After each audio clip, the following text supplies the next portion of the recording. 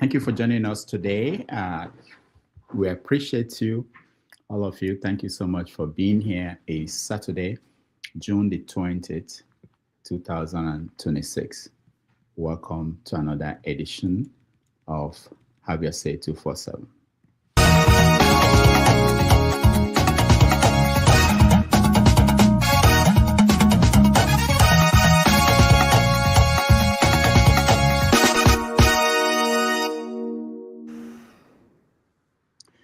The people of Ekiti are electing a new governor or re-electing the old one. And the process started this morning. And as expected, everything that could go wrong went wrong. Take a look. Kí ló kọ yín? Ọkọ ìpọ̀sí. Ọkọ mi pọ̀ sí. Ṣé ti dìbò àbí? Ok. A gbọ́ pé wọ́n fún àwọn kan lówó, àwọn pátì ò náà fún lówó. APC. Èló náà fún wọn? 10,000. Owó lẹ́yìn dìgbò fún. Ẹ̀gbọ́n, ṣé APC lẹ́yìn náà? Èló náà fún yín? 10,000. Ẹ dìbò fún yàrá tẹ̀lé. Ẹ mọ̀ bọ́ APC yẹn ló sọ pé 10 bill.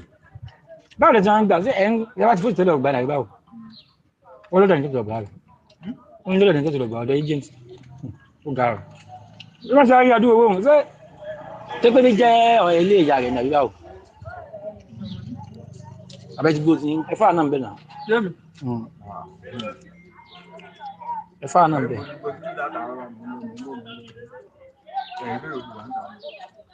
Ẹ̀fà náà ń ti wá. Àwọn yòókù nǹkan, pàtí yòókù nǹkan. Àmọ́ APC gbogbo yín dìbò fún mi. Gbogbo àwọn èèyàn yín tó dìbò 10,000 náà fún wọn. Ẹ̀wọ̀n ṣẹ́ni kọ̀ọ̀kan. Owó pọ̀ o. Wọ́n fún yàn ní àzìn ẹgbẹ́ káàdì fún yàn.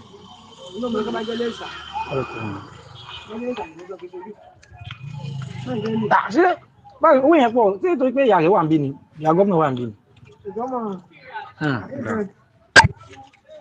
Ara náà dé ìlú náà. Èló ṣé APC nìkan ní fìyàn láàbí ADC náà? Ṣé APC nìkan ní fìyàn lónìí àti ADC? Iṣẹ́ àmọ́ ẹgbẹ́ bó sáwọn pẹ́pẹ́ fẹ́ bí ṣe lèmi ti gbowó. Iye tó ń fún yẹn náà ni. Èló ni ẹ wá. Wọ́n ń fẹ́ yẹn ni. A mọ̀ pé APC lẹ́sìn ìlú lè ní inú fún. Iye tó ń fún yẹn náà ni náà. Wọ́n ní 10,000 náà fún ẹnìkan. Àwọn yòókù sọ pé 10,000 náà fún ẹnìkan. Wọ́n máa sọ bẹ́ẹ̀. Wọ́n máa sọ bẹ́ẹ̀. Àti pé bẹ́ẹ̀ ló ṣe rí. Ẹni mo lè gbé ọjà gbàdé kan. Tẹ́ bá ti di tán ẹ lọ ó débi tán ti ń lọ tẹ́ bá ẹ lọ jì náà. Níbo ni màá lọ? Ẹ lọ jì tẹ́ bá sì jì máa mú ibi tí wọ́n ti ń kọ́kọ́. Báwa kọ̀ọ̀kan wà fún 10,000. Okay. Ṣé pàtì agent ni ìlú lọ báyìí? Pàtì agent lọ báyìí. All right, so this is what's going on. Political parties were buying votes. APC, they were spending 10,000 naira per vote. AD, they were spending 2,000 naira. Materials for the election came in late in several polling units, which is not something new. There were allegations of printed ballot papers that were brought to the polling units. We have videos of some of these atrocities happening in Ekiti. Let me show you some more videos.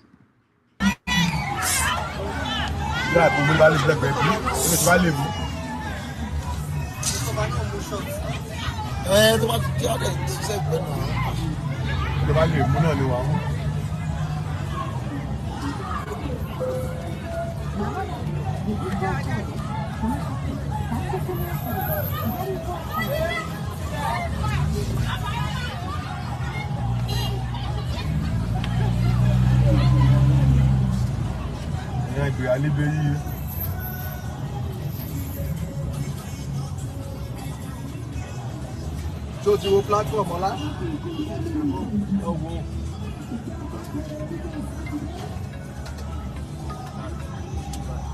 Hello sir.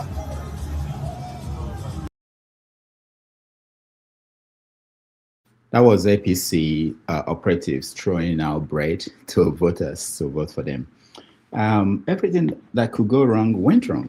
There were underage voters. There were people receiving voters' card so that they could go and vote. This is just Ekiti State for governorship election, and all these things happened. Now imagine what will happen with the presidential election. Imagine what will happen when we get to the presidential election. All right. There was also election in Enugu North, by-election. At the same place, APC talks were suppressing votes, ordering supporters of other parties to leave polling units. That's the result. Nothing has changed. And if this small election in these small states could go this way, when the eyes of the media and the world is focused on them, imagine what will happen when we have election across the country. All right. The World Cup is still going on. There are games being played. United States, Canada, and Mexico. Yesterday, Brazil trashed Haiti 3-0. United States have qualified to go to the next stage, which is the playoffs or the knockout stage of the competition. I think they defeated Australia. So that's what's going on here at the World Cup in America. This week, we also had the Knicks. We gave them a parade in New York City. Let me show you our mayor speaking at that event. Kristaps Porzingis, J.R. Smith, Iman Shumpert, and the whole Knicks tape era. I'm talking about guys like Tony Douglas, who I watched tie the single-game franchise record for threes from the stands in 2011. I'm talking about Amari, who got this whole city fired up when he joined. And I'm talking about Jared Jeffries and Lance Thomas and Langston Galloway. Players who gave everything every game, even when a 20-win season was all that was in sight. This championship belongs to them too, because championships aren't just built in one season. It belongs to Emmanuel Quickley, R.J. Barrett, Dante DiVincenzo, Julius Randle, and also to a coach who helped lay the groundwork, Tom Thibodeau. Thanks to each of these New Yorkers and too many others to name, New York City has just had two of the most magical months in as long as any of us can remember. All right, that's New York here. We honored the Knicks for what they were able to achieve by winning the NBA championship the first time in 53 years. Back to Africa. In South Africa, the situation is still bad for immigrants. They're still going door to door, kicking out African immigrants. And we know that other Africans are beginning to take action. One of the things that was reported was that musicians from South Africa who had shows scheduled in other parts of Africa, they have to cancel because the shows were canceled by these African countries. So things are changing, things are happening, and we're going to discuss those things on the show. Let me show you, I think an African, I'm not sure if it's a Nigerian, who was confronted and told to close his store in South Africa just this week. What I was trying to say, some of you are from here in Petroleum. You know when the Chinese was running this shop. It was when the Chinese was running this shop, the Chinese have one worker or two workers. But since I started running this shop, I created an opportunity for about 20-something South Africans who are working here recently. You understand? I created the opportunity for about 30-something to 20-something South Africans who are working here recently. Am I lying? Am I lying what I'm saying? Am I lying? Am I lying? No, I have permits. Guys, just keep it short.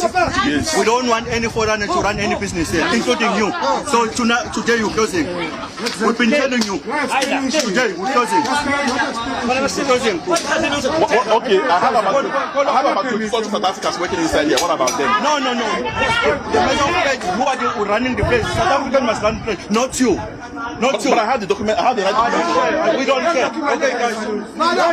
To run the saloon. I'm not running a saloon. I'm not running a saloon. I'm giving the South Africans the saloon. I'm running a trade shop. The saloon is being run by South Africans, not me. Listen. I'm running the trade shop. At the back of the shop, I created a saloon for the South Africans. Did I do anything wrong? You must call your boss, but speak to your boss. So they've stated that you need to leave the country by the 30th of June. What's your take on that? When are you leaving? I'm a law-abiding citizen. I have all the necessary documents it takes to. I have run my business, paid tax for 18 years now. So I have the legal documents. I'm looking for the direction for the government. If the government insists that I should close my shop and go, it's coming from the government direction. I will close and go. So you are ignoring this organization? I'm not ignoring the organization, but at the end of the day, the organization stated that they are chasing illegal immigrants. I'm not illegal. I've run a business. I've had this company for more than 13 years, paying tax, paying taxes, employing workers, training workers by myself. How am I doing something illegal at that perspective? Yeah. Is that illegal? Not at all. So that's what I have my confidence. I'm ready to go. Yeah. What I'm telling them, I'm ready to go close. Even today. What I'm begging you guys is, get me a South African who is capable to manage this shop. I have 30-something workers here, South Africans, who, if you close this shop, they will be displaced. I want to make sure that while I'm going, they're in good hands. You give me money for my socks and everything, I will leave the shop for you. I'm even tired of all this harassment there and there. Everyone is tired. So I'm not arguing to go. My own problem is that I have trained workers over the years, for more than 13 years. It's a hard work to train good workers. They are here, a number of them. If I close and go, what about their fate? I told them several times, can you manage the shop? They said, no, the rent is expensive. Okay, calm down for me. I'm not going. I'm not leaving you guys behind. As long as I get somebody who is capable to manage this shop as South African, I will go. I'm ready to go.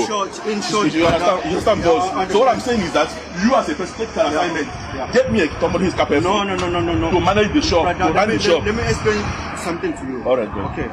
What we say, we don't want any foreigner to run any business. So if you close now, it's none of your business whether this shop is opening or not. It's none of your business. What about those South Africans who are working here? We don't care. It's not your consent. It's not when you see No, it's not his consent. Who is his consent? Who is he? It's not your consent, brother. So you are like a criminal here. You are not allowed to run any shop in South Africa. You are the criminal. Yeah. So we want all these people to leave here and close. Now, we've been telling you.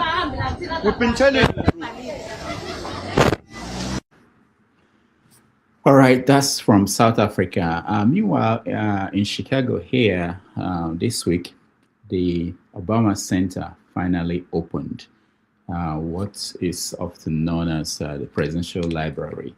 Obama built one for his legacy. It opened in Chicago, and let me show you part of the speech he made. 40 years ago,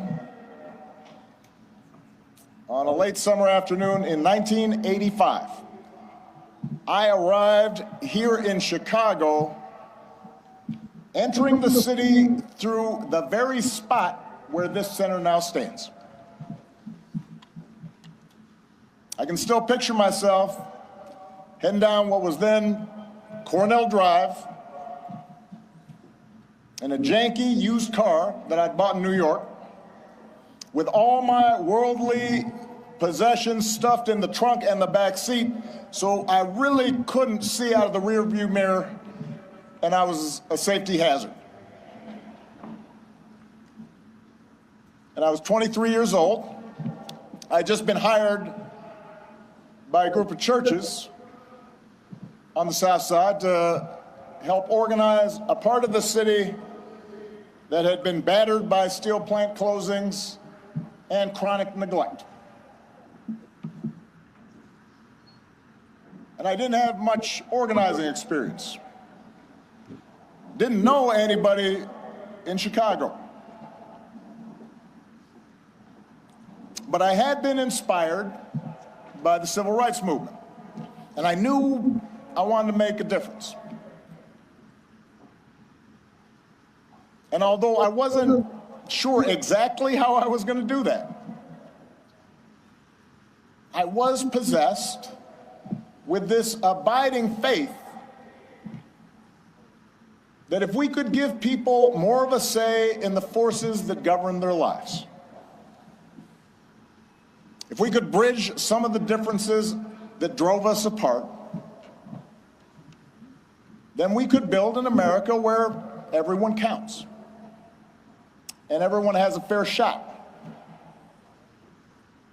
and everyone belongs. Even a mixed-race kid with a weird backstory and a name nobody could pronounce.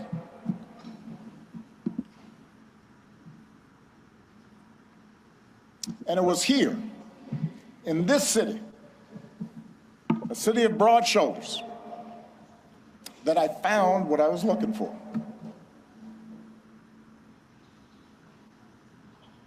Day by day, block by block, I got to know the people who lived here, their hopes, their dreams, their tragedies and their triumphs. I witnessed their resilience in the face of hardship and the quiet heroism of a single mom raising her kids and sending them to college on a secretary's salary, or the priest electing to stay in the city and open his doors to at-risk youth, even as most of his flock had fled to the suburbs. I learned that leadership has less to do with titles or rank or chasing attention than with helping others find their voice, reaching their potential, and sitting around people's kitchen tables or on their back porches, spending time in church basements, in barbershops. I was reminded that everyone has a story to tell if you just care to listen. Sacred stories, full of courage and humor and grace, and that each of those stories in some way connected to my own. In other words, I found my purpose here, and I fortified my faith here, and I found my community here, friendships that would last a lifetime. And I found a girl from the South Side who has been my greatest blessing. Michelle and I, our wedding reception was over at South Shore Cultural Center. You could walk from here. Our daughters were born right down the street. This is where we bought our first home. This is where our kids took their first steps. This is where I launched my candidacy for the Illinois State Senate over at the Ramada Inn on Lakeshore Drive, serving pretzels and soda, embarking on the path that ultimately and improbably led to this day. All right, that was Obama, a brief part of the speech he made on that day. And Nigeria's musician, Thames, also performed. She was one of the musicians who performed on the opening ceremony. Something interesting, Dora Akunyili, her daughter, painted Obama and Michelle. The painting is one of the works that you can see at the center. Let me show you a video of Akunyili's daughter, Angelica. I feel the energy shift. Hi! How are you? So nice to see you. Before we get any commentary in, we just got to soak it in. It's us. And It is all so pretty. of the stories Look within at the story. Your house was behind there. Euclid. Oh my God, you got everything in there. My only real question is, how come you didn't dye my hair in the photo? It's Don't they usually touch it up a little bit? I thought about it. What was your sort of sequence? So I did the drawing first of the two Right. of you. We read all your books. We listened to all the interviews you all have done, podcasts and videos. My whole studio got to know you. I wanted to make these decisions that tapped into those memories. So when you saw this, it felt familiar. It is beautiful. Was there anything that surprised you? It was good. It was so challenging because it made me push myself. It took me out of my comfort zone. Well, it looks fantastic. Oh, In so fact, like, I'm going to have a suit made with this pen. You know how long I've been wanting this woman to do something with and for me. It was an honor. I mean, It was an honor. we did it.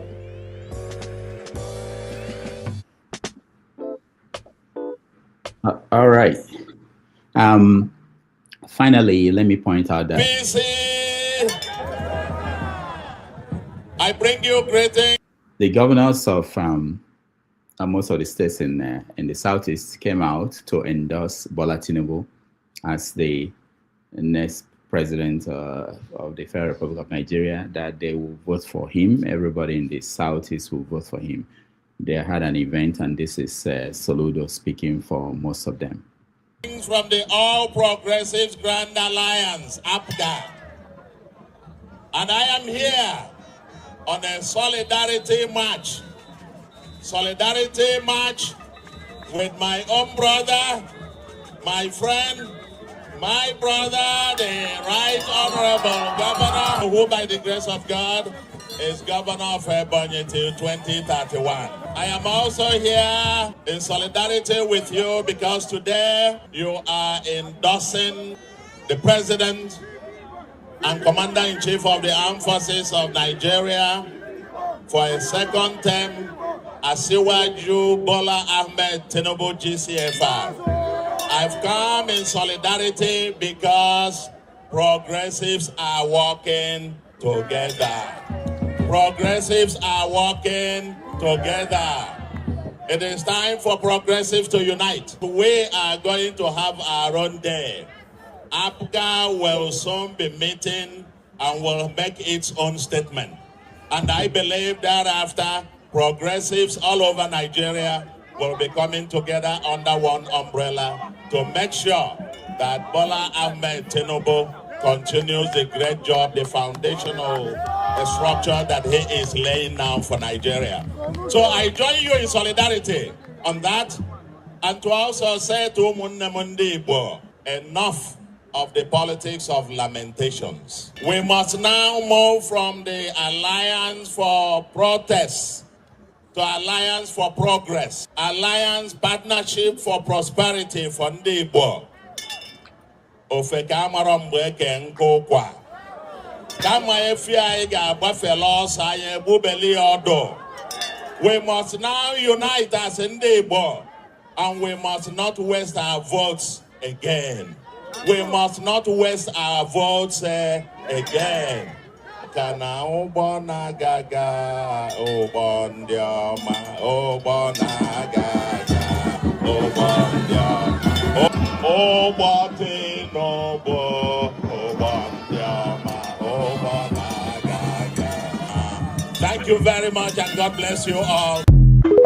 All right, that was Soludo speaking for governors of the Southeast. So the politics is kicking in and it's changing as we speak. One last thing, P2B granted interview to Rufai Oseni, and he said some interesting things. Let's listen a little bit. There were allegations that came out recently that Kenneth Okonkwo made you take him to court for 5 billion as regards monies exchanging hands in your political party. The issue of taking Kenneth Okonkwo to court wouldn't have been there if only Kenneth stopped at even allegation. But he said he has a lot that he will talk in the future. Yeah. And I'm happy that when I said, I'm taking it to court, he said, now that he's been taken to court, that he will now be able to disclose or bring in the open all those things he wanted to keep behind. I think Rufai, as a leader, this is time to scrutinize, avail ourselves for scrutiny by the public, so people can hear all the bad things about us, because it is important that our future leaders must be who they say they are, in terms of character, in terms of integrity, in terms of competence, in terms of qualification, in terms of everything. So once he said that, I said, wait a minute, we must go further. So they can help. Because some of the things we're seeing today that the young ones are doing are examples they've learned from our leaders. So this is time to ensure that those who are coming to lead us now must be people of character. Everything. No, don't. Because he threatened that it's not a good thing. Not just Kenneth. All right, that was P2B. So you want Kenneth to go and expose you? That's why you're taking Everything. No, don't. Because he threatened that it's not a good thing. Not just Kenneth. Yeah. Everybody should not say those things they know that is bad about me or I did that is wrong, because it's good for the system. It's good for the society.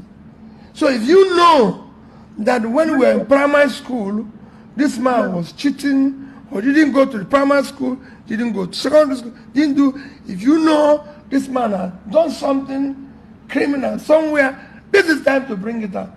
We must not allow the next set of our leaders to have a record that is doubtful. Okay. All right. That's interesting. Just imagine what could happen in the next few weeks if people who knew things start coming out and start talking about what they know about some of the people who are running for office in Nigeria. But the most important thing for people to know is that election fever is on in Nigeria, and we're already seeing problems, just like the way they were in the past.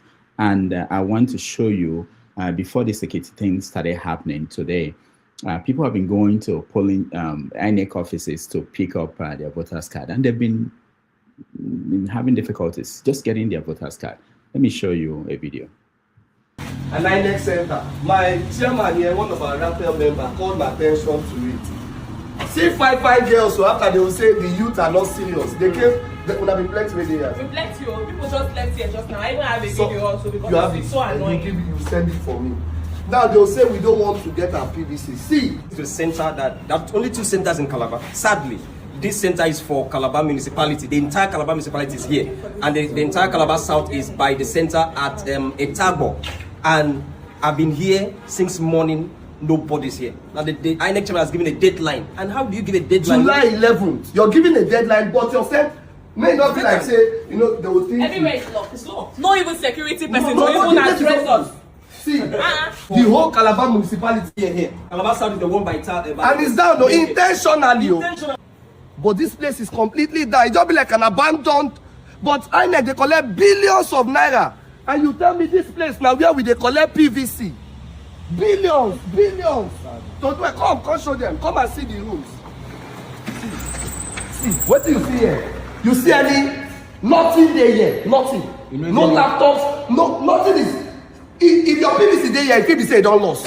Because tell me how somebody will not have access. I just feel INEC have already closed PVC collection before that date. That date is just formality. Yes. INEC has closed. It's wrong. PVC collection and registration. Like this is supposed to be a well sophisticated when we say the entire go dey see system, no single machine dey here. Even the Etabo, they want the Calabar. Only one. The lady wake up one day say for she's full having local spinal cord government issue. For full local government, only one machine that was working.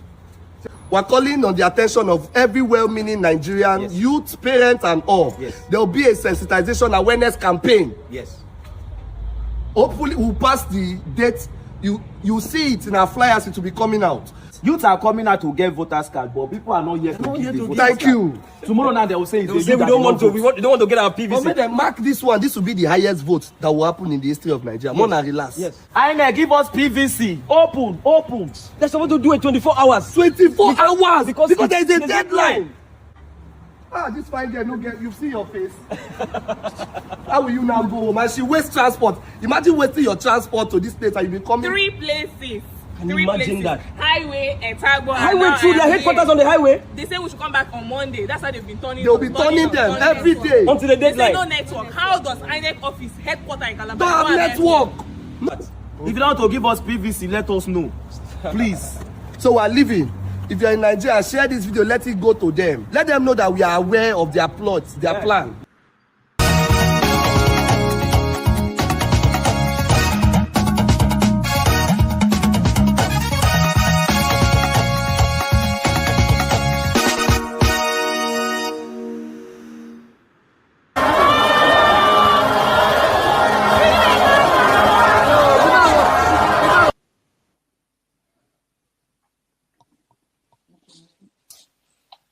No, this rally make my blood pressure go up. And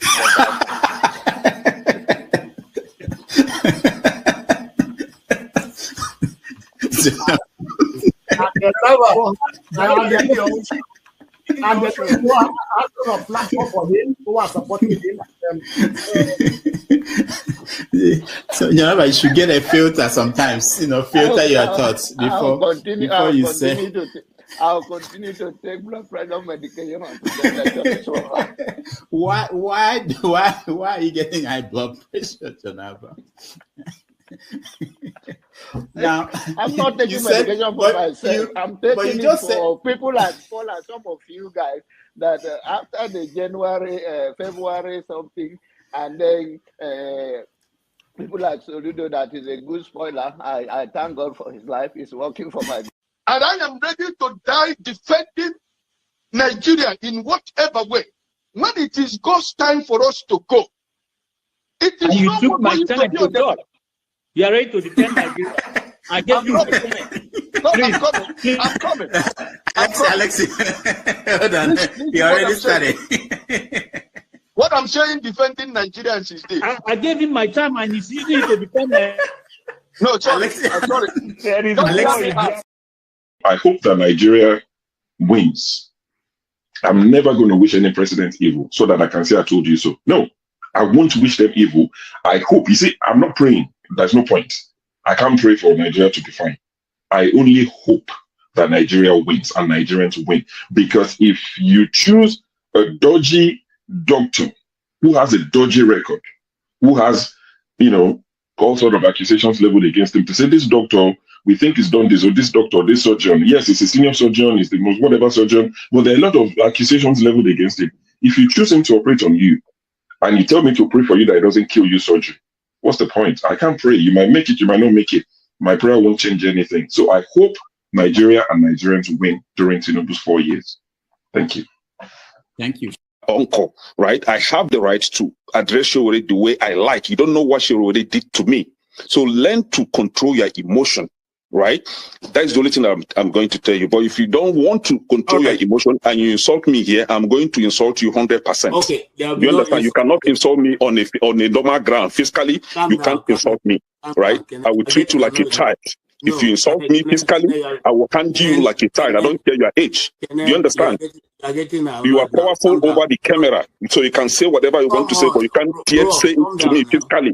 You understand? I will handle you like a kid. Can we arrange the meeting ground? Can we arrange the meeting ground? So learn to control your emotion. You understand? Okay. Please don't take him out. I also have a right to respond because you mentioned my name. There's no need to take him out. All you have to do is to meet them or something. And you're taking too I long to didn't call admonish you to them. make comment. Huh? Answer, please. What did I'm you not say? asking for comment. I didn't. I know, but he mentioned my name, so I'm asking to respond to him. So when he gets your time, then you make your No. He mentioned my name. If you want to make it rowdy, I will take you out. Take me out, you son of a bitch. Take me out. You you think you're a big boy because you're moderating. Take him out, please. Hello, come on, don't use such word now. Don't forget, that state is now an oil producing state. So they now have derivation, if you are not aware. So if you want to speak for anybody, please do not defend a character like Yabelo. Please do not. Okay, let me You can respond speak to for him. anybody, One but second do not there. defend a character like Yabelo. Do not. All right, thank you, Mohammed. The people of that state. Can I respond to him? No. Then go to hell. Rudolph, go to hell. All right.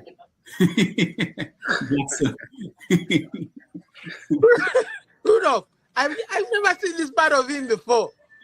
Tinubu is a criminal, yes, of course, a categorical grade 1 criminal. The only person more criminal than Tinubu in Nigeria is probably Babangida. But he's a criminal, and is he fit for purpose? Absolutely not.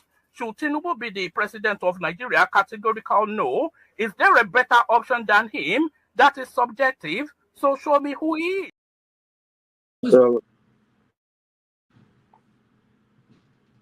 Dr. Damages, please, I want Soli to tell us who are the fools on this panel. I consider you a fool.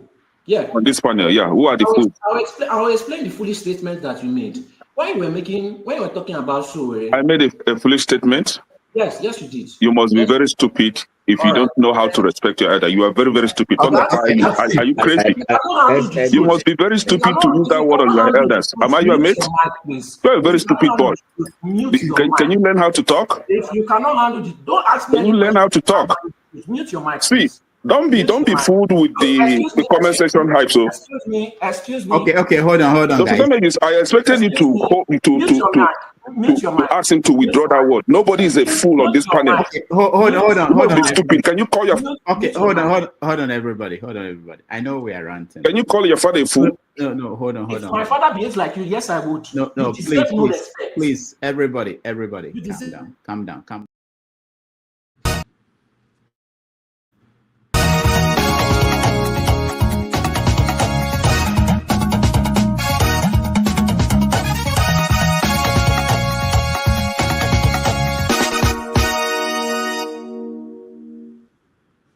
All right, welcome everybody. Thank you so much for joining us. And it's another Saturday. I know that people are busy. There are so many things going on.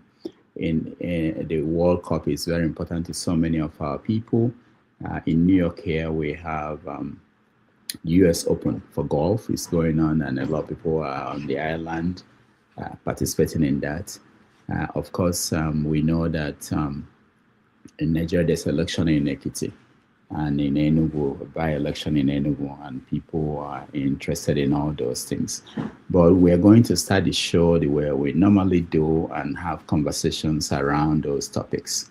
If you are able to join us, if you're in the studio, if you're around, if you're in the studio, turn on your camera. If you are watching at home, we appreciate you. You can like and share the stream now, and that will be helpful. If you can support us, we will appreciate that. So some of the stories in the news today is Diezani Alison-Madueke. You guys remember her, former Minister of Petroleum under Jonathan, was acquitted by a court in London for all the charges. So she came out and said for 11 years, the trial had been going on for 11 years. She said she was vindicated by the court. Some people in Nigeria are saying that that's not the end of the case. It shouldn't be the end of the case. Deziani, but it was a surprise to so many people who thought that there were so many evidence presented by the EFCC. Nigeria's EFCC was also in court presenting evidence to support the fact that she collected bribe. But those things didn't matter. The courts acquitted her, and we don't know what next she will do, whether she will come back to Nigeria to participate in in the process, electoral process. And meanwhile, we mentioned at the beginning of the show that in South Africa, a lot of Nigerians are stranded because the federal government initial attempts to remove them from South Africa, something happened and it's stalled. So there are some Nigerians in South Africa who are stranded and they are looking for a way to get out. They can't go back home because it's not safe for them wherever they lived in South Africa. And the Nigerian government is not able to take them out of the country.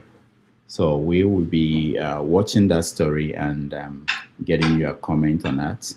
We said that there's election in Ekiti as we speak. The votes are coming in from polling units, and it didn't look good. The INEC didn't do a good job. Again, it's not a new thing, but it's something that is very important to point out that Nigeria is not yet learning after so many years of trying this democracy and this election process. BVN didn't work in many cases. I don't know what we're going to do. Really, it's an embarrassment that after so many years we're at that same point where we were. All right, this is your show. This is a show that we set up for you to share your views and tell us what you think about issues in the news. So I'll bring you in and we'll begin the conversation. All right, Mr. James, welcome to the show. Yeah, thank you very much. How is the Gambia? The temperature is very high. Real temperature is high? Very high. What is it? It's above 30 degrees. Oh, I don't know what that means anymore. Oh, sorry, centigrade. That's in Fahrenheit. That should be about 80 something to 50. No, it should be more than that. It should be more than that. No, 28 degrees centigrade is 80 degrees Fahrenheit. Okay, now you're talking. Okay. Yeah, 28 degrees centigrade is equal to about 80 degrees Fahrenheit. Okay. All right. But it's really high. Okay, that's good. But politically, well, go ahead. No, I wanted to say politically the country is stable. It's more than stable. Okay. Election is coming up this year, but you don't hear any noise at all from any quarter. Okay. I traveled extensively today. There was no sign of any noise or even billboards or nothing. It's as if nothing is happening. Interesting. Yeah, it's more than interesting. Okay. Thank you, Mr. James. Let me say... you forgot to mention South Africa. Some South Africans were deported from Ireland for being illegal immigrants. Oh, I didn't know that. From Ireland? Yes, 42 of them. Wow. They were deported to Johannesburg from Ireland for being illegal immigrants. And I think less than 5 of them had criminal records. Mm. Check your WhatsApp. I sent it to you. Oh, okay. I'll check it. Thank you so much. I didn't know. Thank you. Okay. Jagun, welcome to the show. Good day. How are we all? Good. How are you? Very well. Very well indeed. Thank you, Mr. James. Thank you, Rudolph. Yeah. So, is your prime minister still in trouble, Jagun? He is, I'm afraid. It's a very strange thing that's going on. I don't necessarily follow it too much. I don't know the difference necessarily between him and the rest of the Labour Party. They're all much of the muchness, really. I'm afraid politics in the West, the whole of the West, is in a big dilemma. They have no way forward, I'm afraid, in the West. Most of the politicians, as I've said before, aren't necessarily worth their salt, and they are bereft of ideas in going forward. The only idea that allows them to go forward is the third world, is Africa, is the global South, where they would continue their oppression, and we, in our stupefying manner, would accept their oppression. So having a new prime minister from the same party largely won't mean much, to be honest. Do you want Kemi to take over? She is the worst of them. No, without laughter, I really mean it. I don't know the type of personality she is. She may have achieved much by being in her position, and I would applaud any black person who reaches that level. However, she reaches that level on all of the wrong ideas, on the wrong side of history. She will be, I can't see her being voted as prime minister. However, skillfully, she's doing the job of being a coconut, a white person in black skin. And that may be a cheap thing to say, and I don't want to say that kind of thing, but anytime I listen to her, and I view her a lot. And for all that she has in her, she could have been a great leader. But unfortunately, again, she leads from the perspective of white supremacy. White is right. Everything else is wrong. And without her being that kind of person, I'm afraid she would never have got to that position. So Kemi Badenoch, she's the worst of the worst. In fact, I'll put her as the worst politician in the whole globe. She's not somebody who represents herself, her people, the country of the UK necessarily. She doesn't represent us very well at all.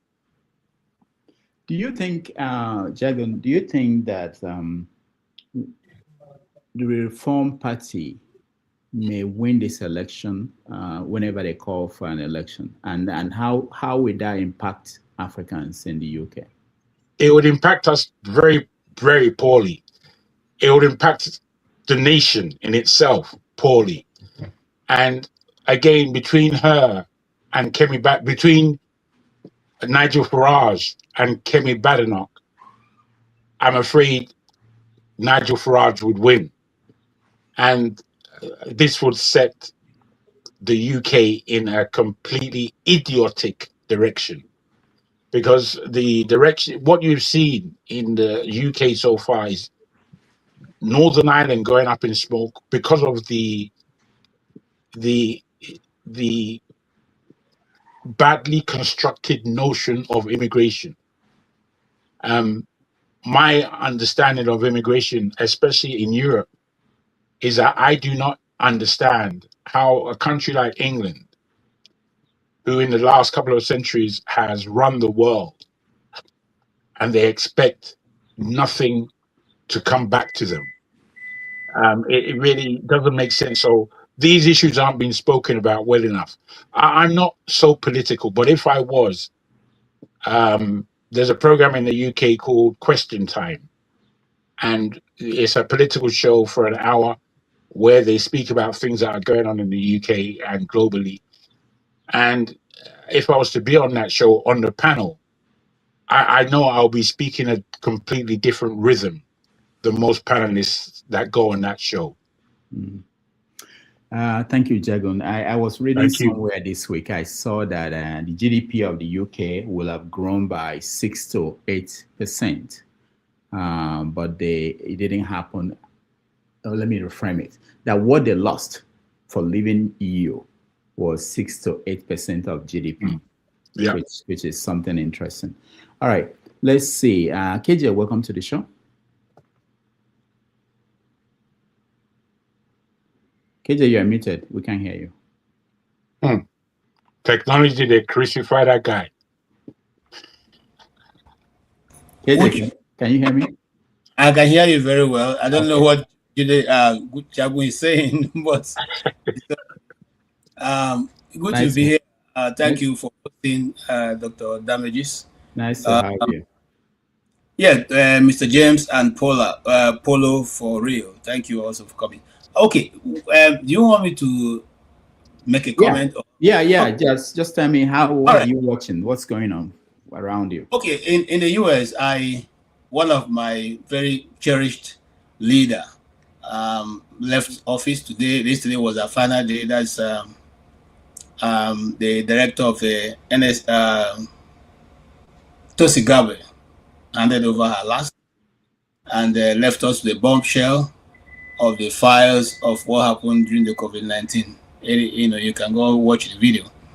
And then, of course, the US took a delivery of their new aeroplane, the Air Force One, which we are all excited about after 33 years of service. The other one is retiring. And that's what you call a nation. 33 years, even though they have all the money, they could have bought everything, but they used one plane for 33 years. And now that plane is retiring. I think that is very good stewardship of the people's money. And people can see what you are doing with the money. Having said that, yeah, in the Nigerian scene, many more people, the heroic action of the people of the Abia State people and the some part of I forgot the second state, where the kidnappers kidnapped and they surrounded their forest and got the people back. No ransom paid. Everybody was rescued alive. I think that's what the youths of Nigeria should now gear up for, because that is the time we have come to.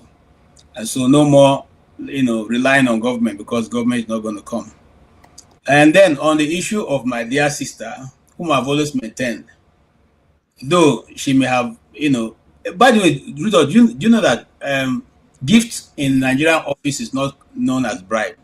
So if you're in the office and I come and give you a gift, as long as it starts gift, it cannot be, you cannot be accused of taking bribe. I just discovered that yesterday, So for all those who came, if they gave her, millions of dollars and they call it bribe, they call it gift, probably in Nigerian content, you're not taking bribe, it's gift.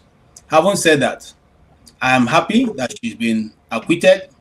I am happy that the court in England, when I say England, emphasize the word England, which I think is still very thorough. I think they try to go between, not necessarily trying to play behind the gallery, upheld, because she's not the first Nigerian leader to be tried in England. Others were tried and they are still in prison. People like Ukweremadu and people like former James Ibori. So for her to have come out clean on 6 counts means that there was nothing really to hold her to.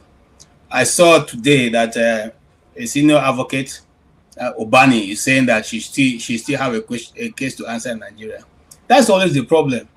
The kokoro that eats the vegetable is always in the kokoro. I don't know why Obani have not been able to hold accountable those who are with him in Nigeria. He has not called them to order. He has not called the EFCC after them. It is Diezani Alison-Madueke that you are concerned about. After 11 years of grilling her and her lawyers, this is the result we get. And I'm glad about that. I am glad. I say that with my full chest. You understand what I'm saying? Okay. Why are you glad? Why am I glad? Because just like she said, one of the things I realized in Nigeria is that they try to make somebody else the scapegoat, even though other people may have committed that crime. Majority of them who played alongside with her, who were urging her, who were directing what to do. You see, Jago, let me shock you how the Nigerian corrupt system is. You are a minister. It is your subordinates that come and tell you, "Oga, don't worry, approve it. We know how to cover it." I don't know if you understand what I'm saying, Jago. It's not necessarily you making the move, and I'm talking from place of high, experience. They tell you to go ahead. We know how to. Oga, we have been here, now we're here. Nothing they happen, and then you go ahead foolishly, and then you find out that at the end of the day, it is you who answer for it. So I don't take too much time. I think that is, what I have followed, apart from the football that has become not what we used to know. It has become a no man's land. It doesn't matter whether you think the team is small or big. Cape Verde surprised the whole world by creating a new history, beating Spain, who have They happened to didn't be. win. They didn't beat Spain. Be accurate. What they do? They drew. Okay, so they drew. Imagine a country that's less than how many million people, and drawing with a 6-time world champion. I think that's a feat. And whether Jago likes or not, the world causes a history that has upset football history. And Spain has won the World Cup once. Who? Spain. Is it once? Your knowledge on this is not very good, but please continue. Okay, yeah, maybe it's a bit. Don't look at me. I have no idea. Okay. It's okay. I will check, but I know. Okay, maybe I'm confusing Spain with another country. All right. So, but that's where it is, and I take correction if that's what it is. Jagun, I'm not there. I'm not there. I only watch national match. I don't watch all the other nonsense goes on. All right. Thank you. All right. Thank you so much, KJ. And you mentioned Alison-Madueke. I know at the beginning I wanted to play a video of her reacting to the judgment. Unfortunately, I don't have it still. I had it a few moments ago, but I don't have it now. But I will get back to that. I will get back to that and play that video. Pulo, for real, welcome. It's been a while. I've not seen you. How are you? Pulo, for real. Can you hear me? Yeah. How are you doing? Unmute yourself. Yeah. Okay. Hello. Yeah. Hello. I hope I'm audible. Am I audible? Yes, we can hear you. Oh, great. Well, thank you for the opportunity. Yeah. Once again, I'm back. Yeah, you're back. What's going on in your part of the world? I'm not sure. You are still in Maiduguri? What is dominating the northern political sphere is the famous singer Rarara. Okay, just to put in context, hold on, KJ. Hold on. Polo, go ahead. Polo, go ahead. Yes. What is dominating the political landscape in the north generally is Rarara, a famous singer, very influential in the north. Yeah. Accusing Davido of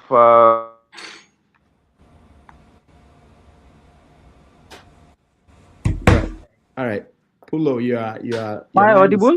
We lost you. You said accusing Davido of what?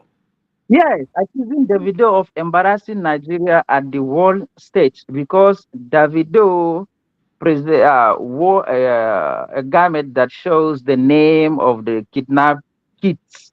It's like, why is Davido exposing Nigerian secret? So the backlash from the north is enormous. Like, if you celebrate celebrities from the north who are actually suffering more from the kidnapping cases, you cannot come out and condemn these things. You have direct access to the president, by the way. You cannot come out directly and go against this thing, campaign against it.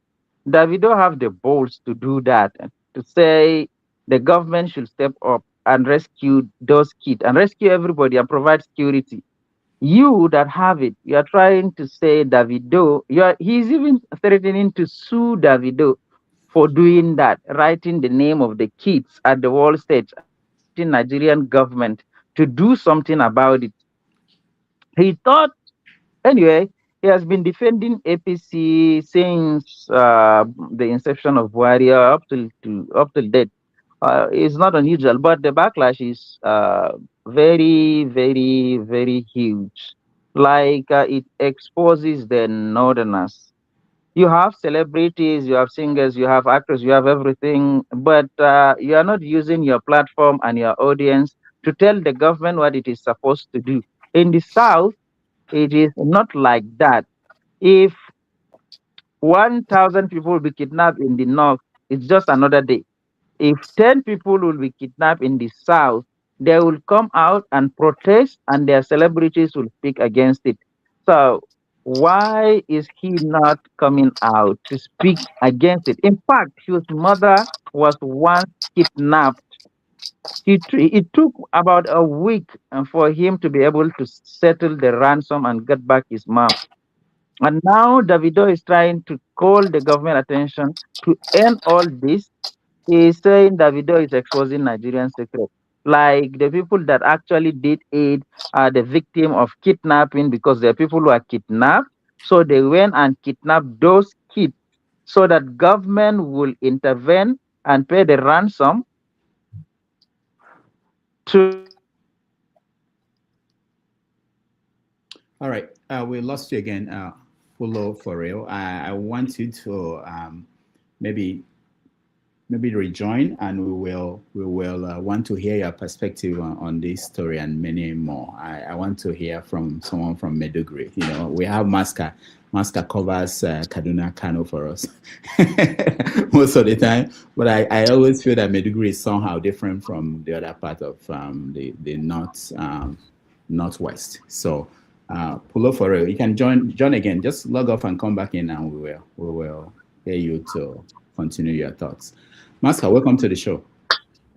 Thank you, Mr. Rudolph. I actually was watching from the back, but when my brother KJ made the football statements, I had to rush in. But thank God, Jagun had clarified things. But I just wanted to let KJ also know that Nigeria beat Spain in World Cup. So Spain is not a... You guys are getting me wrong. Now, hold on. Spain has won the World Cup once. The female team have won it once. So if you're talking about World Cup, Spain has won it twice. If you're talking about cup organized by FIFA, Spain has 2 World Cups with them.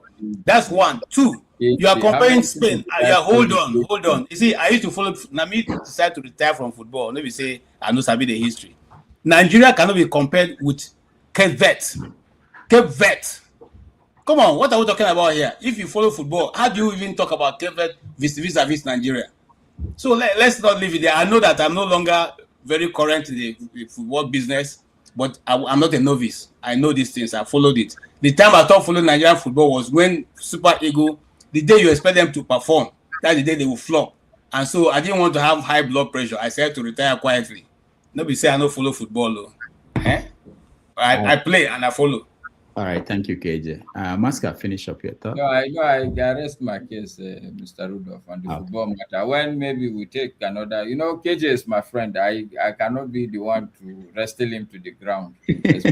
Why now? No, now we can talk now, Maska. You know me, I have a friend. No, I have some. No, I can't see. It's all right, but I'm sure you get the point. All I'm saying is that your point is solid. Football generally is beginning to be a bit more egalitarian at a certain level, but I can put it to you that come semi-finals, I can list the countries that will be there in the semi-final. Are you saying Haiti will not be there? Haiti will not be there. I'm Rudolph. So I'm saying that your point is right, KG. Yes, it's a bit more egalitarian now, but we are still making progress. But the issue me and Jagun are having with you is your choice of the country, Spain. If you are taking any other comparison, we would have probably kept quiet. But it's all right. Like I said, there's no need for us. The thing is, it's not that KJ is wrong, but you see, there's a difference in levels in the league of football. When you're going from your local or your country's league, there's a difference between first and second division, as we understand it. Premiership is at the height. When you go to the European levels, the technicality of those teams that qualify and that get to the finals, their technique of football is completely different. World Cup, however, you see, if your country is not versed in playground football, that your footballing criteria, the culture of football in that country, if it doesn't come from the playground and people playing football as a child, there's a great difference, because by the time you get to World Cup, it actually returns to the level of playground football, where you are cultured in football, you understand what football is, and you play to win. as a away from playing to draw. That is the level of football at the moment, at the World Cup stage. If you can play, it's 11 against 11, and if you can play, you have a chance of winning. Full stop. All right, thank you so much. Let's get back to Pulo and get him to finish his thoughts. Pulo, you were talking about the video and what he wore to perform at the World Cup, I believe, opening, and the reaction from the musician from the North who was. So go ahead, continue with your thoughts. Yeah, this really is a very, very sad story from the North. An iconic guy. Here is a guy who could not write his name properly, but he is blessed with thinking ability. He is gifted, so he can swear opinions. He can campaign for people and get votes. He gets close to the president. He even learned Yoruba and sang in Yoruba language to impress the president. But he cannot stand for his people while they are getting killed every now and then in the north. Somebody from the south have to do that. And when that person did it, he is like, why will you go and why will you wash your dirty laundry? I mean, what? Davido, he is even threatening that he will sue Davido. Why will he go and expose Nigerian secret abroad? Like, this guy is trying to do what you are not able to do, what all your famous or celebrities are not able to do. Whenever something bad happens in the north, it's just another day. You guys cannot come up and speak with one voice. The entire Kannywood industry, the Hausa film industry, the Hausa music industry, none of its famous people came out and condemn what is happening in the north. So it happens in this house. As I was giving an example, if 1,000 people be kidnapped in the north, just another day, the celebrities are quiet. But if 10 people will be kidnapped, especially children in the south, the celebrities, they come out and say, no, this has to stop, Mr. President. And somebody says it. He is not trying to say, Mr. President, concentrate on the South and save the people, the Southerners only. He is saying, save Nigeria, prioritize the life and security and safety of Nigerians first, which is your duty. And telling it to the world is like, since the president cannot pay attention, let me get the attention of the world. Maybe they can put pressure on the president to take the necessary action. And this is a bold move. You have balls to do that. You don't have it, and you're trying to make an entire, almost 10-minute video ranting about why Davido could go there and do that. I mean, and try to say you can sue him. What a pathetic state we are here in the north. I don't know, except political opposition. Nobody is coming to say the kidnapping and this and that is happening, and it should stop. And once we give these opposition politicians a chance to get into the office, they will go there and keep quiet again. It's just like Pantami, his video cycling when he was given a minister. He was like, "Oh, I forbid. I would rather die than to see a day when Nigerians will be killed in mass, and I will not be able to come out and condemn it." That was when Jonathan was the president. Buhari came into power and gave him a minister. People were dying, including his state and the president's state. But he could not open his mouth and criticize them. He once said, if you want to make heaven, don't join politics, because it's not for the people that are trying to get to heaven. Now he's contesting for governorship under PDP. He once prayed and cursed PDP. Entire sermon, Friday sermon, cursing PDP alone. Now he is the PDP flag bearer. So I don't know how this religion stuff plays out in Nigerian politics, and why is it that somebody that could not write his name, the Rarara that I'm talking about, because he is famous in singing and he can meet the president, Somebody that is well educated and is reasoning very well came out and did the right thing, then you're trying to condemn him. He's not trying only to save his people, he's trying to save the entire nation. Get rid of this insecurity. It doesn't matter who is committing it. It's Fulani, is Hausa, is whoever, Kanuri, whoever is doing it. Tackle it. All right. But you have access to the president, you're just dumb. And this is pathetic. And you can see the pattern all the way down. Nobody that is famous from either Hausa film industry or Hausa music industry from the north that is coming out and doing the same thing that the Southerners are doing, using their platform to say the right thing and challenge the government without fear. I hope the North will wake up one day and start reasoning with their senses and not being just selfish to just get money and keep quiet while others are dying. Thank you. All right, thank you, Polo. Let me just point out that Reno Mokri also challenged Davido for that, and he wrote a piece on his social media where he criticized him, almost saying the same thing, that you don't go out in public and do this, and but the good thing is that from what I'm hearing from you, the reaction of regular people, because that's what matters. Maybe some people you were expecting to speak up in the north might be afraid how people will react. But when they see that people don't support the kind of politics that Dauda, I think the guy you're talking about is Dauda, that's his first name. Yes, Dauda Rarara. The kind of politics he plays, that people don't support it, then maybe more people will want to get into that activism. Okay, but thank you so much. We'll come back to you on another. Yeah, I only know two people. There is one soldier boy. He participated in. He's more exposed to the ways, and he's very intelligent too. He opposed it as well. He's the one that he's the only one that I know that speaks out without fear. But he's not in Nigeria now. He's in the US. I don't know. But nobody is even chasing him. But he's saying the truth. There's certain people are even calling him an apostate because he posted a video where he says prayers alone cannot save the country. There are countries that are considered atheistic, communists. They don't believe in God. They believe in work. Work first and then pray second.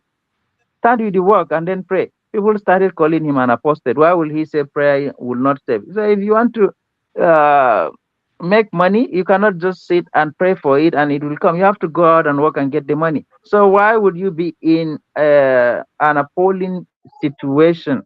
Your people are dying and then all you can do is pray, pray, pray.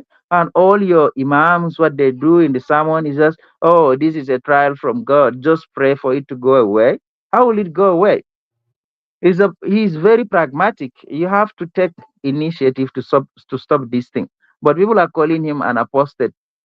And he have to, he didn't retract. He is still adamant that what he said is true and he stand by that. And I like, as you said, maybe they are opening our eyes.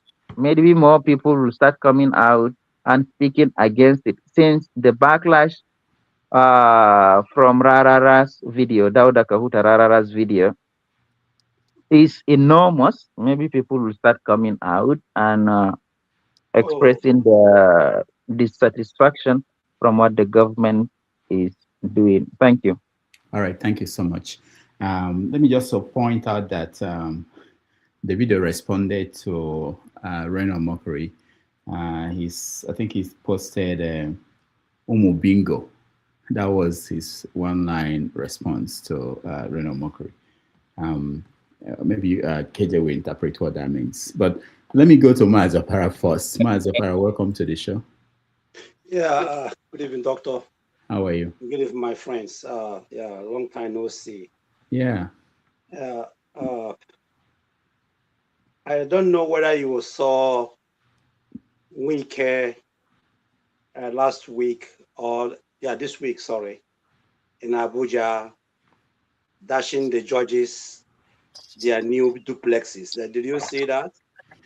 Yes. We have that video and the reaction to that. That was a match. It was shown in March. Was it commissioned in March? No, I think this happened this week, I think so. This week? Okay, hold on, let me see. Are you talking about this one? Let me see. And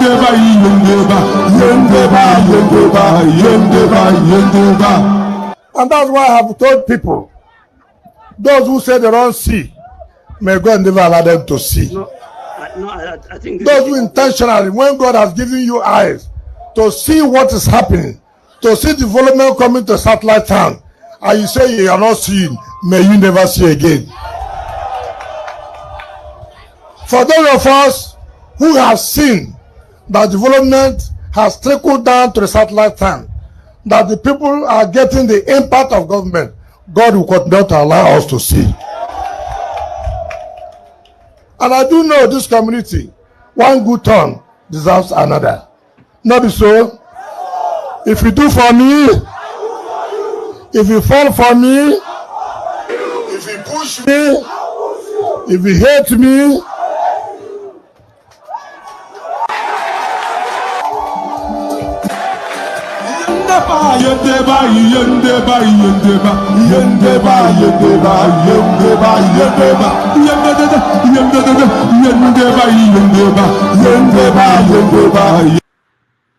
All right. Mazapara, was that the video? No, because this happened. It happened last 3 days. Yeah. When he handed over judges' quarters. Yeah. Oh, okay. When he handed over the buildings quarters, to judges. Okay. So what were you saying about that? You were saying what was the issue? I mean, because I don't know how it functions in America, but over here, judges are civil servants. They are paid salaries. If they want to have have their private houses, or they will go for mortgage. They will approach mortgage banks and get loans from those mortgage banks. So I don't know why should a minister should build such mansions, duplexes. Okay, Mazi, hold on, Mazapara, hold on. Make sure that So these are the houses. Judges. Wow, you can see they are glorious. And I think they also have some for the Federal High Court judges.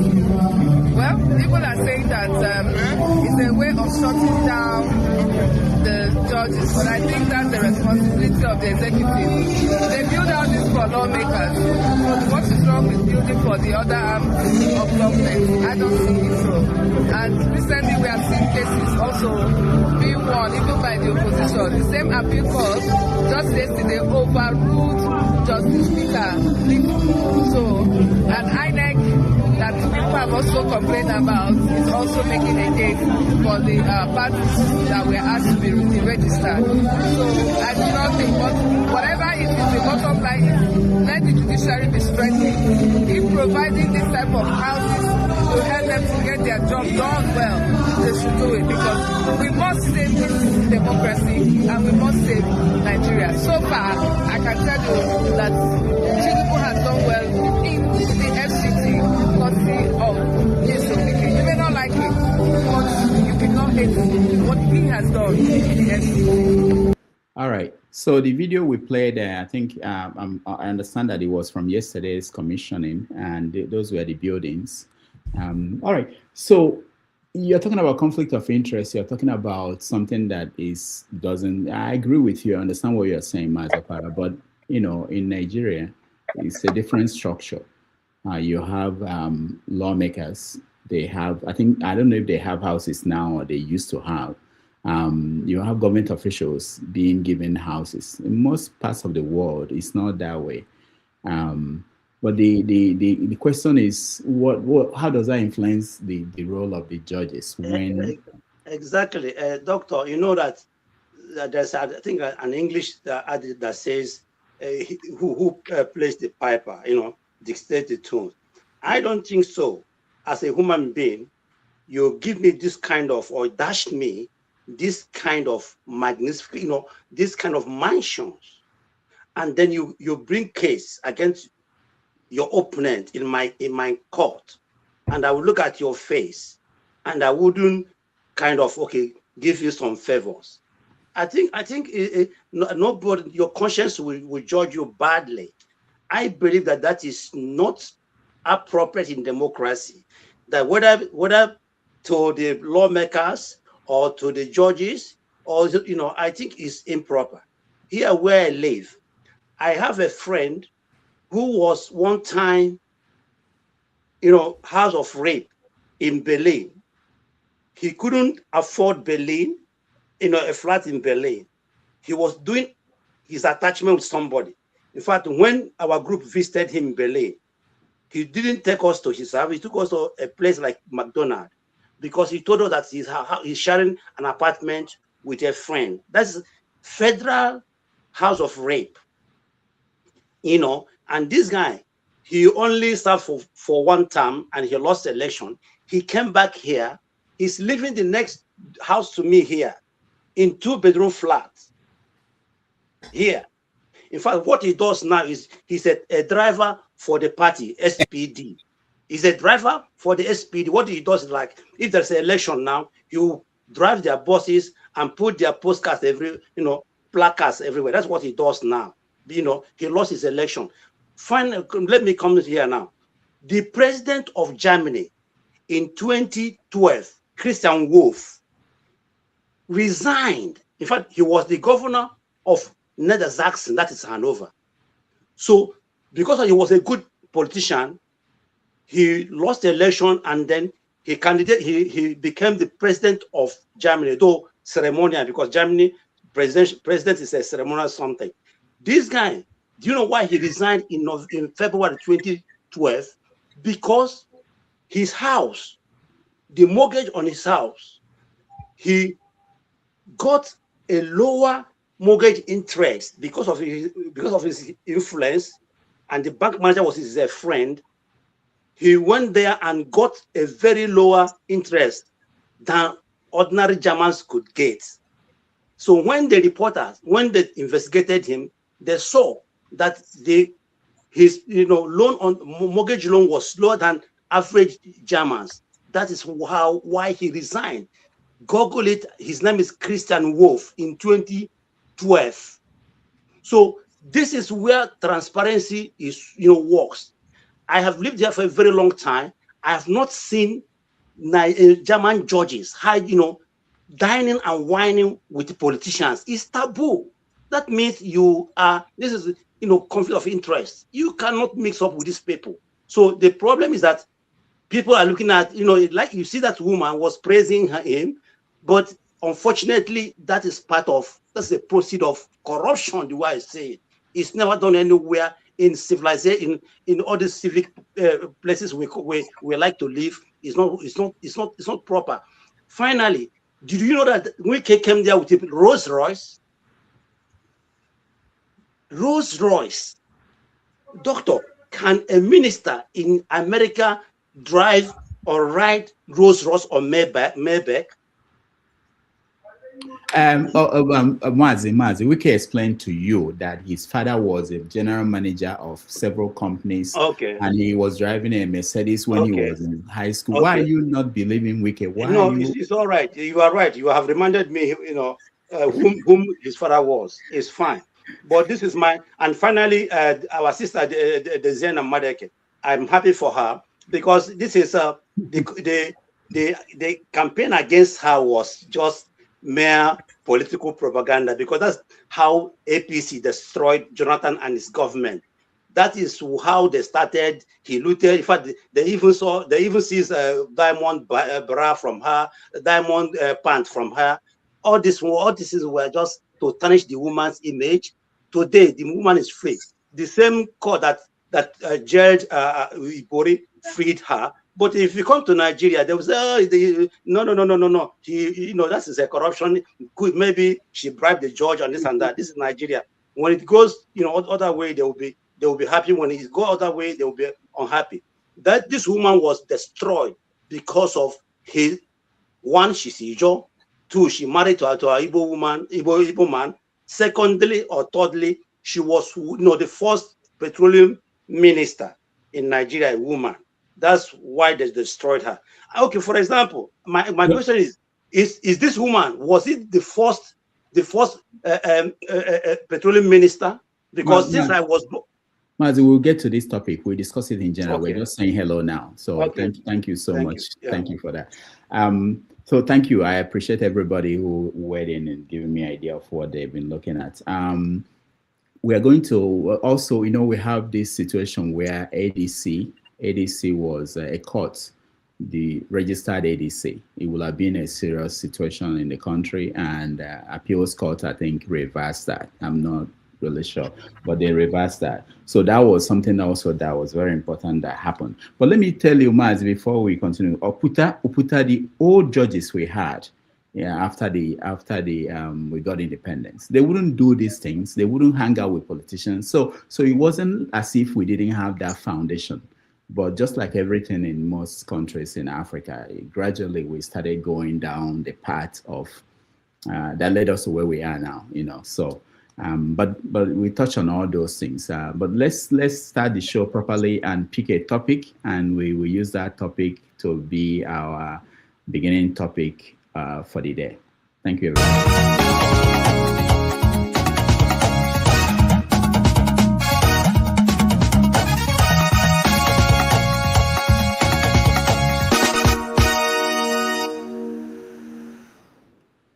All right, Ekiti decides. Today, the people in Ekiti State went to the polls to elect a governor.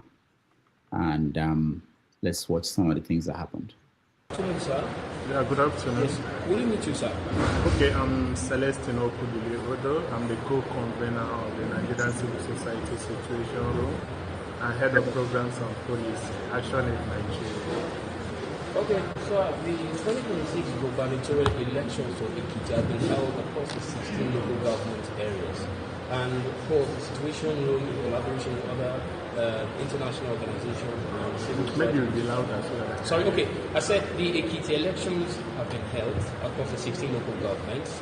And of course, the Situation Room has been on the field. Now, could you give us thus far what you saw from the process?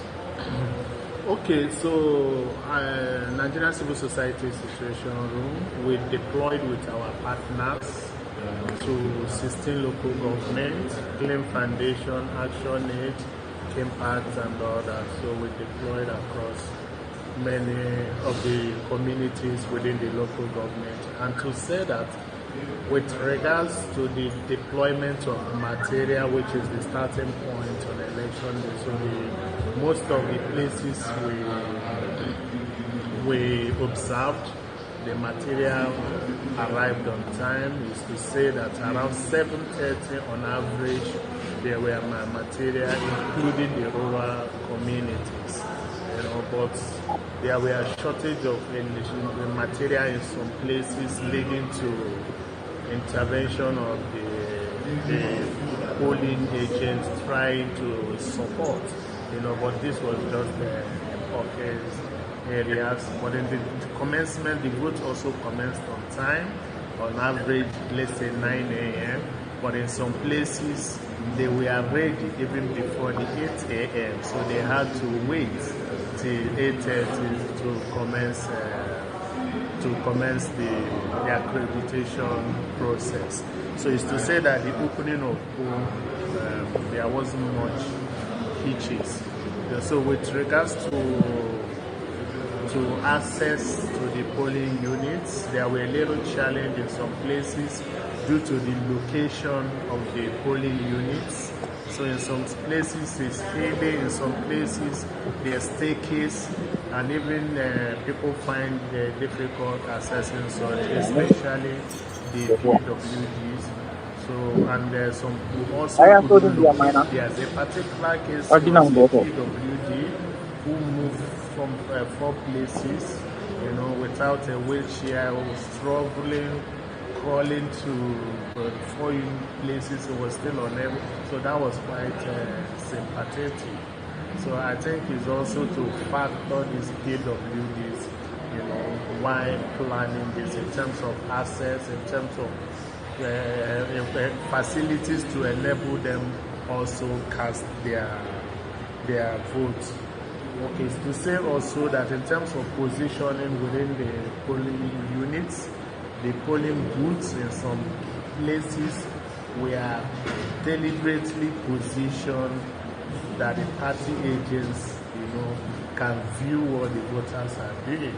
So in some of those places, we had to call the attention of the INEC officials and the security agents, to be able to intervene and reposition, such polling booths. So, but that was pronounced, especially, when you leave the metropolis towards the rural community. Okay. In some communities, we got full reports of vote buying. So we just want to confirm if you also got that particular information while you were carrying on. Okay, so in terms of vote buying, there's a paradigm shift in vote buying. To put it. There were reports of vote buying during the election. I will show you somebody who was reporting that. Okay. A gbọ́ pé wọ́n fún àwọn kan lówó, àwọn pátì náà fún lówó. APC èló náà fún wọn. 10,000. Owó lẹ́yìn dìgbò fún. Ẹ̀gbọ́n sọ APC lẹ́yìn náà.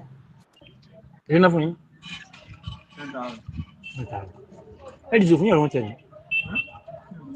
Ẹ mọ̀ bọ́ APC yẹn ló sọ pé 10 bill. Báwo lè jẹun gbà sí ẹ̀ ń yàrá tí fún ìtẹ́lẹ̀ ọ̀gbà rẹ̀ báwo? Wọ́n lọ́dọ̀ ní tó ọ̀gbà rẹ̀.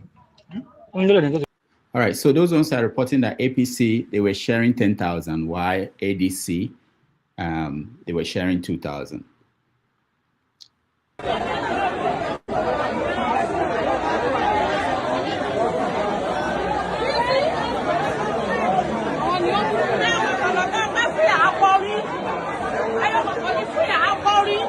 So what's going on here is they're sharing a voter's card that people can use to go and vote.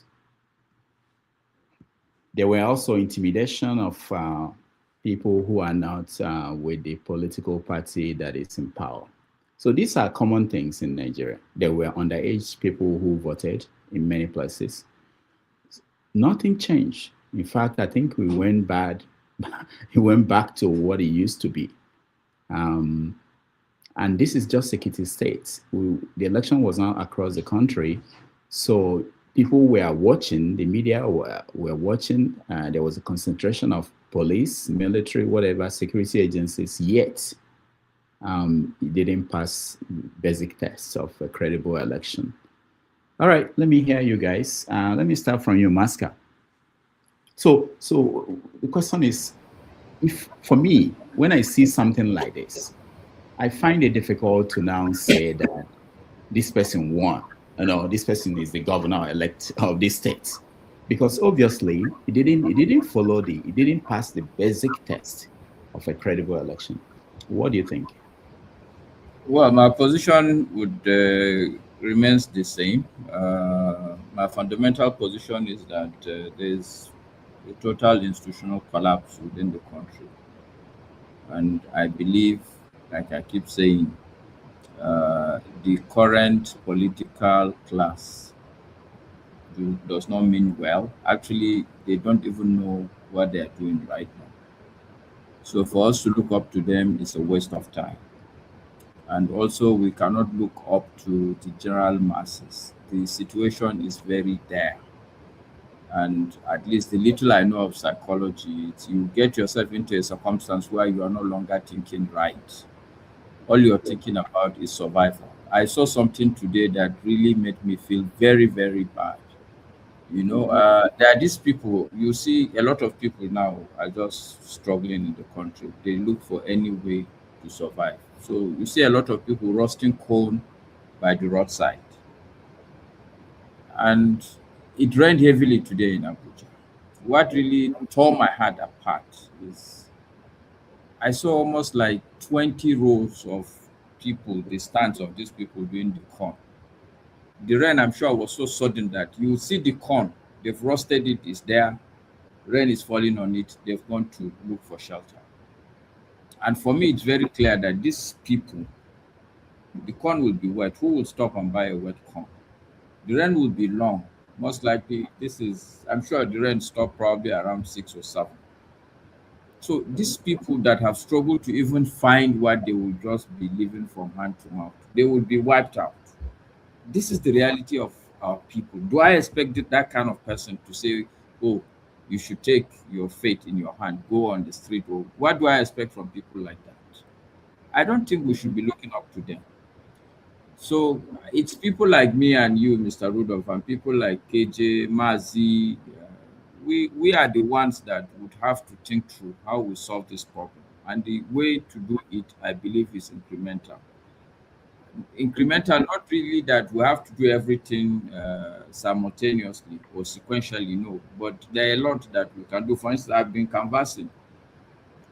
So yes, there's vote buying, there's everything, but you can't solve all the problems at the same time. At least if I buy your vote and you vote for me, let it be counted for me, because that is the starting point. So when we finish that issue of if this is the number of people that vote for this person, let's see the clarity of the votes. We can then move to the next stage of saying, okay, let's wipe out vote buying. But right now, like you rightly pointed out, everything is upside down.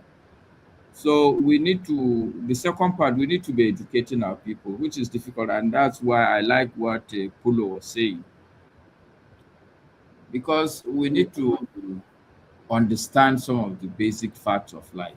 Like just because somebody is getting money and he can sing a song, and we all, because we like the rhythm of the song, and abandon logic and reality of how this song is going to culminate into hardship for us. We need to also start a counter narrative to start educating the people. And I will still say it's people like me and you. But yes, I don't see an Uhuru anytime soon. And like I said, it's only people, us, when we start taking life seriously, that things will change. But as it is, the political class, I really believe they are confused.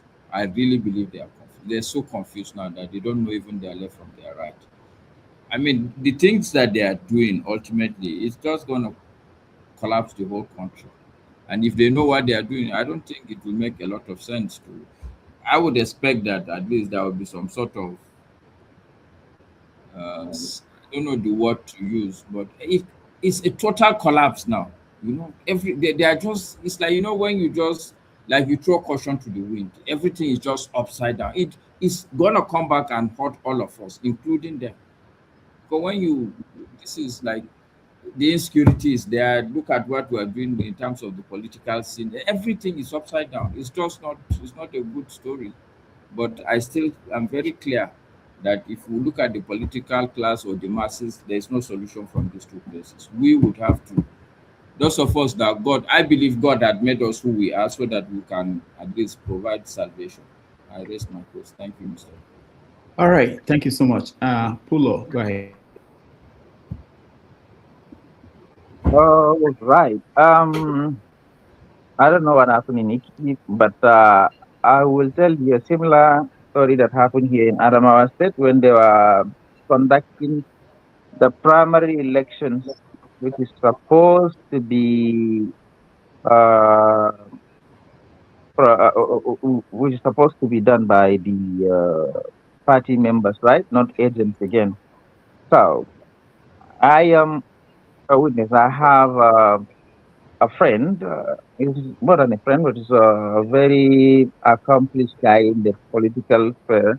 So what he told me was, when they were conducting the primaries, when he went there as a returning officer to collect the electoral materials, he was not given any. He was just given the list of the people that are going to be at each polling unit, and he was given an instruction that Tinubu, by all means, should win by large margin, nothing less than 80%. No electoral material was sent to any polling unit, and whatever is going to happen in those polling units doesn't matter. What he does, he sat inside his car with those forms, and he did all the math, and he figured out the way to give everybody that is on the ballot the number of votes that they will have, and then created everything in his car. He didn't even go. Doesn't even care what happens in those polling units. That's the primary, the primary election for the president. And then last week, local government chairmanship election was held. So the governor is in APC now. I think what the agreement was, okay, allow my candidate in CDP to win the chairmanship, and after swearing it, they will all come to APC again and join me. So that is what they did. On election day, wherever they know, if they took a polling electoral material to that polling unit, the PDP will not win. Nothing was sent there. By 10 a.m., election were over. And that is when we are expecting the accreditation to be completed before the voting starts. But by that time, it's done. Imagine a complete ward with more than 11 polling units having only 2 functional polling units where people can go and vote. And those places were fully controlled, and all the voters have to vote for PDP. That is what happened, and nobody said anything about it. They were declared winners, they were sworn in, and life goes on. I think this is Nigeria. I don't know how we're going to start changing this narrative. Who is going to pick it up and start saying, hey, this is wrong? Why would you do that? Everybody is just like, hey, that is how it goes. If you dare say anything about it, you will find yourself in trouble. So keep your mouth shut. Or if they think like you are very useful and you cannot be discarded just like that, they will find a way of incorporating you into their cult to join, get your own money, be rich, be famous, on top of the blood and sweat of other people with no empathy and no sympathy. This is what we are doing here, and this is what is happening. This is not a fairy tale, this is a reality. I live here and I see it. And I think probably this is what is happening across the country. This is just a sample. Thank you. Thank you so much. I just want to reemphasize for those watching or those who may not think about it. So it's this saying that when the premise of an argument is wrong, that the conclusion is also wrong. This is just the premise. If you can get the process of electing people, the right people, or whoever in place, what it means is that you are in trouble in trying to now make those people to change the system you don't like, because they don't owe you anything. And I don't know how people don't see that. After the election, when they are sworn in, we complain that they're not doing the right thing. Tinubu is not solving security problem. This governor is not doing anything. Well, how will they do anything? When the process that brought them in, you had nothing to do with that. So that's the thing that we need to make our people understand. I understand the hardship Master talked about and the difficulty in selling people not to collect money when they are looking for a way to survive. But for those who are thinking about that country and how to solve the problem, we have to get this fundamental first in order. All right, let me hear from you, Mr. James. We're talking about the election in Ekiti, what we've seen, and what it means for us in the next time. I frankly have nothing to say. Remember, there is an agreement between you and me. If the 2027 election is free and fair, put me before a firing squad. It's an agreement between you and me. I concede my time to either Jago or KJ. I have nothing to say. Thank you. All right. Thank you, James. Let me just say that you already won. You know, there's no need to wait for 2027 because this what is happening now is part of that 2027. You know, all these processes. If we are still dealing with BVN, we are still dealing with materials getting there late, and this is just one state. We are still dealing with. I'm hearing now there are inconsistency in what was announced and what was written on the forms that they sent to INEC, everything went back to where it was. Since the days of Simon Bakwe during Shagari's time, this man has been crying physically for us to see. He said it is better for the British to come back again and colonize us than for us to continue with the system. So I have nothing to say. Let them do whatever they want. Thank you so much. All right. Thank you. Okay. Okay, Jagun, go ahead. Thank you very much. I've said it on this platform many times, and it seems to me that very few people, if any, understand at all what I'm saying. For the words and the pronouncement that you just made, Rudolph, it's an oxymoron. It's an oxymoron because people like yourself somehow believe in the democratic procedures that we have in Nigeria. And I say that not because you think one way or the other, but because you speak a lot on the Nigerian issue of politics. The Nigerian issue of politics is non-existent. The politics on a global level has broken down to a clear appreciation of two sides that the world is going through at the moment. One is the continuation of white supremacy, fundamentally. The other is the Eastern world, Russia, China, and such, who think very differently to the kind of politics that we are doing in the West. Where Nigeria is concerned, I have said categorically, there should be no election 2027. None. It's a waste of time and energy. It's a full lack of appreciation of what we have been going through since 1999 and really, frankly, before. Now, I say that the people, if they really want power, they should take it back. And part of taking it back is nobody should go and vote for anything or anybody. I know the stupefaction of Nigerian politics says that if 10,000 people come out to vote and APC win again, that's sufficient to go ahead. It's not really sufficient, is it? Because it says that the sycophants have gotten their way. There should be a campaign going on from now, right this minute now, that says nobody's going to vote on the 27th for the same old, for the parasites that are eating our very flesh in this thing. I mean, just look at what you just showed us. What you showed us is a disgrace, apathy at the greatest level, where you can pay someone 2,000 naira and earn their vote because of desperation, because they're hungry. I mean, what are we doing in that country? What are we doing? You see, when I look at news, all news that comes out of Nigeria, I try my best to look at good news, things that are somehow moving the country forward. And these are coming from individuals, artists, business people, culturally minded people. When I look at the rest of Nigeria, it's just a state of grab and run. It's just a state of complete materialism. It's not a state of nationhood, heartfelt representations, understanding of the depth of pain, suffering that's in the country.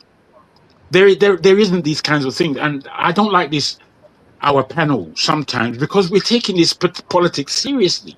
How can you take it seriously? How? I would like someone to, the next man will come on and start explaining APC, PDP, what this one did, what the other one did. And it's just rubbish. It's pathetic. What are you talking about? Because to me, it's all rubbish. All of it. There's no sense coming out of Nigeria in terms of the politics it's making. The politics Nigeria should be making is one of African appreciation. It's one that says that we have been colonized, but that does not stop us from rising. The politics of the fact that we have so much raw materials in our country and we also have the intelligence to bring those raw materials to fully galvanize our economy into being an economic power in this world. That should be our politics. But none of that rises. None of it. And nobody complains about that. People now talking about Tinubu like he's done something wonderful. Or Peter Obi like he can change anything. There's nothing that Peter Obi is going to change. I can guarantee you. I can guarantee you. The whole swathe of the Nigerian backwardness, he would have to join in with the rubbish. He would have to. There is no way that he will come in and change anything. Okay, Jagan. So hold on. Let me challenge you a little bit. So if there's no need to go for an election, what can we do? What can happen? What? Yes, I've explained this as well. Yeah. I understand your question, and it goes like this. Because I've been thinking about it, but I almost do not want to.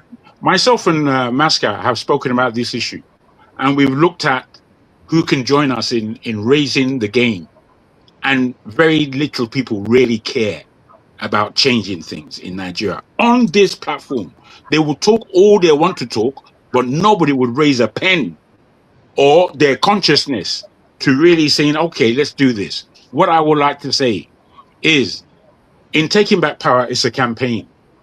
And that campaign says where we are going to begin. And we are going to begin by nobody going to vote. Then we would raise a what would I call it? An institution. No, that's the wrong. An administration of like-minded people who would present over a 3-year period how we are going to run this country called Nigeria. And we will do it. You see, it will be very easy to prove within 3 years that the people can actually run this country. What I mean by that is, firstly, all those individuals, and when I say 3 years, is that by that 3 years, within that 3 years, we would now be able to raise a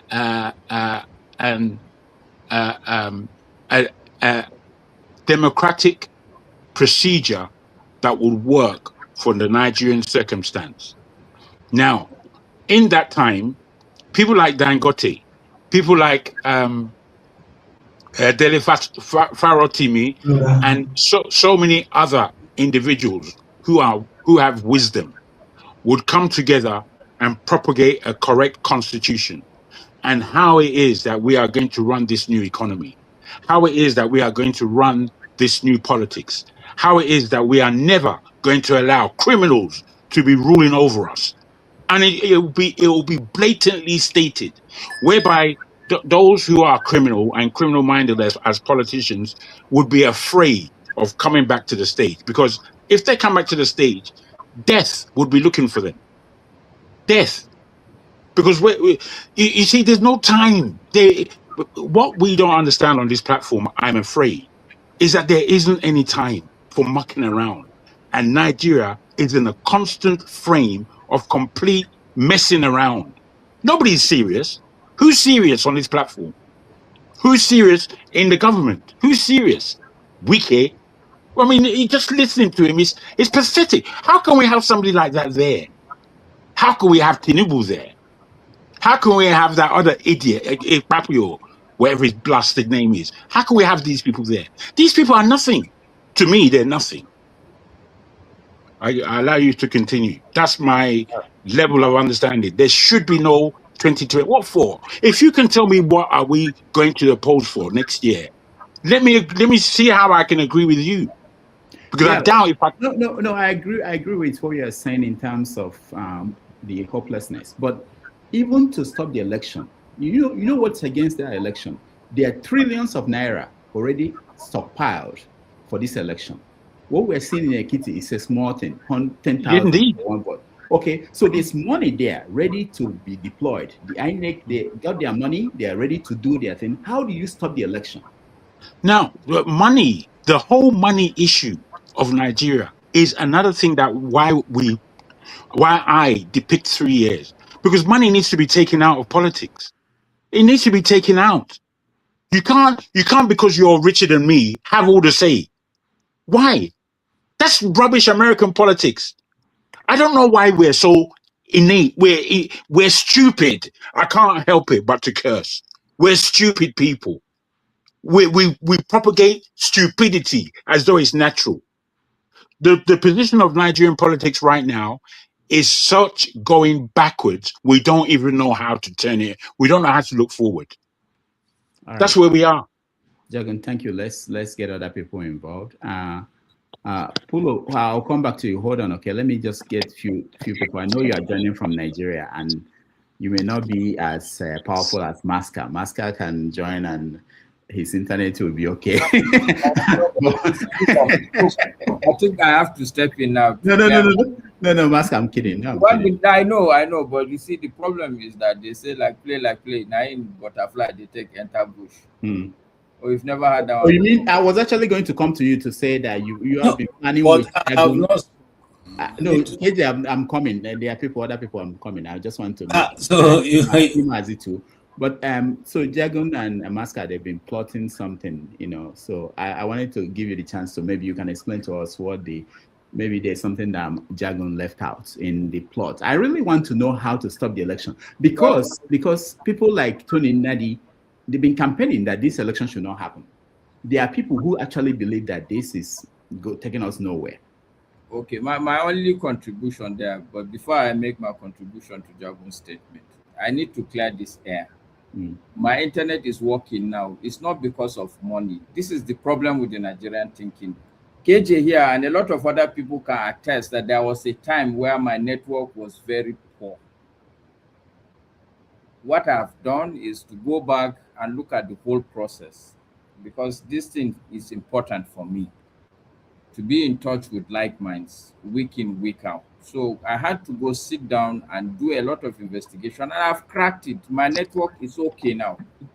Okay. Can you share what you did so that people who might want to do that may be able to do that? Can you share? No, because that's okay. All right. So the first thing that I did was I checked the machine I'm using, the laptop, and I noticed that there's what is called, for every laptop there's a radio component, like a receiver, so to speak. I have some small technology. I'm a bit technology savvy also, so I did some diagnostics. I noticed that okay, the laptop is a bit of a problem. At that point, I didn't have enough money, so I saved. I changed my laptop. It's not even long that I removed the old one. It was still here.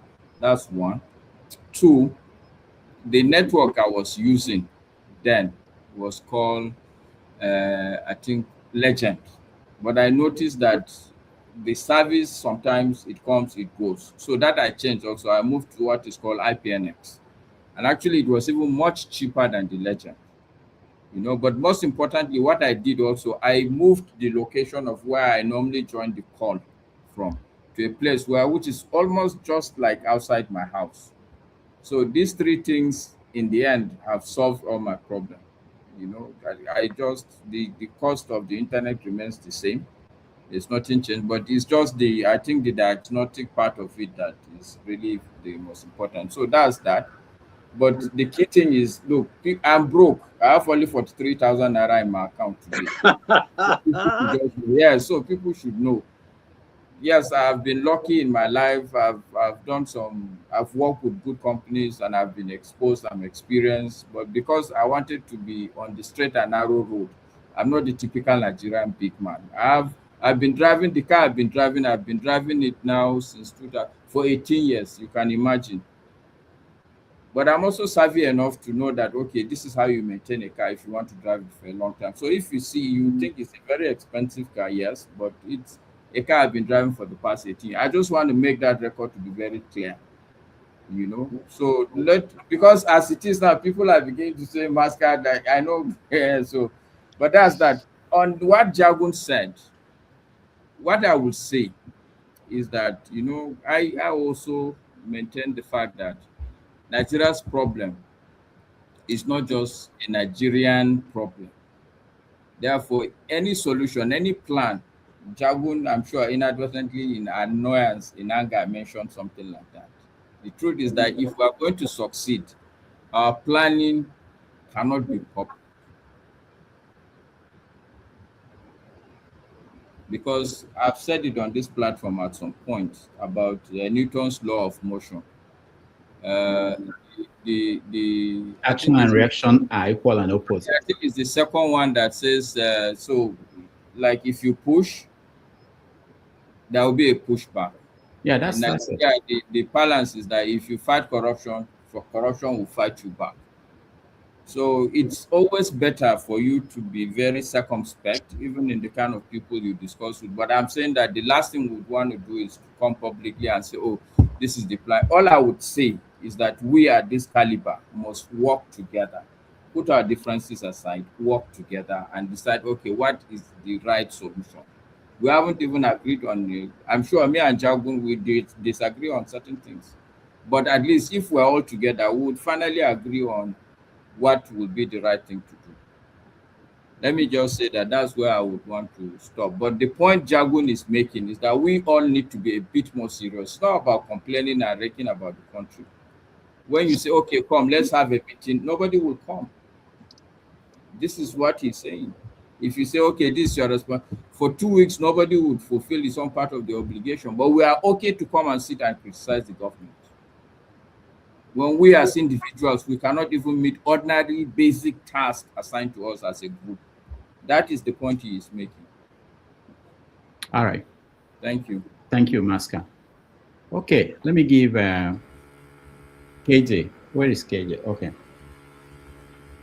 I'm hearing noise from somewhere. Polo, hold on. Okay, I'll come to you. Let me at least get 2 people in who are here to say something before. Ovie, go ahead. Where are we going? Oh, you don't know where you're going? All right. Hold on. If you are thinking, go ahead. Yeah, go ahead and your view on the Ekiti election, how it's going, and have you seen it? What is your take on how it's going? No, nothing surprising, nothing unusual. Are you satisfied with what you saw? Does that give you hope about 2027? Are you going to?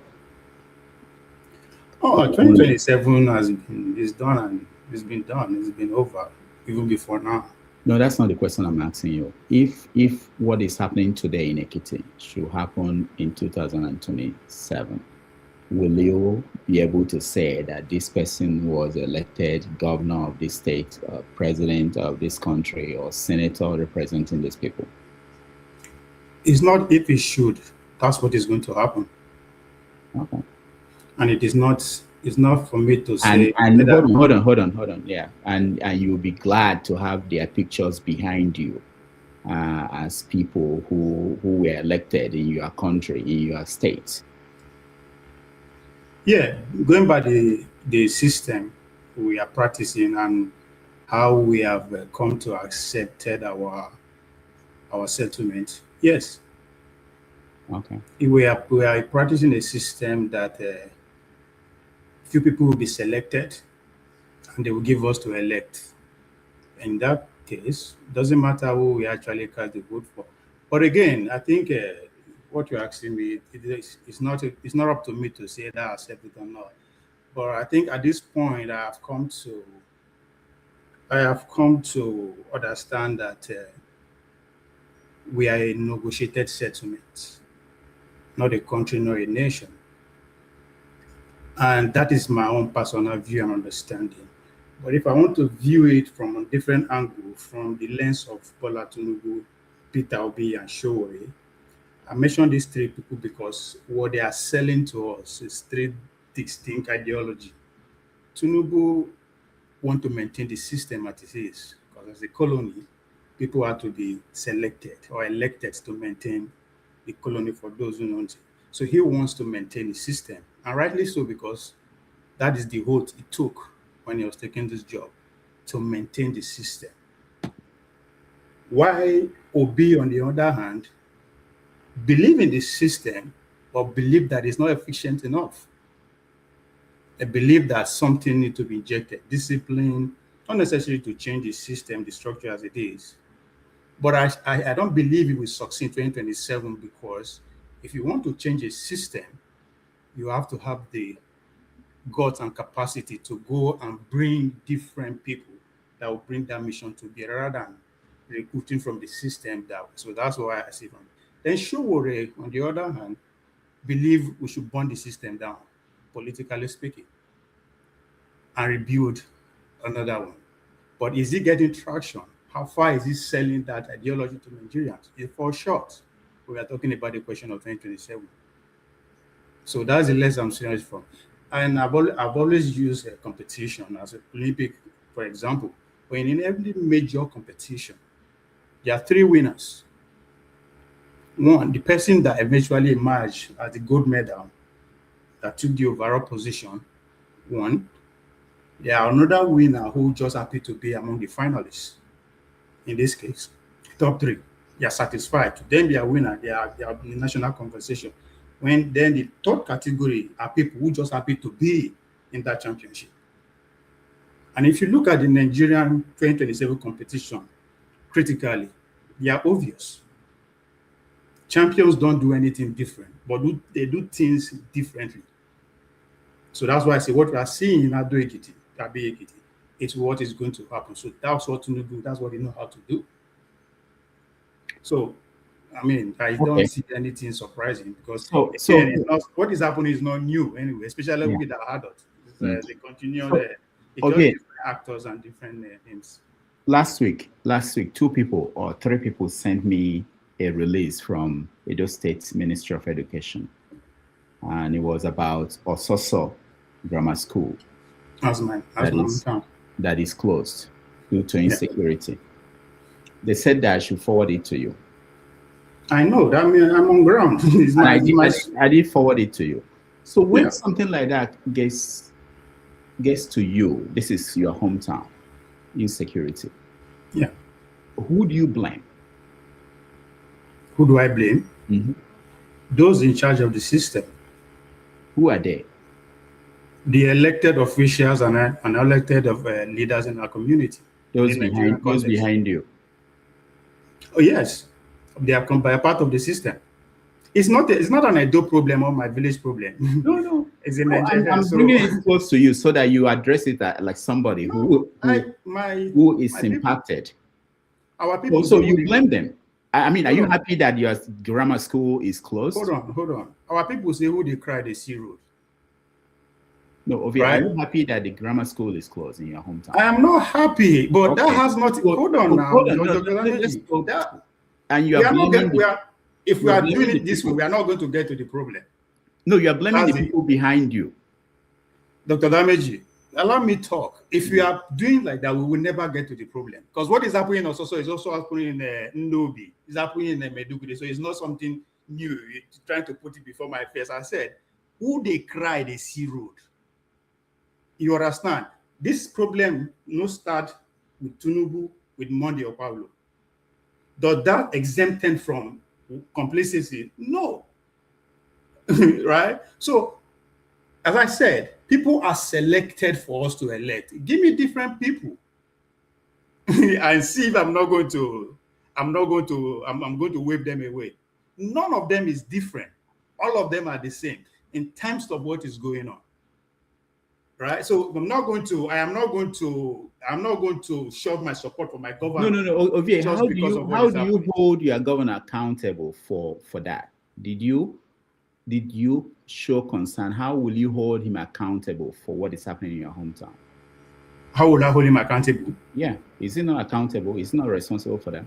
He's taking a proactive measure already.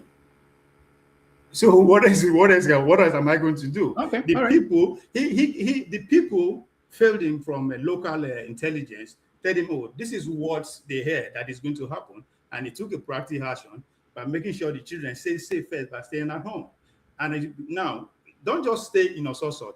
If you come to Tiri village before Ososo or after Ososo, actually, the same kidnapping happened in school yesterday. So imagine if Ososo people did not give information before and the governor take the project, maybe it would have been a different case today. So I am not blind or deaf to what is happening in Nigeria. right? But to say that these people are responsible, that means we are not going to get to the situation. We are not going to get to the solution. Now, if we don't want them in office again, we have to present a different people that I believe, okay, they can do a better job than what these people are doing. All right. So we are, and again, I've seen this before, Dr. Damage, I've been saying it. I've seen this in 2013, 2014, 2015, which eventually took Governor Goodluck Jonathan out of office. And majority of those people who actively work on that transition are regretting today. So it's not new what is happening to us. Okay. The same playbook has been carried out before. They succeeded. It's just that the people who are architects of that playbook are now in power. And that's the situation we find ourselves, unfortunately. But we need to, as I said, from my own view, my own assessment, we are in negotiated settlement.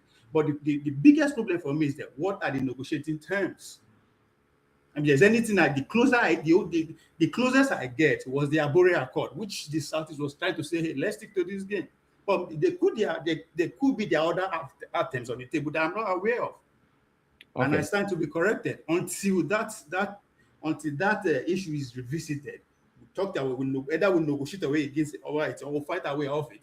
There's no progress that is going to be made. So whatever that is happening to us security-wise is at the foundation of that. Because if your house no open, nobody will come inside.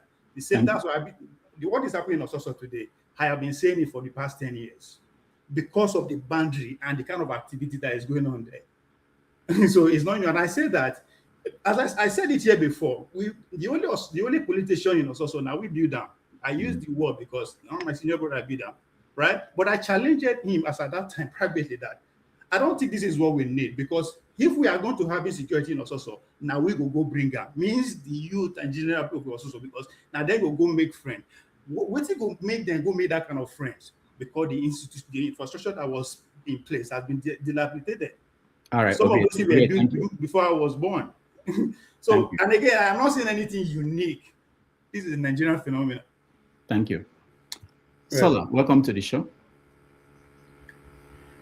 Yeah, thank you, Doctor. So we are discussing Ekiti election, the implications of that, what is happening there, especially as we go towards 2027. What is your take on what you've seen so far? Okay, number one, I don't know, maybe you saw, I saw the video on Instagram yesterday where they were sharing bread. Oh, we played that one. We played that one where they were throwing, not a sharing, throwing bread. Sorry, throwing bread. That's you know. Sorry, go ahead. And we've come as Nigerians. I don't know. I was looking at the budget of Nigeria, the breakdown of the capital expenditure, and I see education as 2.3 trillion, which is about 8.8% given to allocated. And it doesn't mean that that's the whole money that was released. And when I checked it with Ghana, because I'm using ChatGPT for those people who would like to also fact check, when I cross-checked it with Ghana, they merged it together. So education plus health, the ChatGPT said is between 17 to 20%. Why am I bringing this fact out?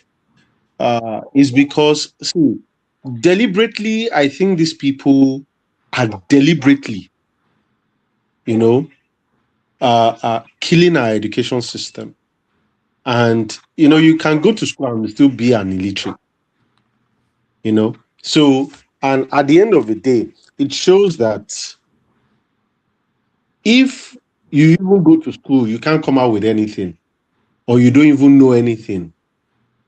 At the end of the day, if they ask you to come and collect money, you collect. How many of our graduates, and that's just the honest truth, how many graduates Nigerian graduates at the moment that can boast and say, okay, when I finish, I'm going to get this so job. Even those that came out with, for class or something, there is no job. There are no jobs. And it's not simply because also there are no jobs. It's simply because things have, there is an upgrade. Go to UK. I mean, in the UK here, there is a lot of upgrade. AI is more or less coming to stay. They're merging a lot of things. People are upgrading. University, I heard this week, 1 or 2 universities are planning to merge. Some University of Nottingham cancelled at least nothing less than 10 courses because there's no funding. Some people are even thinking, does education worth it anymore? You can just go and do apprenticeship and be earning money and, gain the experience. What am I saying? When people at the end of the day are illiterate, you will see these kind of things happening in Nigeria. And you cannot, it's just like a lion cannot give, or a goat cannot give birth to a lion. And I'm sorry, Ovie, I'm sorry, Okpebolo, I don't know what to say about Okpebolo. Don't just be sorry. You don't have to be sorry. As a governor of Edo State, haba. Are you telling me that Edo State, and I'm not single-handedly picking only him out, but we know that in the southern part of Nigeria, and no disrespect to Masker or anybody from the north, we have sound minds, technical minds from every counties of, I can say every counties of Nigeria, but me, I'm from the south. But from the southern part of Nigeria, we are sound. So it's only a Okpebolo you can pick out. So at the end of the day, these things will not stop. And Jonathan did a brilliant job. The Confab 2012 is gathering dust. What have we done with it? They brought a lot of people, everybody from everywhere. Jagun said it, we should do this, we should do that. But they've done it. Why can't we implement it? Everybody from the whole country came out together to draft this thing. And this is what is going to move Nigeria forward. To today, they've not done anything. See what Jega did during Jonathan time. See the way Bubu and this new Kompu, this Tifnubu, see what he has done. And there's no way. If we continue like this, there's nothing we can do, Doctor. Nothing, except we change that constitution. When Obama was talking this week, go and listen to what he said. He said the forefathers, they gave us a good constitution. I'm paraphrasing anyway. They gave us a very good constitution. It doesn't still mean, yes, they still made some mistake in terms of they did not end slavery. But that constitution was the fabric of the development of the greatness of America today. That is the reason why you and everybody living in America can still be living in America. And at least even if you're oppressed, you can still speak out. But we as Nigerians, can we speak out? Somebody else will speak, they'll go and carry him. They've killed 4 generals. 4. Can you see the wedding drone the army is using? I call it wedding drone. This is the drone that you buy from Temu. That is what they are using to chase bandits in 2026. And if you tell me how much was budgeted for that drone, it can't be less than maybe 200 million or 100 million. That Temu drone. So what are we saying? So we'll keep on, and Nigerians need to see, nobody will come and save us. And that is the reason why, what Jagun is saying is that we need to start more or less broadcasting this thing. Also, probably people from each state in Nigeria should start talking. We should have them on this panel. Let them be reporting what is going on in their place so that we can make it big. The platform can be bigger. So these are the only ways we can more or less, those people on ground, and I mean good people that are not thieves that maybe you send money to do jobs that are going to do all that thing else. But we need to make it bigger. We need to make this voice to be heard so that they'll know that people in diaspora, they're also speaking. They want to be collecting tax, but yet they're not doing anything with our tax. Anyway, I leave it for KJ. Let KJ continue, sir. All right. Thank you, Sola. KJ. All right, sorry, Mr. Rudolph. Before KJ, I see people like Pansat out there, so you can take me to the backstage so that Pansat can come and insult me. Is Pansat inside in the studio? I don't think so. I saw him on the comment section, but I'm just saying you can put it back. I'm sure there are other people who want to. Okay, all right, no problem. KJ, after KJ, I'll come back to you, Pulo, too. I think you want to say something. I'll come back to you after. KJ, go ahead. Thank you so much, Dr. Damages. And Sola, I like to disappoint you. The system is not going to change. Because since the system, those who run the system are the same who make the rules, who is going to change it? Nobody. You know, and for those of us who were here when the former administration, this administration came into power, I personally, I pontificated what's going to happen. I said Wike was going to move to the center, and he will now execute what is going to happen. Is it disappointing? No. Go and look at if you listen to Dr. Damages, I have a copy. Go back to that when the election was lost. What we said. So I totally agree, and I'm in the same position where Mr. James is, because sometimes it's frustrating and you sound like a broken record when you keep repeating these things. So what's the way forward? Is there any way forward? Well, we have said here again that if you want to wrestle a pig, you must be prepared to get dirty. So as long as we are playing elitist politics, it's not going to happen. What is going on right now in Ekiti is just a sample of what is going to go ahead. And I'll pontificate two things here. If they insist, and that, because I heard that same voice come from the National Assembly last week, that they should suspend elections. If they insist and that voice takes center stage, just believe me, this man will not live there until he dies there. So that voice should, as quickly as possible, be killed and not allowed to generate traction in Nigeria. Now, what is the other option left to us? And I still go ahead, I'll go back into the judiciary. Look, what you see happening to ADC is not the end yet. And Peter Obi himself should be watching out, because his own time is coming. When they finish with Atiku, they will come for him. And they will come for him at the time that there will be little or no time to react. So I don't still believe that they're going to allow him come into that election timetable with his name on the ballot, or his party in the ballot, or him himself as a candidate. Because what's happening now is that there's so much money in the system out there, lying just waiting for dirty games to be played. And those money, already we know the philosophy of the president and his steward, Wike. What money cannot do, more money will do it. They are ready to buy off anybody and everybody to make sure that the system is totally bastardized. I was talking to a friend, who I didn't even know played a lot of parts in the election. And one of the things he shocked me with was that, you see, these people are so ready to buy off anybody. Anybody. Doesn't matter what your price is, you call it, they'll pay. Because they want to keep in that system. And it's unfortunate that the people of Nigeria cannot see that we are gradually becoming slaves in our own country. It's very unfortunate. It's not going to change. They are not about to change the system. And they are going to do everything possible within not even within the law, because they've gone beyond the law now. Whatever they can do to achieve that purpose, they will do it.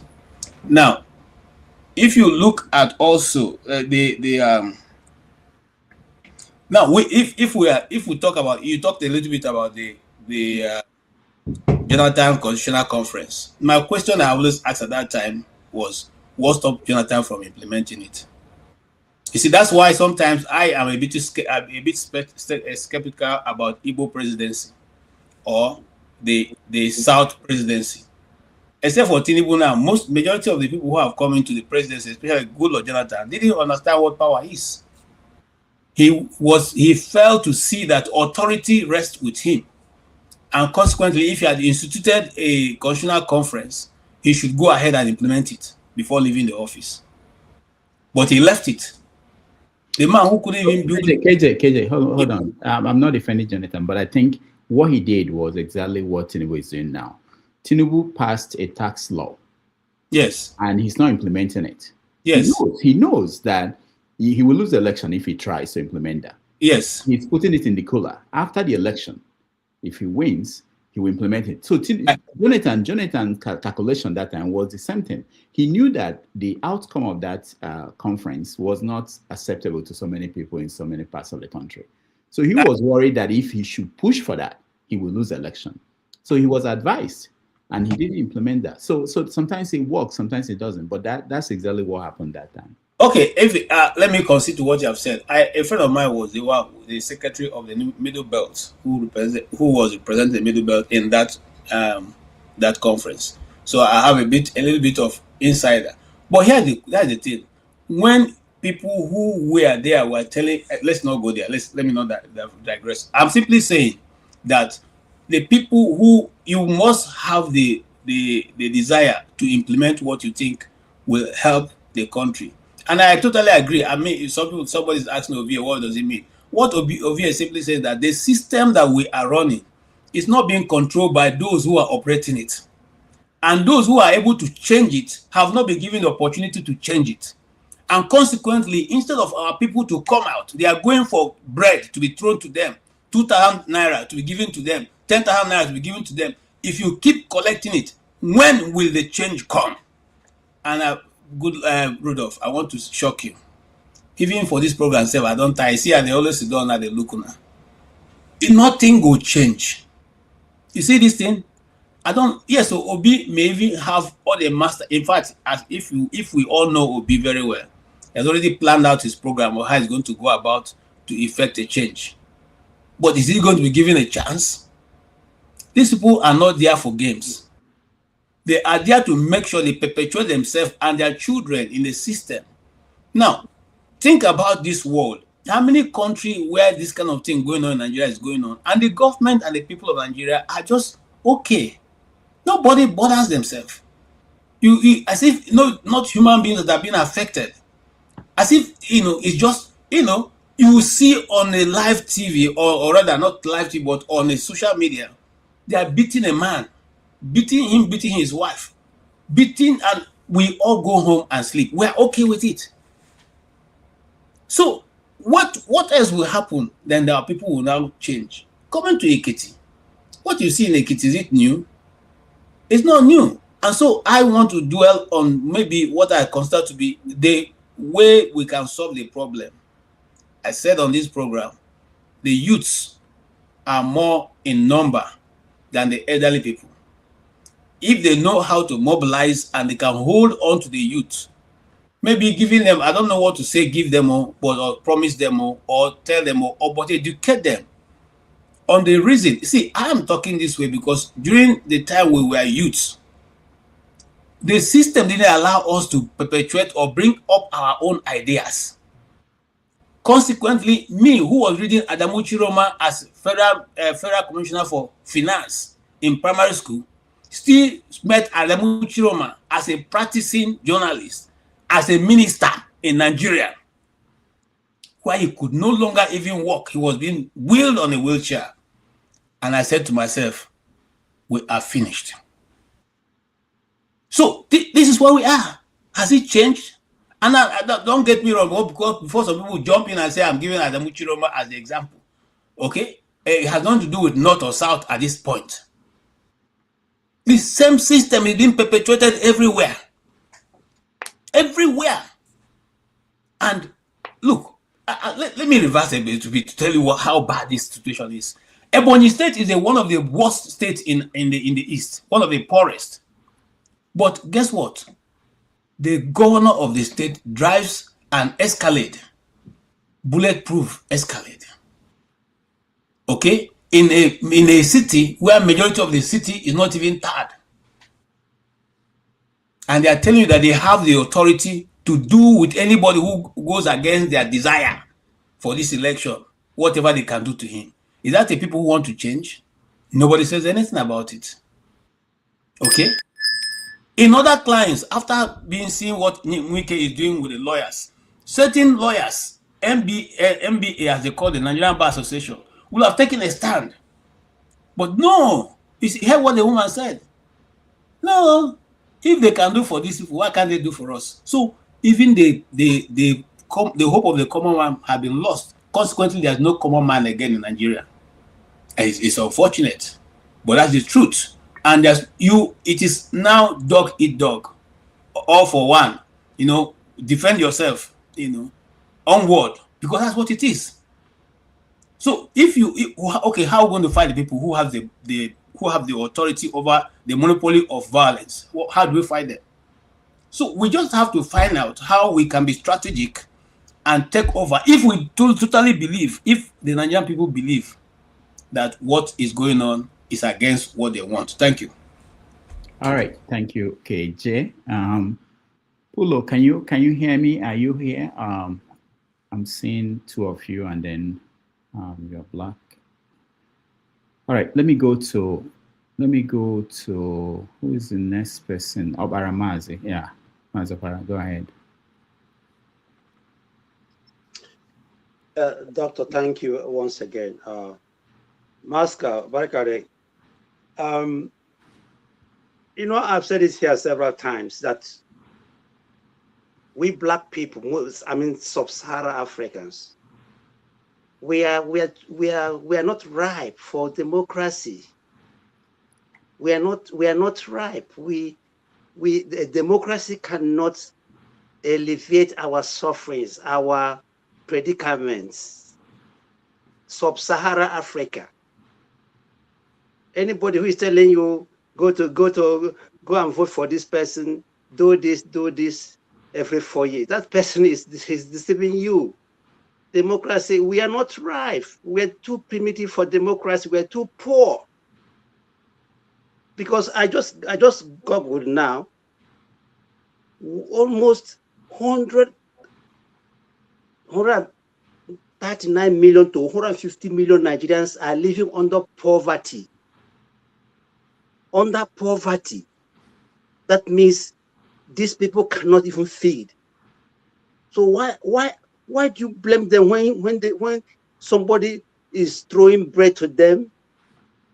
These people, they have to eat. It's just like in a zoo where there is the animals, they have to grab another animal to feed. So there was a time I was blaming these people. I don't blame them anymore, because this is the survive. They have to survive, no matter how.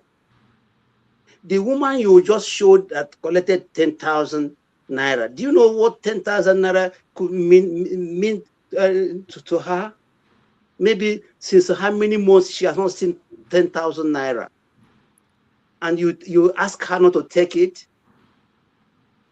These people have deliberately reduced Nigerian store to pigs.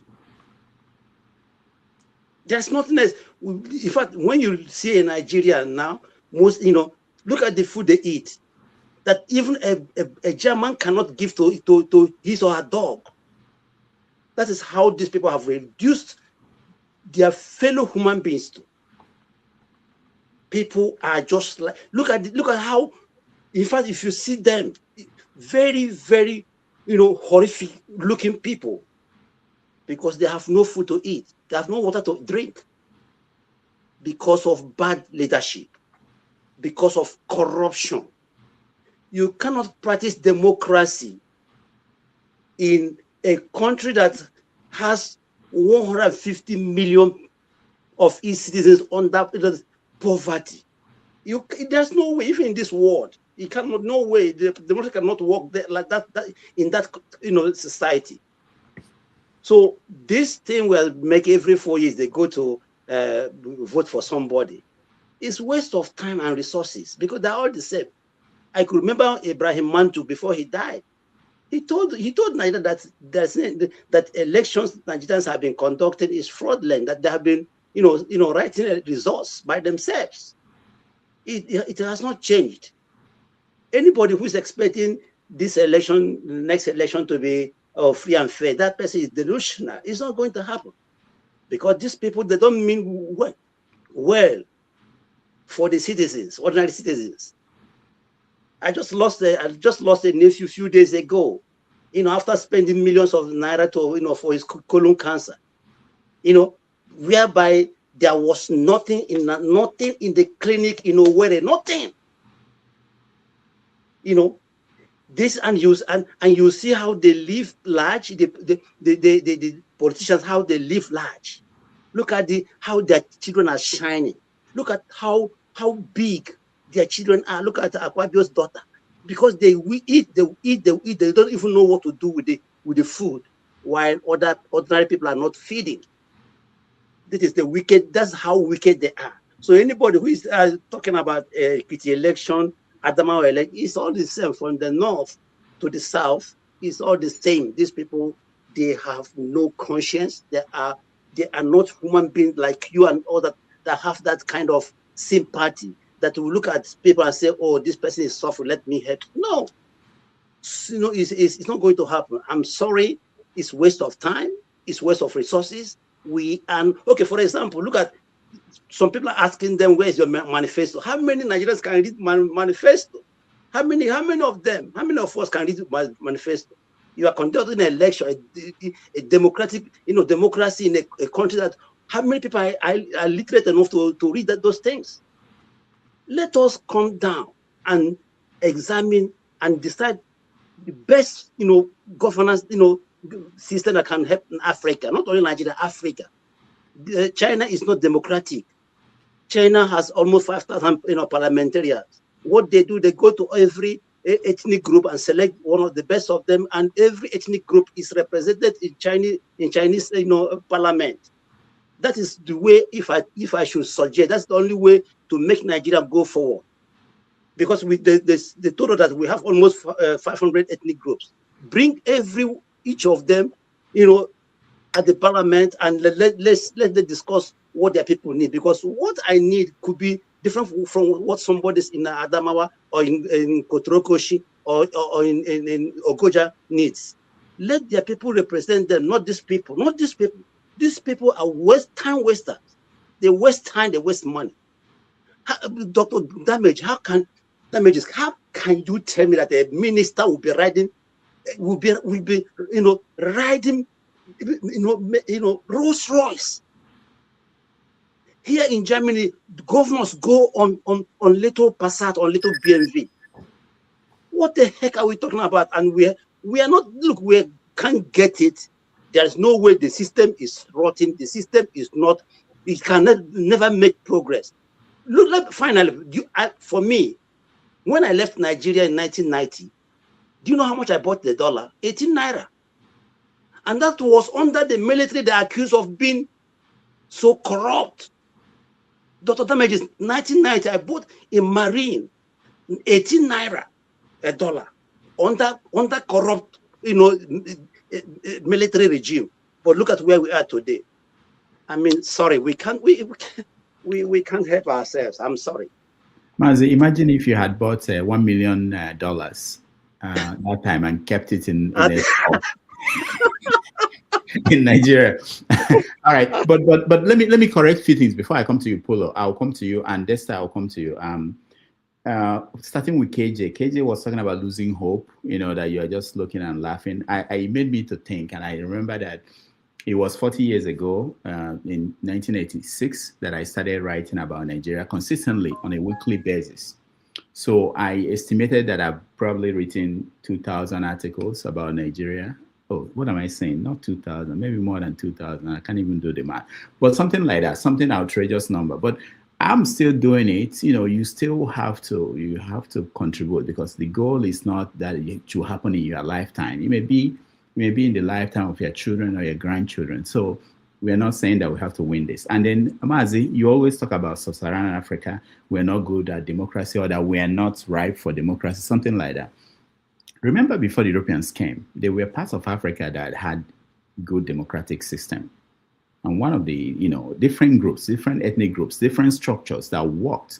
So it's not that we are not good. There's nothing missing. There's nothing deficient in us. Is even when the Europeans were here, were in Africa before they left, and immediately after they left, most African societies were running their democratic system in a good way. But gradually, we started dropping, losing all the guardrails, and then we have what we have now. So I don't want you to keep saying, because I'm worried about what it will do to younger people listening to you. They might think that, oh, we are deficient. There's something missing in us as black Doctor, people. we are deficient. Honestly, we are. Please, doctor, please, we are deficient, please. All right. We are not debating that today. Yeah. Pulo, go ahead. I know your internet is challenging. Go ahead. Yeah, my internet is very challenging. That's why I'm saying. Well, democracy itself, Jagan was advocating for boycotting the election entirely. And what are you coming up with again if you get rid of, if you boycott the election? You want anarchy, or you just want to hand them power for free without even wasting their money on buying bread and indomie and giving it to other people? What are you replacing it? Anarchy or what? You still have to I go back. answered that, my friend. I don't think your system allowed you to hear. Sorry. What I'm trying to say Don't here be is sorry, you still be have to go accurate. back to democracy. It is the worst, at least the least worst form of government. That's how they describe it. Imagine a country of 10,000 people, and then there are 4 contestants. One contestant got 3,000 votes. All the others shared the remaining votes, but none of them could get 3,000 votes. So the person that got 3,000 votes will eventually become the leader. So it means he is representing only, it's like out of 10,000 people, only 3,000 people voted for you. Then if the candidates are 4, only 3,000 people voted for you to become the leader. The rest, the 7,000 people that voted for different candidates, but they could not match your number of votes, are all gone. Which means, so how will you just say, Buhari said it bluntly. He was like, okay, don't expect me to be fair to everybody. This state gives me this number of votes. I have to do it. I could remember also about the national conference. Buhari campaigned with that. He said they came and the government wasted all the money. And where is the report of the national conference, sovereign national conference? It was there collecting dust, as he said it on a CNN interview. When he comes to power, what did he do? He didn't even mention about the national conference. Talk about implementing it. What are we going to do to change it? It's the mindset that we are going to change of the individual. The education system is broken. The mindset of individual, we are too poor, as this guy, as the previous guy just says. We are too poor. We are thinking about what to eat first before we think about what to read and how to think properly. If they intentionally make education system broken and kept us underdeveloped and poor, how can we reason very well? Okay, the few of us here, let's assume we are the same one, and we are the one that are going to be. How are we going to do that? We need money, we need this and that, and we need to put all these things in place before the people will start thinking properly. How long will it take us? And are we still going to say, okay, we are building elitist kind of government? If remember, the returning officers during presidential election are professors, most of them. So almost all of them are professors or VCs from certain universities. If you say you're judging by the certificate or academic achievement or prowess, they are qualified to be there. But they are also part of the problem. They collect money. If you hear what they're saying, sometimes it will be, you will feel ashamed. Like it is a professor that is saying something so stupid like that because he have nowhere. Maybe then he was offered 100 million. He has never seen 3 million naira. He was offered 100 million to just come out and do certain things. And you come out and say rubbish. So about just getting education, get into professorship. I don't see it as changing the mindset of the people. So how are we going to start slowly changing the mindset of the young, the mindset of our young people that are coming up? There are people that actually are coming up and they are like, we don't want this system, we want to get rid of it. But how do you start getting rid of it if poverty has been institutionalized? Corruption is being seen as a kind of motivation. They cannot say they're giving you no conflict of interest. If they give you money, they will say, okay, the person needs to be motivated before he approves your proposal. If you are going to get a government contract, when we know in reality it's a bribe, not a motivation, you just change the name. How are we going to the members in this platform? How are we going to start changing the mindset of people that are intentionally kept poor, uneducated, less exposed, and most importantly, they ensured that they use religion, institution, and appeal to our tribal sentiment to get away with a lot of things. Somebody will do something wrong that all of us know this thing is wrong. But once he said, they did this to me because I am Fulani or because I am Yoruba, all his people will rally about it, or because I am Muslim or because I am a Christian. The pastors, the imams will rally about defending them, the member of their faith. Probably they are getting something out of it. They are funding the. How do you think that those malams get money? You don't have a shop, you don't have any business running. You're there preaching, and all of a sudden you're riding 10 million naira car. Your house is a very huge car. Your children are studying in a private university. Where did you get all that money from? And the pastors, the tithe. I think religion and tribal sentiment is one of the factors that are killing us because we are ignorant. And those same people that benefited from free education, free feeding, when Nigeria is growing. Those we see as elite now, they enjoyed free education, free whatever, free whatever. They are the same people that are trying to institutionalize ignorance and then keep us hungry so that we cannot think properly and use some of us that are very agitated and channel their agitation towards banditry and then tell them that, hey, if you can do that, you'll get this amount of money. And the government will vote for a huge amount of money because there is insecurity in that state and the governor benefits. So if the whole system, if the whole system is running smoothly, the security vote will vanish. The governors will no longer get that money. The military guys that are there and are collecting more money because they are in a high risk or red zone will not get that money. I don't think they are in their best interest to stop this from happening. But in the end, we still have to come back to democratic way of doing things. But even if we are going to do it in a democratic, we have to restructure the voting process. So Madam said at the beginning, this if we did not vote for the flag bearers in the right way, this is what will actually happen during the general election. It is giving us a clue.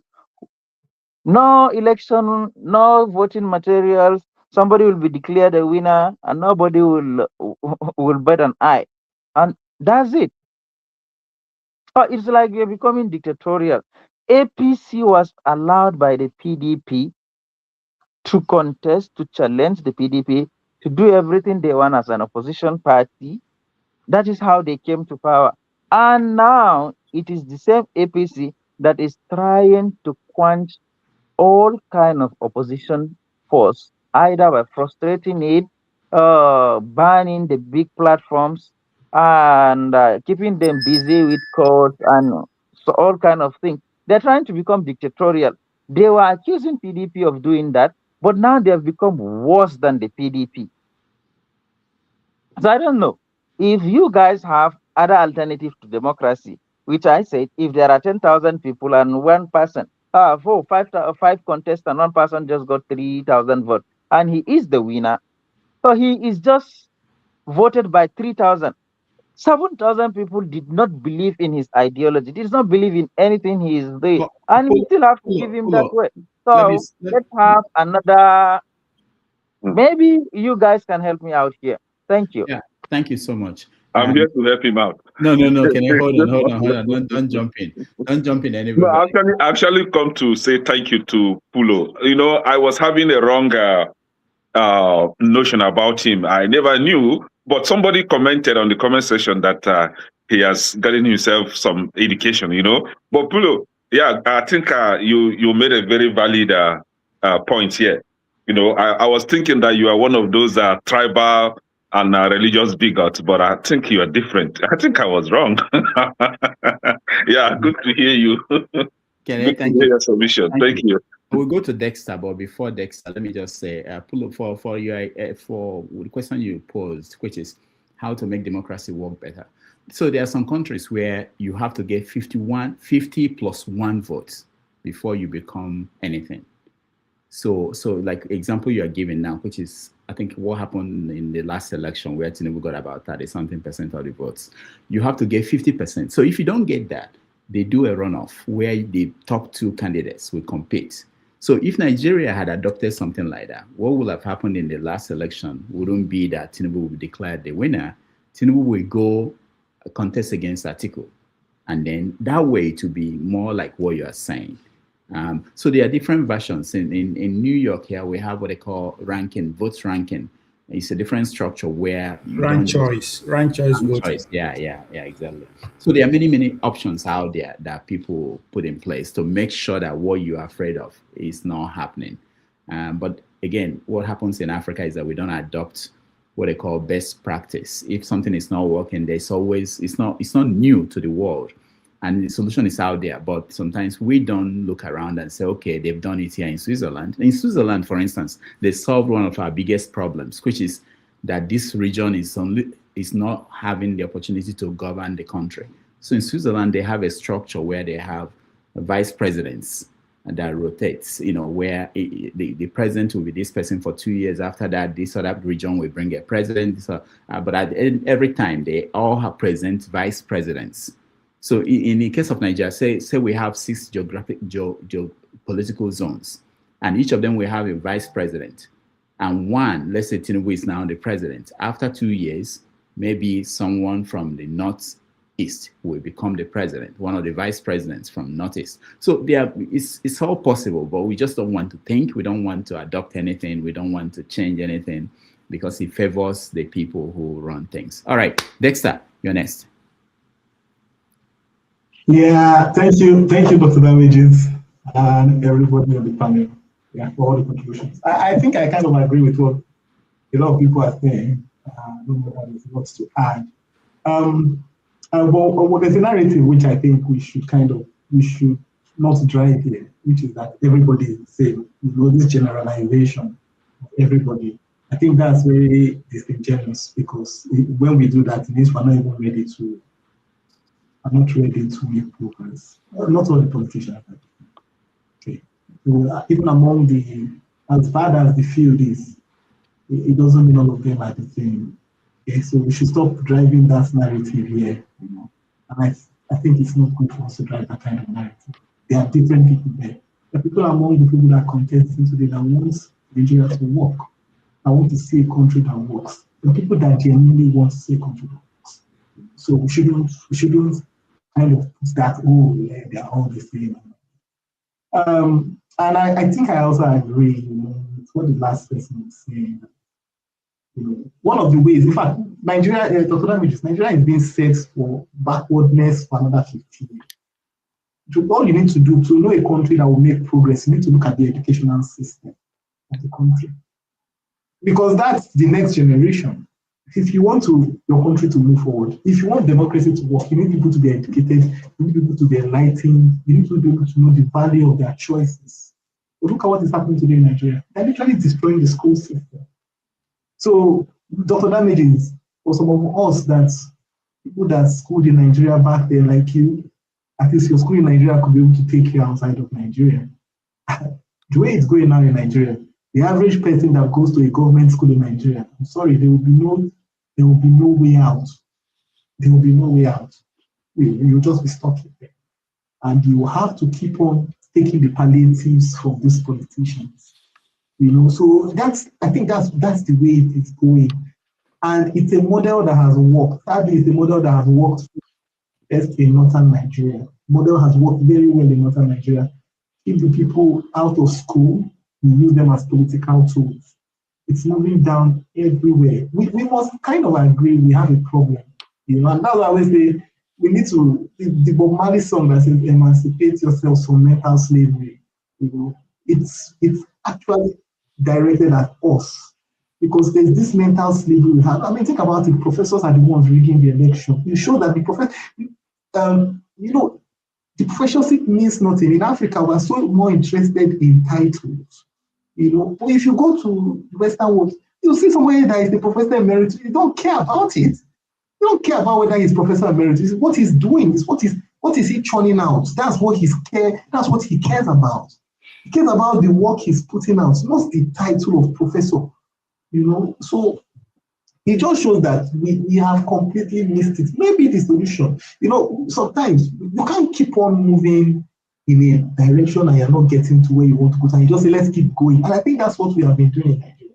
Let's keep going. It won't get better. If we just keep on working in the direction we are going, it will get better. I think I saw somebody put a post up and say that, I don't know if it's true, but I think, okay, The Guardian, I think it's from The Guardian of today. Abu Salami said that people in Nadeco did not want him to hand power over. They came to meet him to stay back in office. So we shouldn't be surprised that it's the same quote Nadeco group that is in power today that are perpetrating these kind of actions. So it's the same group that are perpetrating this kind of actions that they want to stay in power forever.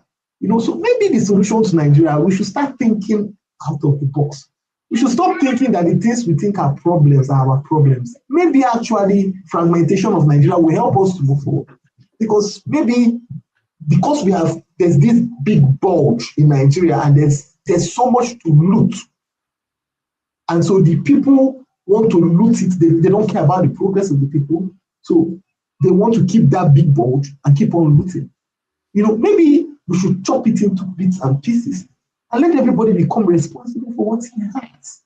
And maybe when we now value what we have individually, then we can now decide to come together and decide how we would make it work for ourselves. Because if you look at historically from the Nigerian history, the coming together was not actually because we knew what we were really bringing. It was one of the things we saw what the colonial masters were doing. I would say, no, we can take this back from ourselves. We can take it back. We can take it back. Oh, they are making so much money from this. We can actually run this by ourselves. Maybe it's time for us to run it, create it by ourselves, because we really have not created anything. Nigeria is still living on the oil discovered in the colonial era. We've not created anything new. We've not done anything new that is genuinely ours. So we're still fighting over the resources that were discovered. What is the new resource that has been discovered? What is the new game we have added to the Nigeria of old? What is feeding the Nigeria of today? It's the same thing that was discovered a long time ago. So maybe since we cannot make progress this way, we have to decide. Because it's either we continue like this and maybe next 100 years, there will be another Dr. Dame saying the same thing. Or we decide we have to try something new. We have to try something. We have to be ready to fail. Well, because one of the things, no, we should do the SpaceX model. Fail, try again, fail, try again. Not, let's keep just managing, and no rocket will ever make it from the flight deck. That's that. Or let's be managing, no rocket will make it from the flight deck. Let's try and fail, and try again and fail, and then we'll learn from our failures, and then we'll get better. When we don't want to follow this, continue, there's no way. Because these guys are, if you look at the systems of rigging the election they've created, man, you just know that it would take something extraordinary for us to have a free and fair election. And, democracy would not, it's not like we don't want it. Yes, we do want it, but it has to fit. It has to fit us. Thank you. All right. Thank you, Dexter. Kene? Yes, Dr. Damages. Thank you. Actually, I come up because of what I've been hearing. I think we are all suggesting on how to fix Nigeria, throwing solutions left, right, and center, But it's unfortunate, when you have a criminal armed robber with sophisticated weapon in your house, this armed robber has taken over your household. You are now powerless. You can't confront an armed robber with an empty hand, right? So now, the armed robber is in control, flexing your resources before you are very forced in your face. I mean, you can't do anything. That's the situation we find ourselves in. We have, just like Ovie stated, they selected and then you voted for criminals to be in charge of your country. And you dare expect that they will be able to let go of what they are benefiting from that country. Talking about Rolls Royce or something. That one is even a Kabu case. Somebody bought himself a nyash or whatever they call that nonsense. A president that the citizens are hungry. Citizens could not even afford a 1 square meal. Now, this is it. If you are trying to find solution for Nigeria's problem, no, unfortunately, Nigeria has missed that opportunity. Nigeria has missed that critical window of opportunity to course-correct its economy and infrastructures or whatever, that they've lost. They've missed that opportunity. They could have done that some 15, 11 years ago when we still had a sane president. Not when we had terrorists like Buhari or this thief like Tinubu, and you expect that we'll be able to correct that country. I commented on the comment section that the youth, most of the Nigerian youth today are cowards. And somebody was like, oh, that I was reckless with my word. No, I wasn't. They are cowards. What do you expect them to do? They can't even do anything. So they can only sit down, look, make noise on social media. If somebody like, what do they call that guy? VDM made a post, you see them running their mouths left, right, and center. These are the people that country is sinking. And all they do on social media is to run their mouth like parrots. Now, let me tell you, there will never be solution for Nigeria's problem until either of these two things must be done. It's either you see, the Nigerian army that we have today, the Nigerian army, the security forces, are the real problem. So try to find a way to either overhaul that security agencies or just take them out completely because they have been infiltrated by terrorists. When you have terrorists and you call them repentant terrorists and you absorb them into Nigerian security forces, what do you expect? Oh, somebody, I think it was Dr. Damages was asking me the other time, that the US, I can't remember vividly what he asked, but it's in this line, that the US, they are not that active as they, as they made us to believe that they will be able to confront the terrorism. No, how would they? For them to confront the terrorism, they have to do away with the Nigerian security forces, ranging from the army, because that's where you have the terrorists right now, right? So you see that you have that terrorist taken out, and the likes of Sheikh Gumi, his son, anybody related or being submissive to Sheikh Gumi must be taken out from the Nigerian security forces. First, have Sheikh Gumi imprisoned or just take this element out. Now, the solution, like I said, two solutions. You must take one. It's either you fragment that country, just like Dexter, say, divide that country, everybody be on his own. By doing so, you've weakened that security forces. Now, in your individual countries, you can now form your own security forces the way you want. Or you have the Oyibo people come back and recolonize us. We need to be recognized. And I think this time, I don't think it should be UK. I think China should come and I think China should come and do the job this time, so that we'll be able to have some senses in our head. But the thing is, Nigeria is gone. Nigeria is finished. We can always wish for a better Nigeria. Our parents, that is how they've been wishing, and this is how we are wishing today. And our children will come up and be wishing, and Nigeria will keep sinking. We must do something, and that is it. It's either you have that country divided, or you have some white-skinned people come and recognize us because we know to get sense. That's just the truth. That's just the truth. We're talking about youth. Which youth? The same youth that they will call behind closed doors and give them 2,000 naira or 20,000 naira max, and they will be on social media blasting the suffering citizens and while protecting the criminals. The same youth.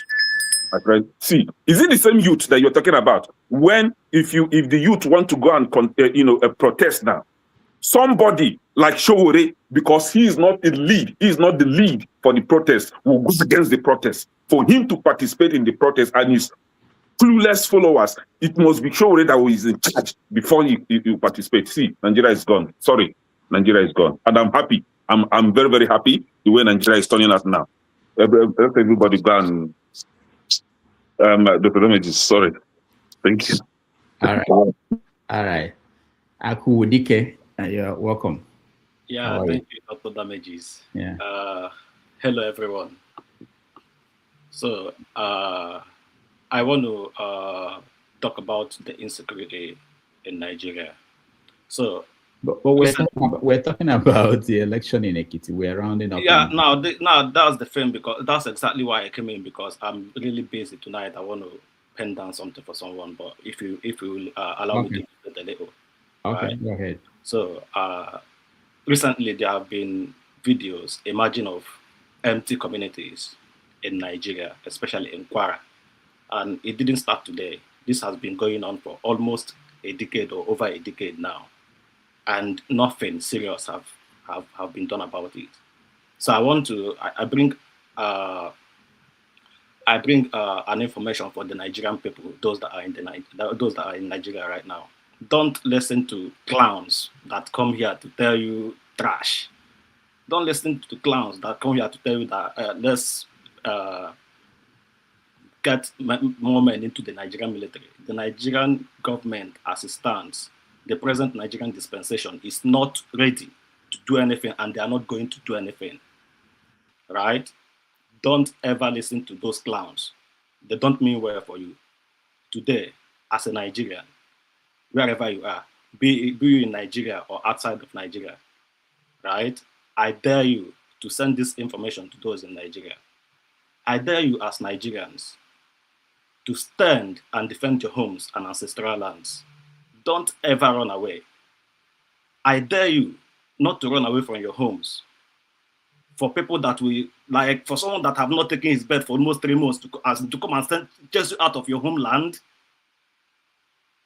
Come on. Chase you out of your homeland, you will abandon your house for someone that have not showered for almost 3 months. No, this is not an insult, but we have to say the truth right now. I dare you, as a Nigerian, don't ever abandon your home. Don't ever leave your ancestral homelands. I dare you not to listen to clowns that come here, right, to defend the megalomaniacs in power.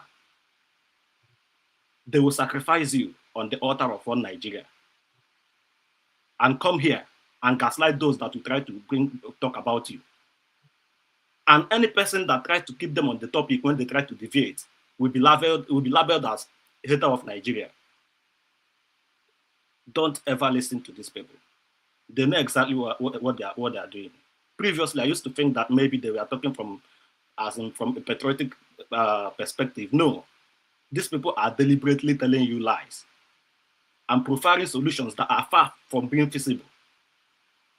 Don't ever listen to these people. I dare you today, join the vigilantes, join your local vigilantes, arm yourselves legally and defend your homelands. Don't ever run away. If you keep running away, one day, these people will take over everywhere and you will have no homelands again. This is just a little information I just want to, for those that are willing to listen, because I'm very sure, right? I don't want to talk about the issue of Nigeria can never progress. Nigeria can never work. Nigeria can never stop deceiving yourselves. Even in the next 20 years, we'll come here and defend and do the same thing. This talking we are doing, in the next 20 years, we'll come here and talk. Nigeria can never work. Akudike. Everybody should stop deceiving themselves. Akudike, where are you? I'm in England. Okay. I just want to make sure that you are abroad. Yeah, I know what that doesn't mean I won't be able to say what no, it's not about being able to say. It's about, telling people who are home, who are watching other villages being wiped out, that they should join the local vigilantes. Yeah, and they should arm themselves legally. Yeah, and they should stay and defend fight themselves. when you are outside the country. That's how they will No, say. they can still arm themselves illegally. It's not legal. No, I've been in England just barely 3 years. Yeah, I know it doesn't matter, but that's how they. That's how I know see, exactly what I'm saying. I'm not talking from the blues. That's how they see these things when we say things like that's a lie. People are actually listening. Okay. I know that Danjuma also told his people in one speech that they should arm themselves and they should defend and people started asking him right there, where do we get the guns? Give us the guns. You know what Danjuma said to them? Mm-mm. He said, if you know where the other people are getting their guns. So that's exactly why I said arm yourself legally. Right? Even a police chief. This thing is not going to stop. What you see happening in Nigeria today, it's not going to stop. And if you think it's not coming to your, it will arrive. It will arrive at your doorstep. It must arrive at your doorstep if nothing is done about it. Forget about Nigeria. Nigeria is not going to work. Defend yourself first. Stay alive first. Because Nigeria will never work. Thank you. All right. Thank you. Let me give Mr. James opportunity to speak on something I know he cares about, which is South Africa. At the beginning of the show, I played a video of an African that they basically forced to close his shop. This is what has been going on in South Africa. Nigeria moved a few people out of the country and told people who wanted to leave to come and register and report themselves. They did. But Nigeria, being Nigeria, they didn't have contingency plans, and people got stranded, that they don't have a home to go to. Nigeria is not providing for them. So but it continues, and there are repercussions about this South African thing, to the point that their musicians are getting their gigs cancelled across Africa. People are debating whether their businesses should be told to leave other parts of Africa. So, James, because you've not weighed in on the Nigerian issue, this is topic I think you have something to say. I'll give you 5 minutes. After that, we take a break. When we come back, we will rant. Okay, Mr. James, go ahead. Thank you very much. I'm sure you can hear me. Yes. Good. You see, this South African problem is both good and bad. It's good because the owners of the country are telling the non-indigenous to leave. The Constitution of South Africa and the Constitution of Nigeria guarantees freedom of association. If I don't want to associate with you, you have the right to tell me, keep off me. So they're telling those that don't want to leave them, so they should leave. That is one point. Now, I'm not surprised that the Nigerian government disappointed those who want to be lifted to Nigeria. While I was there about 20 years ago, while I was there, if you don't have a valid residence permit, if you go to the Nigerian High Commission, whether in Pretoria or Johannesburg, they send you back as a Nigerian. Now, what does it mean to have a valid residence permit? You can apply maybe to go to South Africa on a visitor's visa. They might give you 6 months or 1 year or whatever it is. For that period, your permit is valid. If the permit happens to expire, you have to go to the Home Affairs for extension. They might extend it 1 or 2 or 3 occasions. Then it got to a point whereby they no longer extend it. Then you become an illegal immigrant. Even if you are killed, the Nigerian High Commission of those days, I don't know of now, will not even blink an eye, let alone coming to your rescue or finding out who is responsible for your murder. So this is the situation that is still playing out. When the Ghanaians lifted their people, they did it swiftly, and there wasn't so much grammar over it. Now, remember when Nigeria said they want to elite their people, they said it's on the condition that you will pay for your flight. I still remember. If I will pay for my flight, why do I need to go it through Nigeria? I can go to Ethiopian Airlines, Kenya Airways, British Caledonia, what called any airline at all, pay on my own, I travel on my own to Nigeria. So why should the Nigerian government come to my rescue? This has been the problem with the Nigerian government and our people. What's his name? Airpeace director, owner, enlisted from Nigeria some time ago. He did it free of charge. I think he repeated the same thing in Sudan. Whenever Nigerian nationals run into problems, the Nigerian government is very good at turning their backs on these people in difficulties. Here in the Gambia, in 2016, when Yahya Jammeh refused to relinquish power, Nigeria had the thought of invading the country. And there were about 3,000 or so Nigerians resident in the Gambia. No plans was made for evacuation of Nigeria.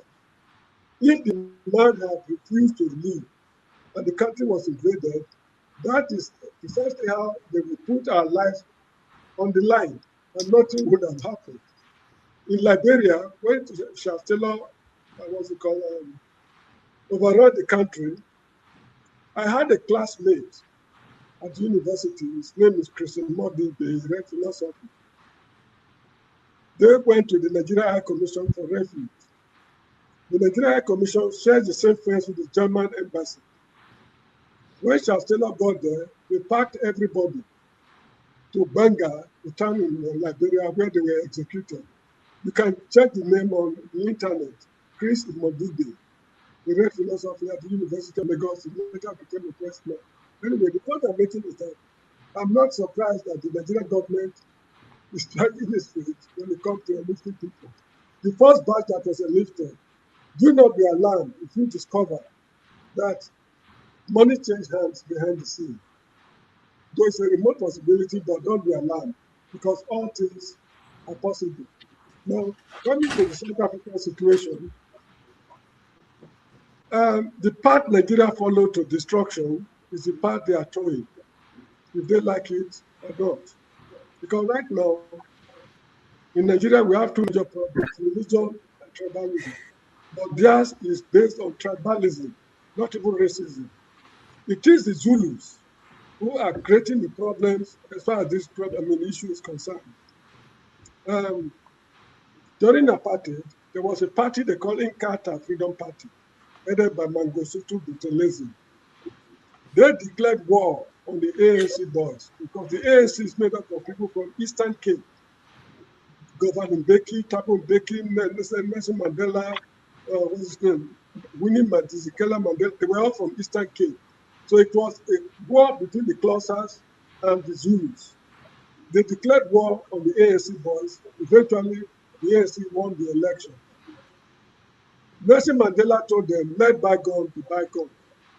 Despite the fact that the ANC had majority votes in the first election, they made Mangosuthu Buthelezi the Home Affairs Minister to convince him that let bygone be bygone. But ever since then, the Zulus have never allowed the country to know peace. Now that foreigners are being harassed, it is very disturbing to know that even the Zulus are saying that if you cannot speak Zulu language, you are not a South African. Because there are Sutus from Lesotho in South Africa. There are Ndebeles in Zimbabwe in South Africa. Shangani from Mozambique in South Africa. All their neighbors, they are in South Africa. And this is ancestral. It is, how do I put it? It is a white man that created the artificial boundaries. So you see some families, some members are in Zimbabwe, some are in South Africa. Some are in Lesotho, others are in South Africa. So this is the problem they have. But the Zulus are telling the others that if you cannot speak Zulu language, you are not in South Africa. So the path to destruction Nigeria followed meticulously is what they are also following at the moment. They are still insisting on June 30th. They said all foreigners must leave the country. There was a problem in the neighborhood called Mayfair and Bosphorus. These two neighborhoods are dominated by Somalians and Pakistanis, and maybe some Indians, I don't know. Now, the Somalians in Mayfair are telling the people that even if you're a black man from South Africa, this region belongs to us. So this march and march of Jacinta, I understand they're fomenting troubles in Mayfair. So the country is finished, take it or leave it. But one thing I want them to know in conclusion is this. During the first election, the ANC had majority votes, absolute majority. I think second election or so, but now they still have majority, but it's not absolute. So they are forced to form a coalition with the apartheid party that killed them for 400 years. Now, if this is the case, it means the ANC is losing their grip on power. This coming election, the local government election in November, I'm suspecting that the ANC will lose more ground. In the next general election, if the whites manage by fair or foul means grab power from the ANC, that is the end of South Africa. Because if they launch another liberation war in future, no African country will send anybody there to come to their rescue. And lastly, sorry, let me add one more point. We in Nigeria, we have the habit of saying we help South Africa, we spend billions and billions of dollars. It is not entirely true. While I was in primary school, there was what they call Mandela Fund. People contributed money to liberate South Africa. Most of this money was embezzled by Nigerian government. There's an article I sent to KJ, I think Ovie and Dr. Damages, written by Patrick Wilmot. Patrick Wilmot was a lecturer at the University of Ahmadu Bello University. He mentioned that the money was not properly accounted for. So while we were spending it on the ANC boys, they too are no fools. They know that we are stealing our own money in their names. So they just keep quiet, provided they get what they want from us. So this is what is happening. Now, when they finished the liberation, what's it called, war, they went back home. They could not tell their people that this is what others did for us, because all the monies they got were unaccounted for. It was not a legitimate government. Even the organization was not registered.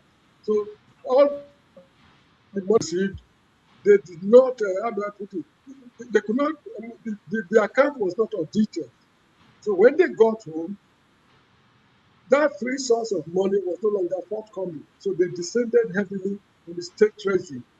It is the colossal embezzlement that is going on in South Africa today that is causing this economic problem. There's one good thing about South Africa. They are very good at setting up commissions of inquiries, and they make the results public. What Jacob Zuma alone did to the Republic of South Africa is enough to wreck so many African countries, because South Africa can fund the budget of so many African countries. So what that man did alone is very, very disturbing. So this is it. We have this, what's it called? I've forgotten that. Corruption in South Africa is very, very disturbing, because there was a man who called, I'm sorry, yeah, man, please. There was a man called Shabi Sheikh. He was the financial advisor to Jacob Zuma. They finished, they emptied the treasury during Jacob Zuma's time. Now, there was another commission of inquiry, Allen Bosek. Allen Bosek, during the apartheid era, they received some money from Coca-Cola Foundation and Paul Simon. They embezzled the money. Allen Bosek went to jail, and that's a different story. Now, there's another commission they call Zondo Commission on State Capital. There are a lot of commissions of inquiry. Jargon, Otito. There have been a lot of commissions of inquiry that expose corruption in South Africa. That is one of the advantages they have over us. They expose their own corruption. And for us, it is snakes that swallow our money, so there's nothing we can do about it. Anyway, the best thing for all Nigerians in South Africa to do right now is to think seriously of relocating. If you cannot come back to Nigeria, Why not think of going to another African country? I left South Africa 20 years ago. I did not go back to Nigeria. I went to another African country. They can do the same thing. So this is my opinion. And nobody should blame South Africa for telling foreigners to leave. If it's a pity, I wish this is the only topic we have for discussion today. No, it's not a pity. I heard they are coming to Gambia. Just be telling Some of them, all kinds of history. There's nothing that you said that is new to someone like me. However, the way you labored it, I would think that for somebody like you, that I understand your frustration about Nigeria. I do. But the amount that you had to say for and with South Africa compared to the serious archaic state that Nigeria is in, I'm embarrassed. I'm embarrassed for what's come out of your mouth this evening, I'm afraid, Mr. James, because Nigeria is in a much more, wait, please, Nigeria is in a much more archaic state than South Africa. You know, it's just like your position with people who have a belief in God. Because you don't have a belief in God and you don't have a belief in Nigeria, you suspect that nobody else should. And I put all that in the rubbish bin where it belongs, as opposed to somebody as educated as yourself, who should be given either some credence. I believe in God, right? No. I believe in God. Can I hold on? Let Jago finish now, please. Thank you. You see, we just had a big round where I came and I listened to what everybody had to say. And where I think it kind of ended with people saying quite various things, they kind of, without wanting to agree with my position, they all agree that Nigeria is not going in the right way. And it's not going to go in the right way in this election. So where do you land? Do you not land on the election is going to be a useless event? That's one thing. The second thing now is, do we have an understanding of where we want Nigeria to go, or what we suppose Nigeria as a country should be? Because unless we have this kind of vision, then truly we should break Nigeria up. But someone like me, I've got a vision for Nigeria. And I would like to share that vision with those who also have a vision. If you don't have a vision for Nigeria, if you don't care, you've escaped. You've escaped Nigeria, you've run away. Stay away. Stay away, dog. Stay run away. Nigeria is beyond redemption. Mr. James, okay, fair enough. Then you stay away and you keep your mouth shut about Nigeria. That's why I'm away. You have to keep your mouth shut because you've got nothing to add. You're not adding to Nigeria's circumstance. Pakistan you got nothing to add. Redemption. They broke away. Eritrea was. It's okay that you've run away. It's good. It's fantastic. 100 applause. Just a minute. 100 applause for you. Yeah. But now that you've run away and you have nothing concrete to say about Nigeria's development, emancipation for the world, then keep your mouth shut. Is your position. That's the position that you elected for yourself. Nigeria belongs to you and me. Maybe people like you spoke Nigeria. Nah, brother, that's all rubbish. Yeah, we may have different opinions. Yeah, we may have different. Hold on. I will let you speak next. Can I? Let me just point out that this week Trump canceled the money they give to South Africa to fight HIV. People should know that South Africa, the trade exports, and that's really my interest, across the continent, they export about $31.2 billion to other African countries. And they import only $10.9 billion from other African countries. So if this should be a policy across the continent that South Africa, since they don't want other Africans in their country, that we break up trade partnership or all the other things, they will suffer for it. The same way their performers are now suffering because their shows in Nairobi, in Kampala, and other places are being cancelled as a result of this. Okay, that's just what I want to point out. Can I go? Thank you. So what I wanted to say is that we may have different opinion without telling each other, shut up. I don't think that language is that pleasing. But the thing, this is what I wanted to say here. I support what I agree with Mr. James, right? The South Africans, they have every right to say, you know what? We don't want these people in our country. go, right? You have your country. If you don't want to go back to your country, you have elsewhere to go. They say they don't want you. Is it by force? Now, yes, South Africans are being cancelled. And my question is, who cancelled Nigeria when Nigeria kicked Ghanaians out and said, Ghanaians, go? And we call them, Ghana must go. Who cancelled Ghana when Ghana retaliated? I think Ghana did that before Nigeria, right? And recently, Ghana did the same. And a lot of us on this platform, on this comment section, a lot supported it because they targeted one ethnic group. Matter of fact, they targeted Igbos, that Igbos must leave their country, and fellow Nigerians. Those that call themselves Nigerians agree with Ghanaians that Nigerians must, Igbos must go, must leave Ghana. Nobody cancelled Ghana. My worry with South Africa is that you want these people to go, but you are helpless. You can't even take charge of your country. If these people go, obviously the white people are going to take over your country. The same foreigners that you don't want to live in your country will still take over, but this time with different skin color, right? So, like I say, Nigeria did the same. Nobody cancelled Nigeria. Ghana did the same. Some Nigerians, a lot of us here supported them because it was targeted on Igbo. So for me, if they ask you to go, you go just the same way. In this country, Trump is saying that some people should go, you know, and I wish the real owners of America, the real owners of America will ask Trump, you and your people, everybody leave our country. Do you understand? So you go back to wherever your ancestors come from. Mama Chinedu could not. Exactly. It's same Nigeria. Some people will say, go back to your Igbo land. Go back to your Igbo land. Right? The same Nigeria. The same Nigeria, they will say, leave our state, leave our region. You know? So when you support evil, whenever you support evil, don't worry. The evil is just beside, it's coming. It will get to you. And then you start crying. All right. Thank you. Whatever you support, just know that you are inviting it for yourself. It will come visiting. That is what they call karma. It's coming. All right. Thank you, Kenny. James, you want to round up or do you want to say something? No, well, I've got nothing more to say. The only thing is that Nigerians in South Africa, they should relocate. The earlier they do, look, because, let me just say something before we go.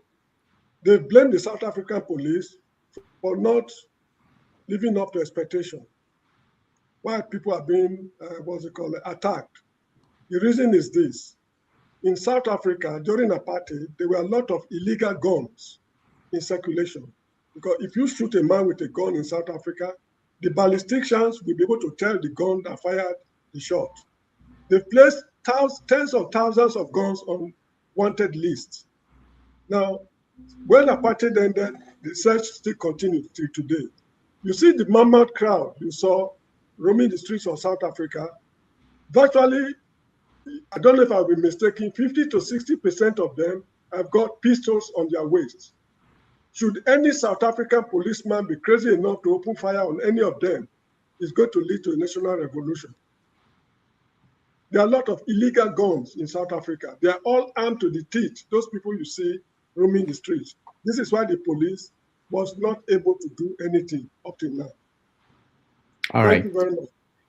Thank you so much. Sully, we're about to take a break. And when we come back, we are going to rant. You want to say something before we go on break, or you want to wait until we come back? No, I did see some topics that actually happened over the weekend. I'm curious why. Like which topic? When that miscreant went to your state to go and start cloud chasing. Oh, you mean you were talking about a very dark man? Yeah. Well, I think probably it didn't rise up to we mentioned so many topics, and at the end we didn't touch on them, or we won't touch on them. But let me hold on. I think I want to play a video from that, and maybe you can explain to us what this is about.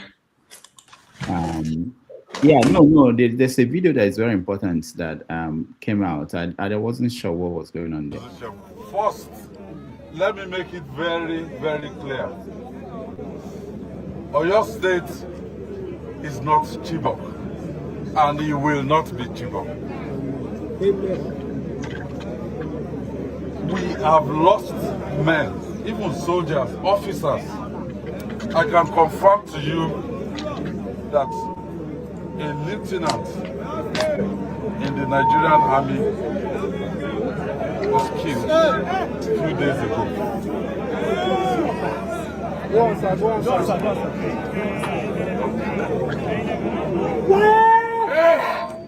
Hey, everybody keep quiet. Yes, so if you ask me, can I sacrifice myself for those children to come out? I will do it. I have lived a good life. I'm almost 60. It doesn't matter. My own father died at 76. But what we want to do is, this is Oyo State.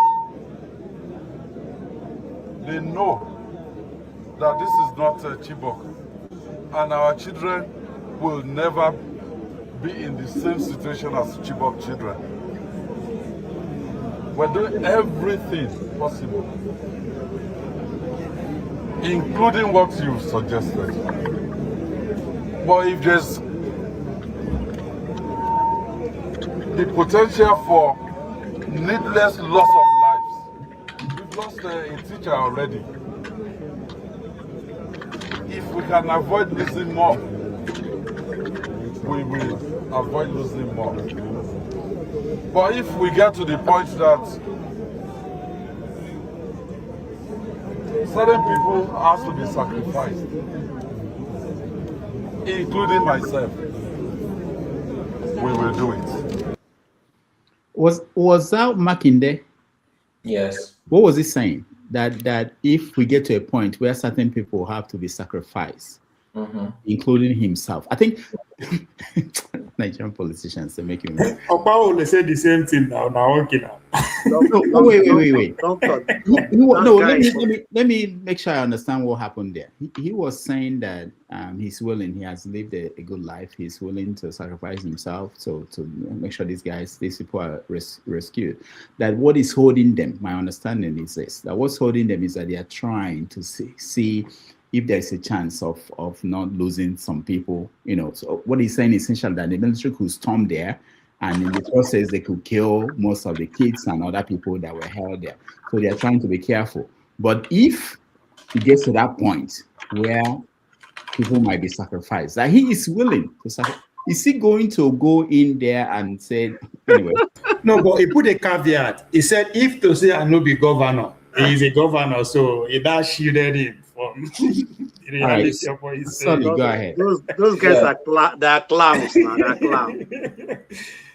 Yeah. So me, I don't necessarily find what Sheyi Makinde is saying is funny.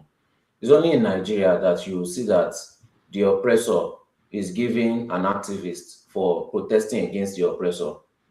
And Nigerians will claim they have such a high IQ. They are so smart. Yes, they can't read through the lines. Only in Nigeria. Only in Nigeria will, because you like someone, the person can do no bad. Even if you see the person doing bad, you will never want to call it out, right? Just because you like the person. And then they start to wonder, how did our politicians, this kind of politicians, get there in the first position? Most of them are not different from APC supporters, but they love to insult APC supporters. They love to castigate them. At the same time, when they go behind their back, they do the same thing as APC supporters. This miscreant took him and his gang, right, paid for flights to go to Oyo State, took weapons on the road and claimed they were protesting. You say you want to fight bandits. Are bandits on the road of Oyo State? The people that don't know why you came there, that are not internet savvy, they are not on TikTok, they are not on Instagram, all the old people, they don't know what you are doing there. They don't know. So a lot of people abroad are supporting this kind of protest. But where they live in abroad, if that protest ever happens, they know that most of those people will be arrested. They know most of those kind of protests, they could never allow it abroad. But they are always pushing for what will not be allowed abroad inside Nigeria. And you see how they'll start screaming and shouting. most Nigerians, a lot of them are just terrible, terrible people. Very, very terrible people. And they will never take the kind of things that they suggest for people. Now, he went to Oyo State, that miscreant. After he did all his nonsense, you went to go and meet Sheyi Makinde, who is the cause of this issue. The security money, Sheyi Makinde pocketed it. The Amotekun, that was some form of state police that could have kept the case state secure, he pocketed most of the money. He underfunded the Amotekun and understaffed it and undermanaged it. So they cannot even help in the situation. You have Sunday Igboho saying that he wants to come with 50,000 men and they have better weapons. They say they want to enter the bush. They don't even need any funding. They don't need any, just need permission. Are you telling me this miscreant is not aware that Sunday Igboho has gone? So that is why I say that all this thing is a clout chasing thing. That's what he did when he came to Nigeria, claiming that the government was after him. Government that stamped his paper, gave him back his passport, gave him his luggage for him to leave the Lagos airport. He still ran on the street up and down, claiming that government is after him just because he wants to clout chase. Now, you are coming there, you are using your platform to whitewash Sheyi Makinde's image, when most of the people in Oyo State are already piecing it together that this Sheyi Makinde is the one that is responsible for these people being in the forest. People are joining it together. You come and you want to ruin it like you ruined Mohbad's case. Sheyi Makinde is now using his platform to whitewash himself, saying that he's ready to die for Nigerians. This is the person that is responsible for those children in the bush. You claim to fight for those children, but why is it that every time you are fighting for people and it is against the government, it always ends up with the government awarding you or the government using you to watch their image every single time? Every time. It is not a coincidence. You know, you are now using the lives of my people to do your clout chasing thing that you normally do in Abuja. And most of the people that are supporting him, they are not from the Southwest. They are not. If they love this method of chaos, why don't they push it for it in their region? They will never answer that. Like I said, they always support what they will never allow in their own space. What is not allowed where they live abroad. But as long as it is another set of people, to them, it's not real. It's like GTA. You know, you see all of them. They are in the comment section. They are supporting somebody that was in court, proving to defame another person's wife. Until today, he has not apologized for it. He continuously uses his platform to promote fake messages like he did with Showore. Till today, he has not apologized for it. These are the kind of people that Nigerians support, right? There's a guy called Scott Iguma. This guy has been talking about meeting your local government chairman, right? This guy gathered people of the community. He didn't go to protests. He went there as a community. Because once you go as a community, Nigerian politicians see you as a voting bloc. There's no Nigerian politician that will see a voting bloc and just deny them, right? They've been going continuously, back and forth. Now, he has gotten a meeting with some of the people representing the local government chairman area, and they are starting to audit their finance. And this guy is taking us through the whole process, right? Documenting everything, so that if any other Nigerians want to see it, you know, Nigerians is, they copy what they see, right? So if you are going on the streets carrying weapons, that is what they want to copy also. If you are doing things the right way, that is what they will copy also. If you have a following, you should know how to use your following. If you go to that guy's comment section, you will see Nigerians insulting him. Every effort that he makes to better his local government area, they insult him all through. Look at through the comments and look at the names of what people insulting him. Look at what Nigerians are supporting and look at what Nigerians are insulting. Then they come back and start pretending they don't know why Nigeria is such in a terrible bad state. Look at what you support. Look at what you insult. Nigerians have not suffered enough. They just don't want to do the right thing. Majority of them, I'm not saying all of them, but majority of them don't want to do the right thing. They just want to go with their emotional fuel and they just want to burn everything down once it doesn't go their way or once they are not the one oppressing other people. You know, I'm going to continue to point that example because this thing is going to end up blowing in their face. And I'm not saying Very Dark Man did not do some good things. When he protested for Wike to do street lights, to do the road lights for transportation, when he was talking about the school, this thing, yes, you are making government responsible. But there was a point in time that this guy changed. And a lot of people noticed it, but some people don't want to say the truth. And from that time, only government has been benefiting, not more only, but mostly government has been benefiting from this guy's works. That's when we started seeing him in private jets, started talking anyhow on the people, saying that, is it these people that he will fight for, that he will never fight for Nigerians? You know, all those kind of speeches, started acting, you know, proud, basically using the Oshomole method. But these Nigerians, they don't want to catch up. They don't want to say the truth just because they like the person. That's why their pastors are able to fleece them, just because they like their pastor. They don't want to say the truth. So anybody can take advantage of them. And they will rather buy, you see that in the comments, choking their own neck for somebody that has been convicted in court for doing criminal acts. That's who they support. These Nigerians that claim that government is oppressing them. Thank you, Solid. Thank you so much. We have to wait until we come back from break. I know, Jagon, you're raising your hand. I've been here for almost 4 hours and I'm getting old. I have to take a break. When we come back, we will do the right. How can you be getting old? Wait to know who is still a youth.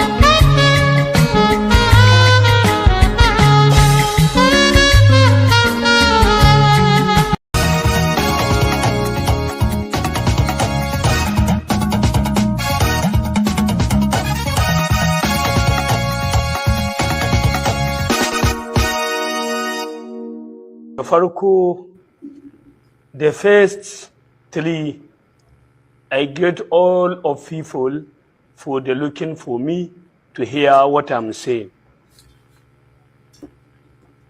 2 days are hiding. You are not. You are 2 days. You know, never see me. Today you see me. The firstly, my name is Comrade Sanusi Saadu. The here saying the speaker in the APC National and the Republic of Nigeria. My name is Comrade Sanusi Saadu Bungudu. I'm living in Bungudu local government. I born in Bungudu local government by Masallaci Lalle Bungudu area. I send you the message from Bola Ahmed Tinubu because of the governor of the Zamfara state, the Dauda alone. The Tinubu, my President Muhammad Bola Ahmed Tinubu, they may give you the message. The first, I paid with those of humanity and the great respect to you, Mr. President of the Federal Republic of Nigeria. On behalf of me, on myself, and the assistant member of APC Zamfara State chapter, want to give some good work of advance, Mr. President, the definition of the governor Dauda to APC in a major setback to your party, and we respect this move to join APC because we move your party for what Mr. President, the two is one of you accepted this defection to APC.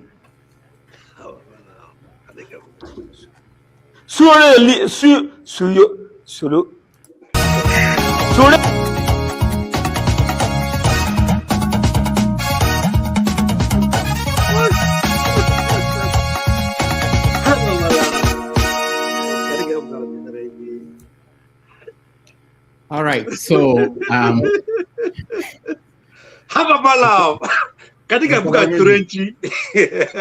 Dameji, you are a great AJ, you are a great recruiter. Thanks for spotting that talent. I'm sure very soon that picture will be behind the veil. Yeah, is there? But I don't see any. Yeah, I don't see any difference between that guy and Okpobelo. I am looking forward to campaign for that guy.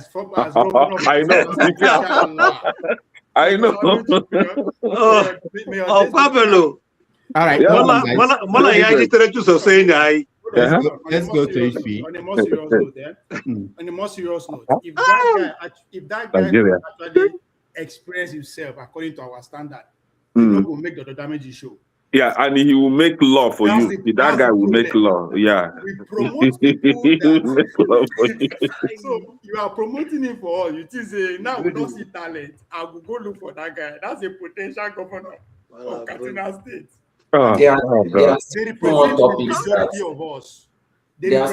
topics that I didn't see you put though. Like what? Peter Obi's interview with we talked about that at the beginning. And then Sunday Igboho went to go and threaten the Fulani leaders. Where? He was in a palace. He was threatening them that if there's any other attack that is going to happen, that is going to go on full on carnage and start attacking every Fulani person that he sees. Oh, I didn't see that. There's a video of that? Yes, there's a video. Okay, I can send it to you. That guy is trying to incite something, and I've been saying it since. He's even in the bush already. I'll send both videos right now. Okay. He's trying to incite something, and I've been saying it that Nigerians should watch him, especially now that he has the backing of Tinubu. He's trying to instigate them to do something against him so that he can now have the power to, you know, he wants a tribal war. All so right. Nigerian government needs to watch him. Okay. Thank you. Okay, Ify, I'll give you, you want to say something or we go to rant? I don't have anything to say. Okay. You've joined Mr. James. Okay, so let's go to rant, and I will start with, let's see. I think there's somebody at the back end. Okay, KJ. Let me start with KJ. Actually, if you start with me, I will go once I drop my own. All right. All right. Yeah. 2 minutes. You know, I think it was in June of 1993. I don't know. Some of us on this platform were not born then. IBB made a quote, and I have it here. It says, "If I'm sleeping and I hear the Yorubas beating the drums of war, I will go back to sleep." I don't know how factual this quote is, but IBB made it. I didn't make it. So for Sunday Igboho, who knows, is a coward, he can't do anything. But the thing is, he was of the opinion that you should go back to your country and fix your country.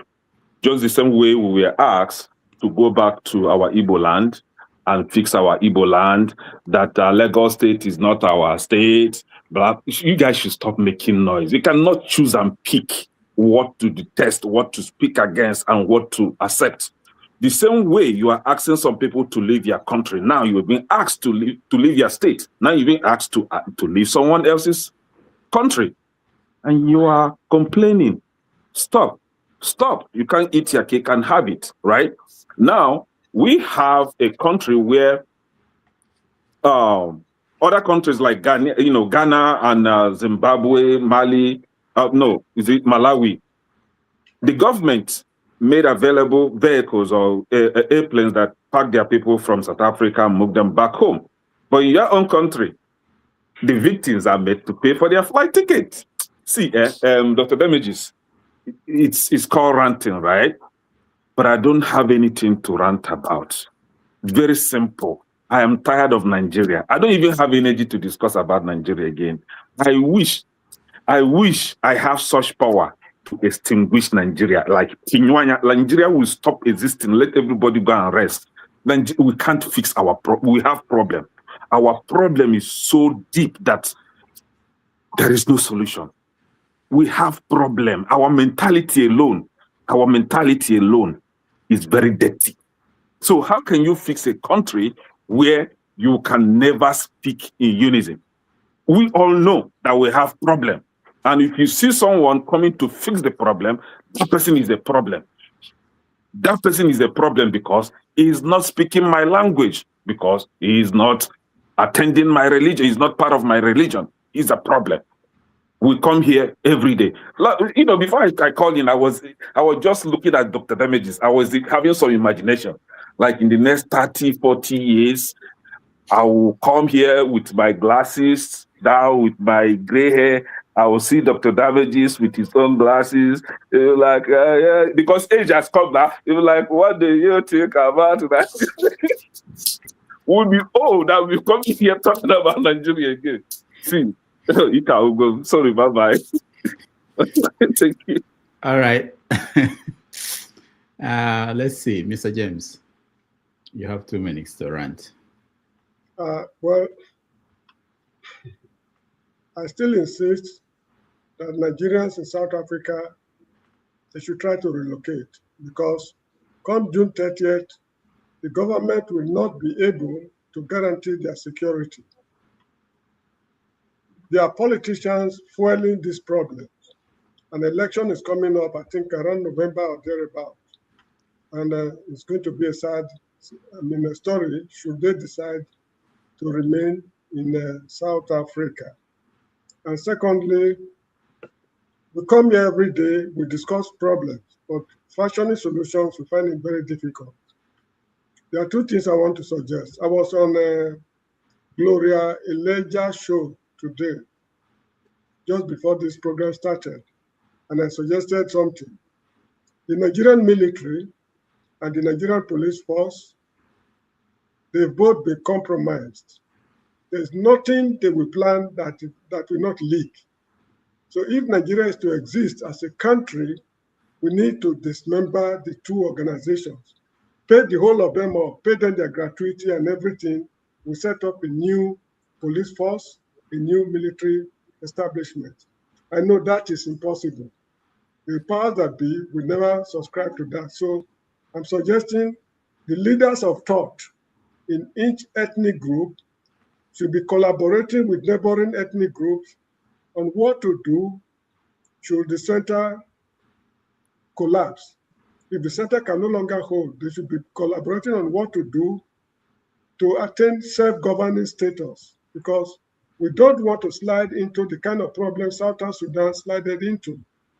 So now is the time to work out the modalities. The people in the Middle Belt, how will they organize themselves? The Westerners, of course, their problem is they have lesser problems because of their homogeneity. The Easterners and the coastal minorities, this is the time for them to sit down behind the scene, work out the modalities. Should the country continue to exist as one, it's fine. They forget all about the plans. But should we find ourselves in a precarious situation, we know the way out of it, in order for the people not to suffer unnecessarily. So that's all I have to say. All right, thank you, Mr. James. Let's go to Mazi Apara. Yeah, Doctor, thank you very much. If you, my sister, thank you for coming here. Doctor, you know, I just googled my state in Germany here is called North Rhine-Westphalia. It's the biggest state anywhere in Germany. It's about 18 million people. And the budget for education is 45 billion euros. Only for education. 45 billion. And I just googled Nigeria, budget for education in Nigeria 2026 is about let's say $2 billion. You see where we are? A state in Germany is budgeting 45 billion for education. And the whole country of 200-something million, though we don't know exactly how many we are in Nigeria in 2026, is budgeting let's say $2 billion for education, both primary, secondary, and tertiary education. And you tell me that we are serious? We are not. We are not serious people. If anybody is telling you that Nigeria is serious, we are not. Okay, now you look at how they destroyed education system in Nigeria. You see them posting in London with their children graduating from universities in London and America. Why education system in Nigeria is nothing to talk about. We are here today because we had, or let's say I had little education. Doctor, you are more than you reached at least the peak of education.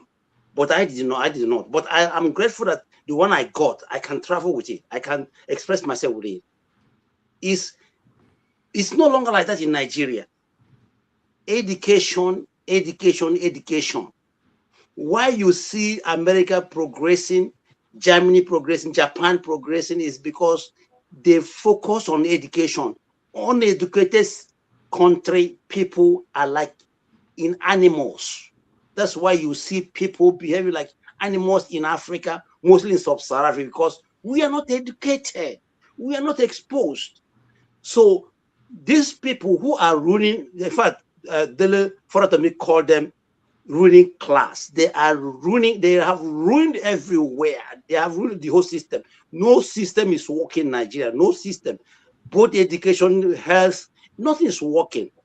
My solution is that let these people come together and decide way out. The only way out is to call for a national conference, sovereign conference.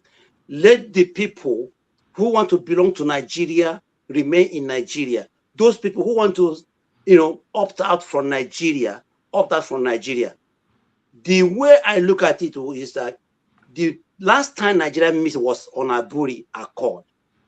I watched a television, this BBC documentary on Surviving Africa. If you watch that documentary, you know that Ojukwu was a visionary.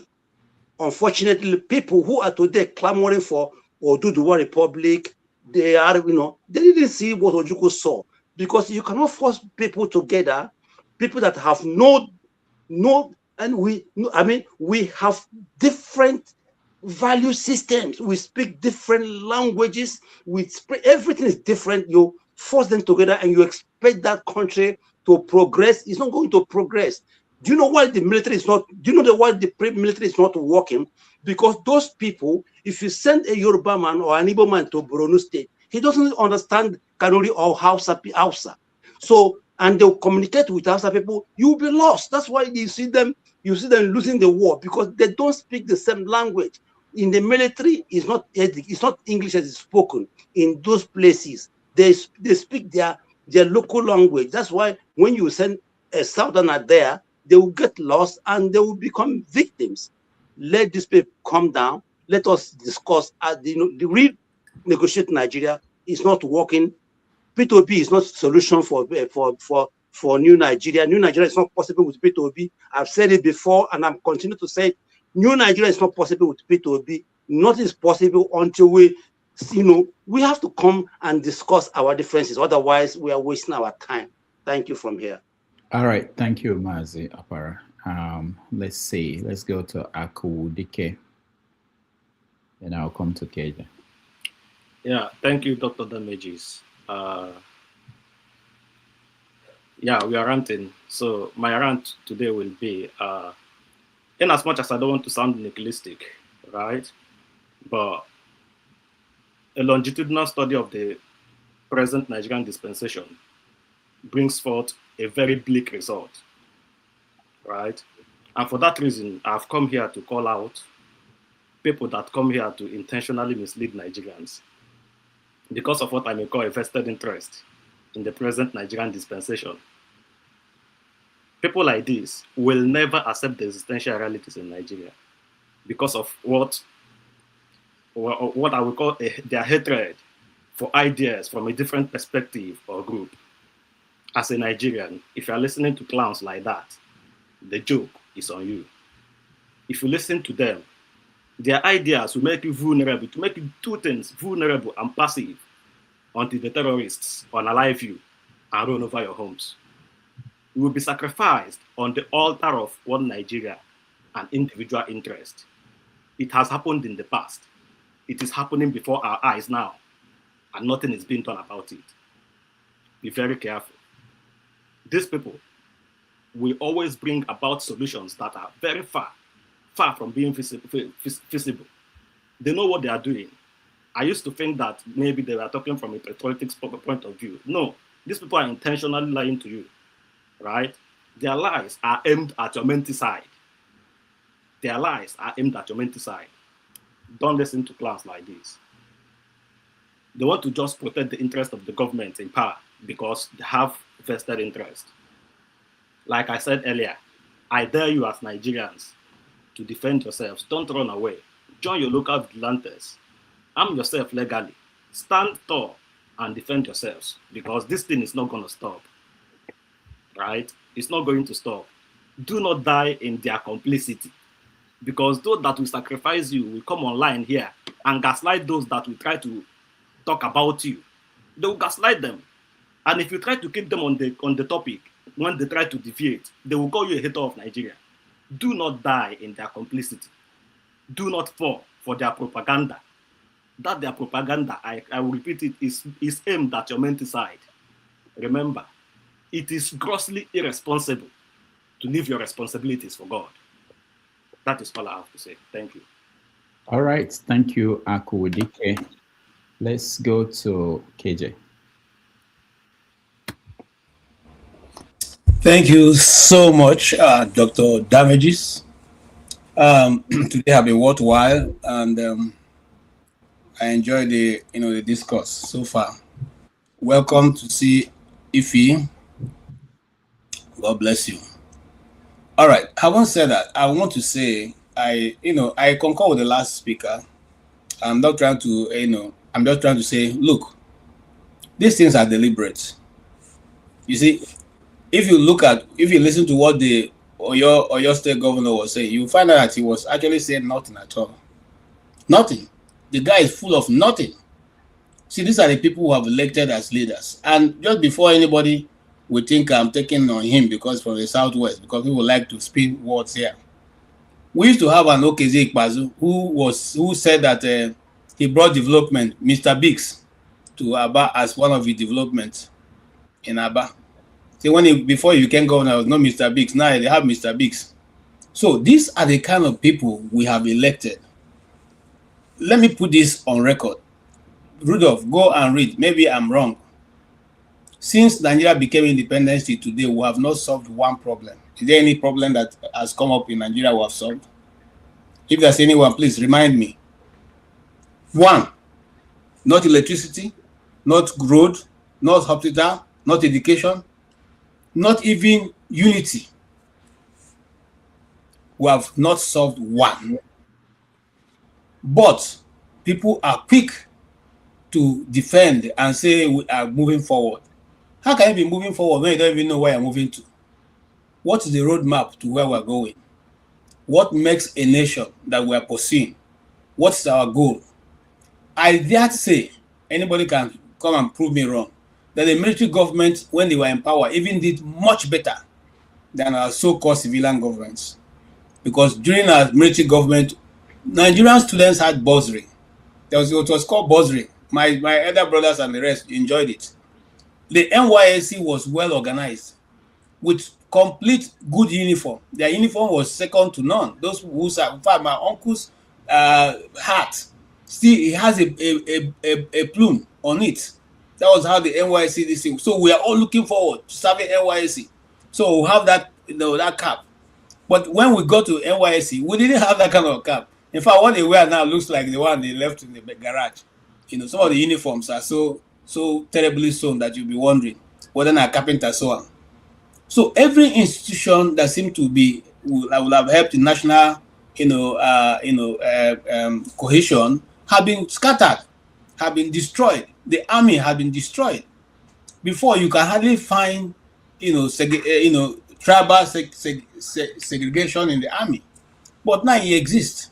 In fact, a friend of mine told me a very frightening story. He was giving command to a younger officer who is from the north. I may not call tribe now before they will come for me. The guy refused to take his command. He refused. This is a way junior officer, what we call in the army NCO, non-commissioned officers, now refusing to take order from a lieutenant. So you can imagine how it is. In his lifetime, he may never get to the rank of a lieutenant. But because of who he knows and the side which he comes, he refused to take orders. What are they going to do to him? So we are building a nation, and unfortunately, the younger ones are seeing what we are doing, that we don't see where it's going to end up. Because even now, the younger ones are quick to defend whatever they are seeing as the right thing. Okay? When we were growing up, was it that there was no corruption? There was. But when you went to school, you segregate yourself from those people whose parents, you read them in the newspaper, they are corrupt. You don't want to go near them. Okay? You don't want to go near, you're not even friends with them, because you look at them and say, these are people who are eating Nigerian money. You people kind of, shield yourself away from them. That doesn't happen now. You call them and become friends. So you enjoy the Nigerian money. You fly about in presidential jets. When we are growing up, I'm just telling you, when we are growing up, we had gone to swim in the government house. And unfortunately, a child drowned in that swimming pool. The governor shut down his government house, swimming pool. Till today, as I talk to you. It was not the fault of the people, the guards. It was not the fault of anybody there. But he shut it down. Till today, that place was shut down till today as I talk to you. That was how Nigerians viewed people's lives. It was taken seriously. It was not something that you played with. We gave some kind of concern for what people and who they are and what is important. But today, that same Nigeria a governor comes and tells you that if he needs be, he will lead the charge, because he knows he never get to lead the charge. When he finished making that his so-called statement, the children are still in the bush till today. That's the end. VBM have gone. The press have gone. Life returns to normal. The siren blows again. That is what we are witnessing. The only thing we have been able to advance in Nigeria is that we're no longer using 504, as official vehicles. We are now buying, the Lexus and the Toyota, Land Cruisers.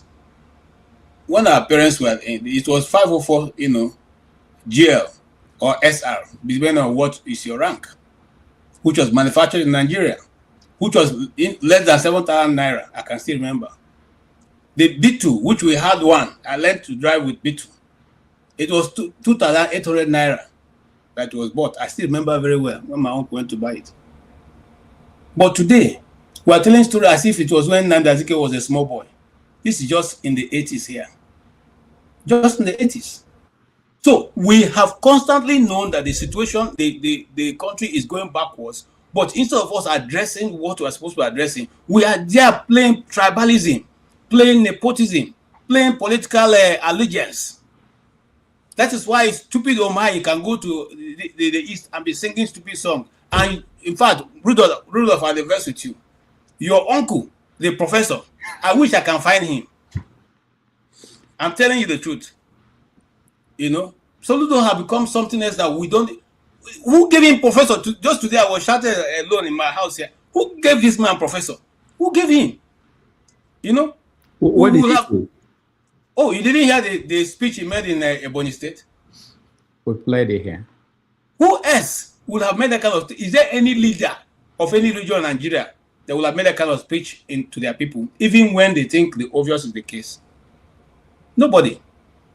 So these are the kind of leadership that we have got. They are not responsible to their people. They are not responsible to Nigeria.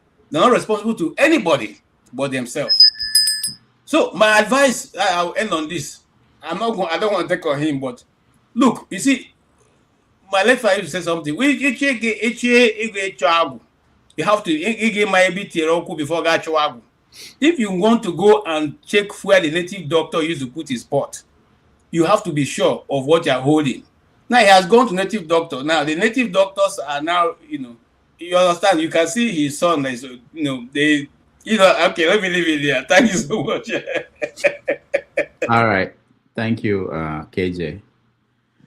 Forefathers, welcome to the show.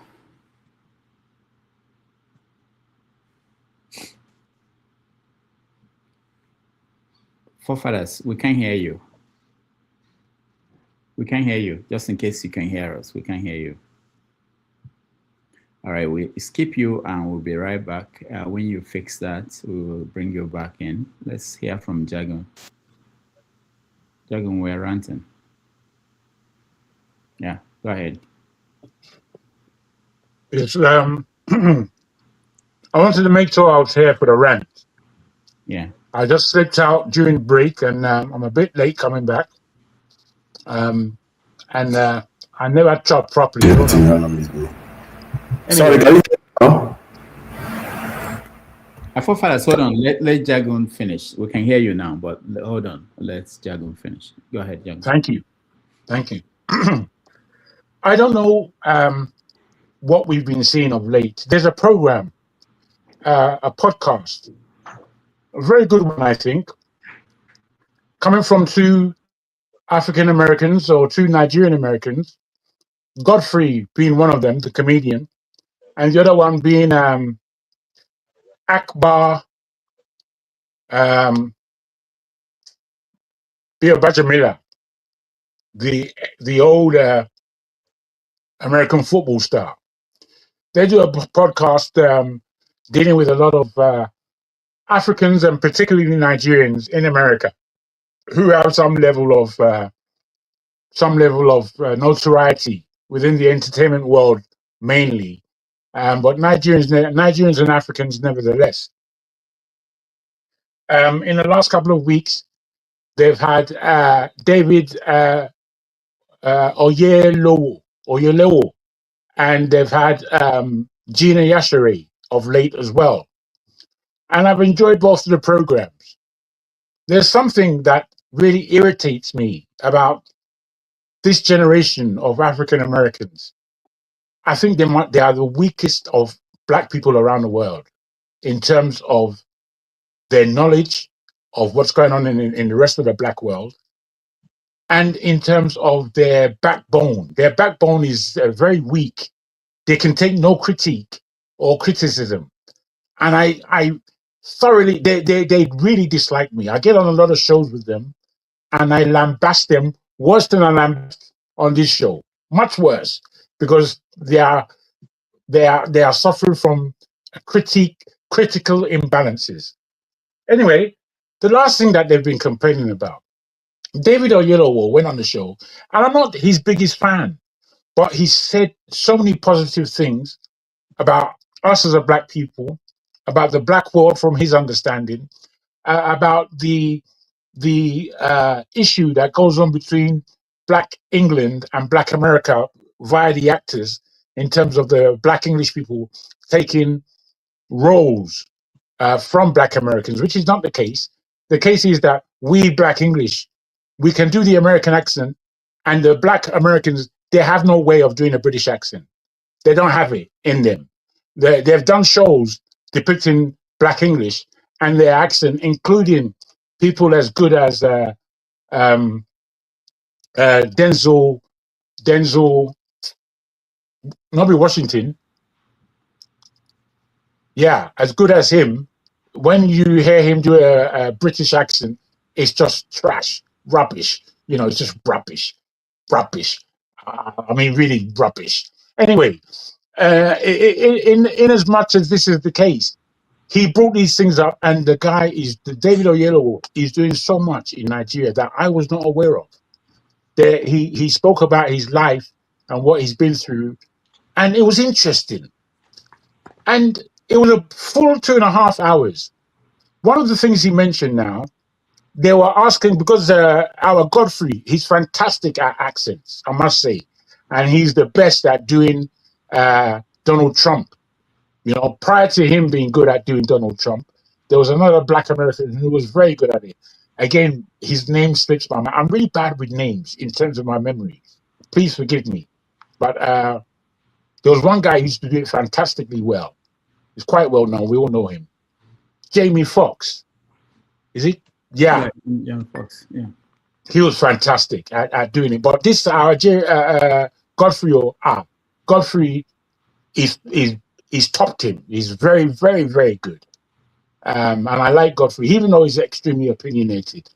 Anyway, David Oyelowo now was asked from the fact that he's done so many American roles, he was asked to do the accent of a Southern Black American. And he first highlighted that he's not a comedian like Godfrey, and he's not as good as accents as Godfrey is. And when he learns how to do an American accent from the East, West, or South, by the time he's finished the show, he makes sure he doesn't bring that home. He drops the accent to be able to fulfill the next role he may have. So he explained things. And then he attempted. And his attempt was, he was depicting that if you speak quickly in a Nigerian accent, if you speak in a Nigerian accent, and you're speaking in a quick way and everything is going smoothly, as you begin to slow down, it would enter into a Southern American drawl. Now, this, when he did it, I thought, I didn't think too much of it. I didn't think it was that funny, but I liked the fact that he was confident enough to do what he did. In any case, this has now broken the back of Black Americans again. They said, did you see how David Oyelowo was talking about us, Southern drawl, this, that, and the other, complaining bitterly until they're making shows of something so small. And I get this a lot from African Americans. They have no understanding of what the Black family is today. They are not like their forebears, who basically, for most of the Black world, understand and appreciate what Black America has done for the Black world. They've stepped forward. they have been in the front line, as it were, in so many aspects. They have made us proud in so many aspects, but they know nothing about us.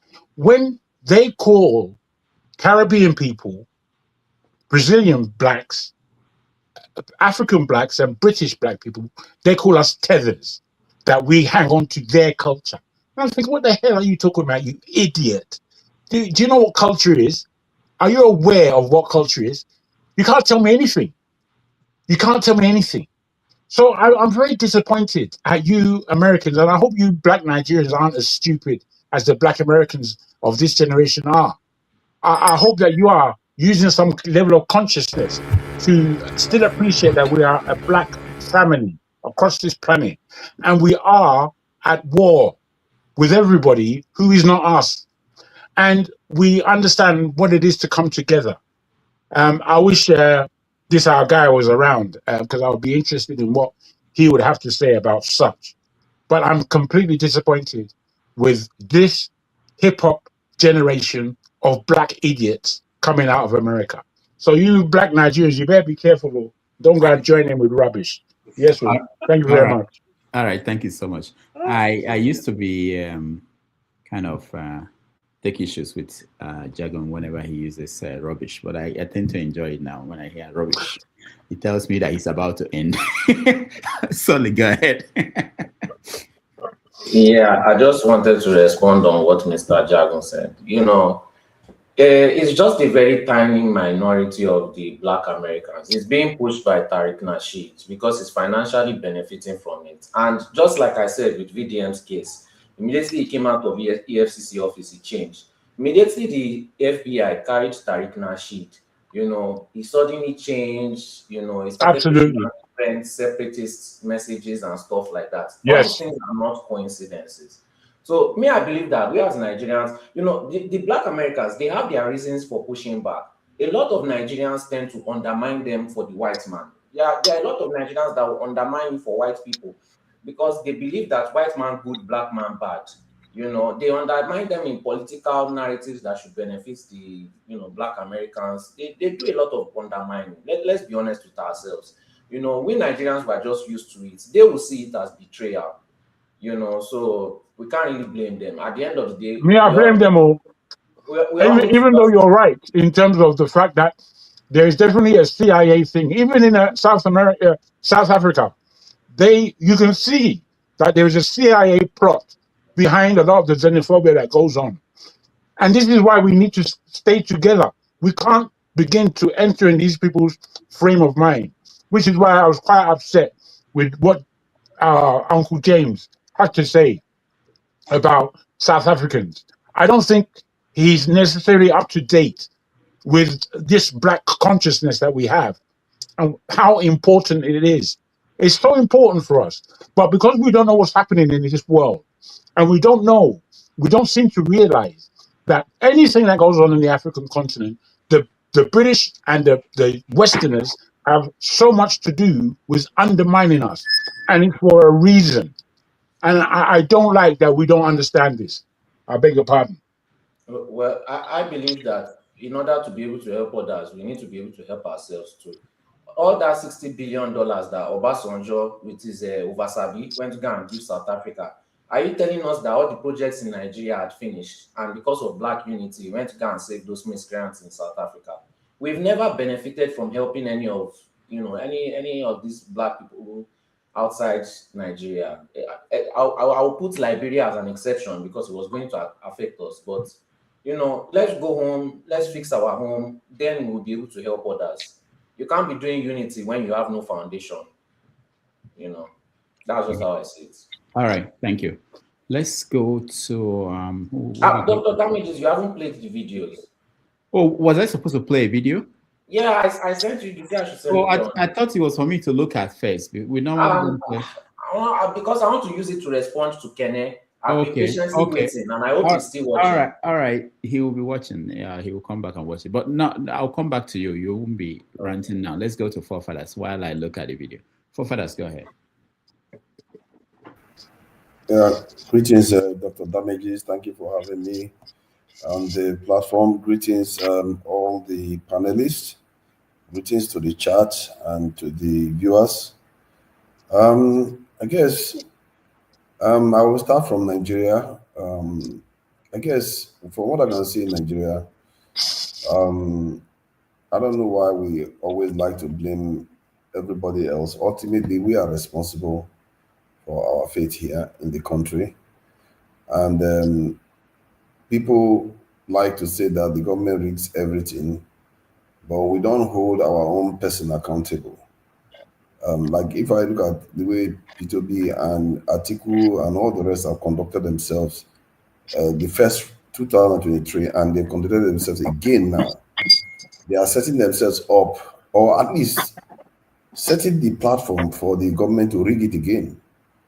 Because how can you have an opportunity to beat a government knowing that all of you got 60-something% of the vote the last time, and you just squandered it? Like, why? Why would anybody do that? Even if they decide that, you know what, we are all going to share the money, but you can't even come together and say, let's share the money when we get into office. They can't even do that. That's how incompetent they are. And so if Tinubu returns in office, it just tells you that Nigeria is lacking good quality leadership, and we are going to be cursed with 16 years of absentee leadership in Nigeria, whereby they barely even talk to Nigerians. I don't know the last time Tinubu spoke to Nigerians. I think that was on Democracy Day. He hardly spoke to Nigerians at all. And you look at how somebody that I met in Nigeria was saying that the House of Representatives, that they barely even come to work. They barely even show up there because all they do is come and share money. The entire thing, the way the country is being run, the only reason why the country seems to be ticking is because of private enterprise. Right now, at least the government is not getting in their way anymore, like they tried to get in the way of Dangote refinery. Bua refinery should be coming on stream too, and I think they should sell the country's refineries. Clearly, Nigerians are too corrupt to be able to run anything. The only incentive Nigerians have to do anything is when they have a direct stake in it. When it is their thing. That is why private enterprise is the solution to our predicament. I've seen it, and you cannot believe when Nigerians believe something is theirs, the way they work hard to protect it, they do everything, but if it's not theirs, they are looking to destroy it. You can even see, like, even a simple app like Bolt that people will call for taxi. And Nigerians, almost every single driver doesn't want Bolt to get paid from the app. They want you to pay them cash so that they decide what to give Bolt. Until they kill that one again, then you don't have Bolt, another one will come again. So it's like we run the systems down. That's Bolt is supposed to be a system that was put in place for people to be able to call taxis and drivers earn a bit of money. Not that they were not earning money, just that they are concerned that they are not earning enough money. So they would rather not pay Bolt the commission that Bolt works. And that is a kind of symbol for how Nigerians behave. It's ridiculous. And one of my experiences that I had was, I literally, because every Bolt driver was saying the same thing, then one of them, I challenged him. I said, why are you asking to be paid in cash? If all of you are paid in cash and you don't have Bolt anymore, who is going to organize you people anymore? And he got a bit flustered and started saying, no, that's not the point and all the rest of it. And I got to meet this guy. It turns out that he was a very nice guy, highly educated, somebody that is working in high place institution in Nigeria. He said the reason why he came to pick me up was because that is the kind of thing he wants to be, but that's not what he was doing. Because I questioned him, I said, why are you asking to collect cash? Because if you kill Bolt today, tomorrow you will not have Bolt. That's how we kill everything. We kill our own refinery. We kill everything. And when they say we don't solve problem, we solve problem. It's just that we keep destroying it. Everything we build, we destroy. We find a way to destroy it. And all the things that we built so far, if we don't take care of it, if we don't protect it, it's going to be destroyed too.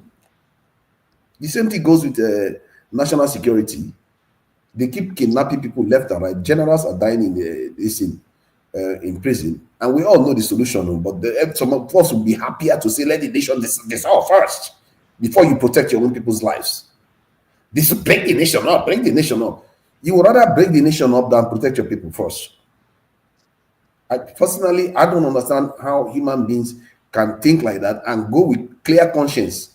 Many of them are in these foreign countries where they call police will show up in 5-10 minutes. What kind of wicked person is that? Every day you come on this platform, they tell you that those people that got kidnapped, that or your state one where they got kidnapped, there is nobody protecting them. If there was no one there protecting them, how do you expect them not to get kidnapped? And when they tell you that you should recruit people to go there, many of you are one of the first to say, oh no, don't do that, let's break up the country. How is that your solution? Because the country you are going to break up into, is it going to be any better than Cameroon? Because Cameroon is not part of Nigeria. Is it going to be better than Benin Republic? They are not part of Nigeria. I don't know where we think this logic is going to get us, other than fixing the country that you have already that has such great potential. Nigeria, say whatever you like. Nigeria is one of the most selfless nations in the world. So the people themselves are very ingenious, because that same driver that almost did that stuff, the reason why he takes this boat was to get to work. He wants to get to work and not have to pay with his own salary to travel. So he does both. Where our people hustle, they do this, and you see people, they are working from their workplace. If they see an empty field, they will go and farm it. Nigerians do that. In the Federal Capital Territory, not in the village, in the Federal Capital Territory, they will go and farm it. Nigerians look for every niche to earn a living. That is a good thing.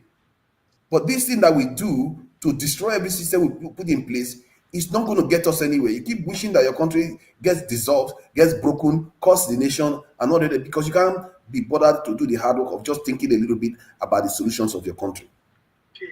If you force your government to recruit people to secure the country, you will not have that problem. You'll be going to Nigeria and enjoying yourself like everyone else. They know the problem and they tell you what the problem is, and you don't force them to do what they promise in their own elections. And tomorrow you start saying that, oh, the government are corrupt, they are supposed to know what to do. They're not supposed to know what to do. This is what democracy is all about. If you don't pressure them, look at Trump now. They are pressuring him. Now he's beginning to turn face against he's changed the whole way he's behaving towards Israel. You will force even Trump, that has been bribed to the hilt by these Zionist lobbyists, is turning against them now because the population has turned against him. If you turn against your government, then you will force them to change their stance. J.D. Vance is coming on TV to tell Israel, without America, you wouldn't. Trump was telling them, without America, you wouldn't even exist. There was a time no American president would ever say anything like that on TV. But now they are saying it openly to Israel. Something they will never do because they see the poll. The people have turned on them. That's the same thing is going to happen in Nigeria. If the people turn on the government and tell them, if you don't recruit to secure this country, you will see they'll quickly do it. This is democracy. And this is why sometimes I take what Solly says about Nigerians have not suffered enough. We will not suffer enough. That's why we think we have the luxury of keep talking about things that are completely irrelevant to the reasons why people are getting kidnapped. The structure of your system is not the reason why you are not secure. The corruption in your system is not the reason why you are not secure. Because all countries have these problems. Why is it that they are only secure? The only difference is that they don't have. Is Nigeria not corrupt? Why is it that the cities are more secure? Even without that corruption, why is it that the cities are more secure? It's just people you need in those places where they are busy kidnapping our people, abusing our women, children, name it. I'm fed up of just hearing people come here every weekend talking about breaking up the country when they have not even done the minimum to say get people there to secure the people. And about what Jago said about African Americans, I really don't buy that. The idea that African Americans are some of how can you buy when you have no money? Go and sit down somewhere. Hold on, calm down. See, calm down. The guy can criticize you a little bit, and you just start losing your ropes. See, I don't buy what you're saying about African Americans, because I actually think that they have some, apart from the Rastafarian Jamaicans. Say your own opinion, and we are here to say our own opinion. Say your own opinion, okay? Please. I'm saying my own opinion now. Yes, but you don't criticize people who utter their own opinion here. I utter my own opinion. Say your own opinion. I'm not talking about the thing is that forefathers has had far long time, just let me finish what longer I'm than me. They just rang the bell and you kept interrupting me. I've not been here for a while now. Don't you miss me? Whatever. At all, my brother. You've been talking for all this while. I just came here. You just will let me talk. So, but about the African American thing that you're saying, I really don't buy that. Apart from the Rastafarians in Jamaica that has unflinching loyalty to the continent, African Americans see the divide far more than we do. They can tell if half of Nigerians, what is half? 10% of Nigerians have their mindset, they will know full well that they are being taken advantage of, and Nigerians will be far better off than where we are right now. Because the way we behave that's as not my comparison. People are. Anyway. Yes, I hear what you are saying. You are talking about the way. I said this generation, the actor. Yeah, okay. My point is that whether this generation or previous generations, they are still more aware of our predicament than the continent. Is it not the continent that is going to vote Jagaban in? Is it not the continent that is allowing the BA to remain in office in Cameroon?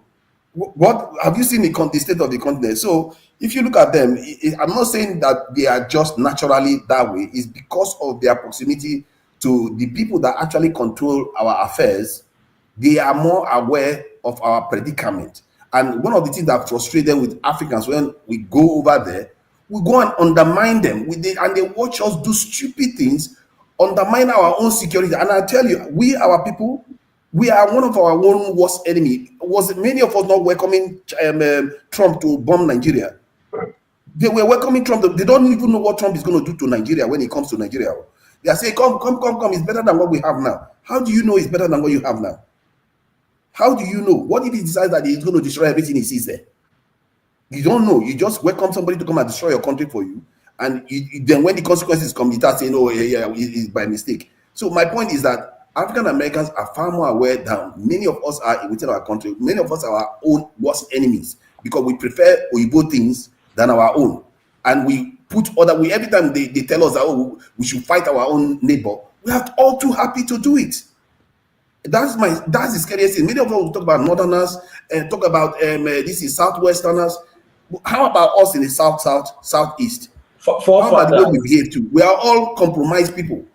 We should do better than what we are doing right now. And like I said, our problem is quite simple. Let me say this to just round up.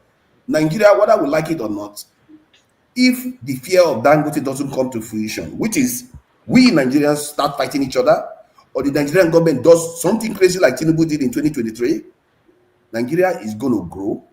The Nigerian currency is going to get stronger. I did predict it years ago that the Nigerian currency is going to get stronger because of Dangote refinery, and it did get stronger.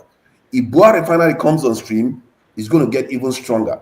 If Dangote refinery starts producing 1.4 million liters a day, barrel of petroleum a day, the Nigerian currency is going to even get stronger. The question is, if we as a people are not going to find a way to destroy it and not listen to foreigners to tell us what we need to do to better our own country. Thank you. All right. Let me ask you something. Good evening. So are you talking about monopolization here? Because you keep saying Dangote. So are you saying that we're going to handle Dangote literally is going to monopolize everything? Is that what you're trying to say? Another 5 minutes. I mentioned Bua. He left for me. I will have 20 wait a minute. Hold on. You know the problem we have in Nigeria. Why did they silence Ibeto? Why did they silence Ibeto's statement? Why is it only Dangote and Boasim? You see, hold on. That's okay until you get to my turn. Thank you. Go ahead, Papudo. If I may, Dr. Damages, before anyone comes on, you know that he he joined my statement and he didn't answer any of it. He just spoke his point of view on Black Americans. He didn't tackle, only our man, Sully, was accurate in what he had to say against what I had to say. Our friend who likes to open his mouth all the time said nothing about what I said. He's not on point. However, I would like to have a challenge with forefathers in terms of a debate about what it is I'm speaking about. I'll trounce him and maybe he won't appear anymore. But that is my quote to you. All right. Give me any Friday. I'll deal with him. Forefathers, are you open Friday, this coming Friday? Jagun is open. You know, I don't want to be, you know, unkind to Trout. You don't want to be trout. I understand. If you want to continue talking nonsense. Jago, you are going to regret it. You know you will regret it. No, don't walk into this. All right, you two have my email or my contacts. Reach out to me if you want to. Paul Father will not contact you. Don't worry about it. Look at that. KJ, you want to say something? We have to hurry. I have to. Yes, I want to tell Paul Father that despite all he has mentioned, there was, to add to what Ife was saying, there was a Benue cement factory, BCC, that was quite big and was working. It was also sold to Dangote. It was crashed. So don't tell us about these things they're talking about. We know at least much more. Those are market forces. If you fail, you fail. No, it's not any market forces. Others survive. Go and sit down, Paul Father. Go and sit down. Right. Is it not Arthur Eze that is a billionaire today? You go, he's a Nigerian man or somebody from Shekiri go to complain that Arthur Eze has oil companies and all the rest. See, you see, that's what right? And somebody, you are the one making it about tribe. I'm telling you that we need billionaires. It's not in the southeast. BCC cement factory is in Boko. Boko is in Benue State. Yeah. It's the biggest cement factory in Africa. What is the sold point? To him, and it ended. What are you saying? Is Dangote doing badly? Is he not selling you cement? Is he not giving you oil, petroleum product? What else do you want? If you can produce another person that can do good mining, see, you have to understand. We as Nigerians, we destroy everything we create. You need private enterprise to do the job. No, this point is very, very important because when Nigerians run anything, we run it to the ground. We need private enterprise to actually run it because they have profit incentive to run it well. If I apply for license for cement or sugar or any of this product, would they give it to me in Nigeria? Absolutely no. Absolutely you will not get it now because the market is already saturated. Excuse me. Go and sell sugar now. Go and sell sugar. Yes. Come on now. Oga, pack one side. No, you are free to go and sell sugar if you want to sell sugar. Okay, guys. Sorry, I'll say this and I'll short. Forefather, my problem with you is that there's so much problem going on in England. You never bring it up. You're concerned about America and the rest. Why don't you talk about what's going on in England and all the politics going on? Why? Always you will find what to say, even though you don't understand the American politics. You find a way to say something about American politics. Tell us about England. Tell us about England. No, let me just say this quickly. KJ's beloved is fighting another KJ's beloved. KJ beloves Donald Trump, and Donald Trump is beating Israel, another of his beloved. And now he's concerned that I'm commenting on it. Is it not Donald Trump that said, without America, Israel will not exist? You always like to conjure, so go ahead and conjure. You're crying about it. Hold on. There's a question for you, but we're not going to get into that now. I'll get you to address it. It's on the screen later on. But let me get to other people so that we can quickly round up. So I think the next person I will call on, I see Dexter. It's only Dexter, Ovie, and Sully and Ife. So let's start with let me start with Dexter so that I have your video or Sully, so I'll play that very soon. Dexter, go ahead after you Sully. Yeah, I thought Forefathers show had already started. Huh? I thought Forefathers show had already started. No, giving us some epistles. Okay. Yeah, and Dr. Damage, you have this special love for Sully because it seems like he's the next generation. I'm actually 21. You know, so I'm again 21. I'm looking at it on your forehead. I see that on your forehead. Don't worry about don't worry about that. My cousins were already bowed at 18, so just anyway, Sha, so yeah. Speaking about you know, they normally say anything people don't understand, they kind of tend to destroy.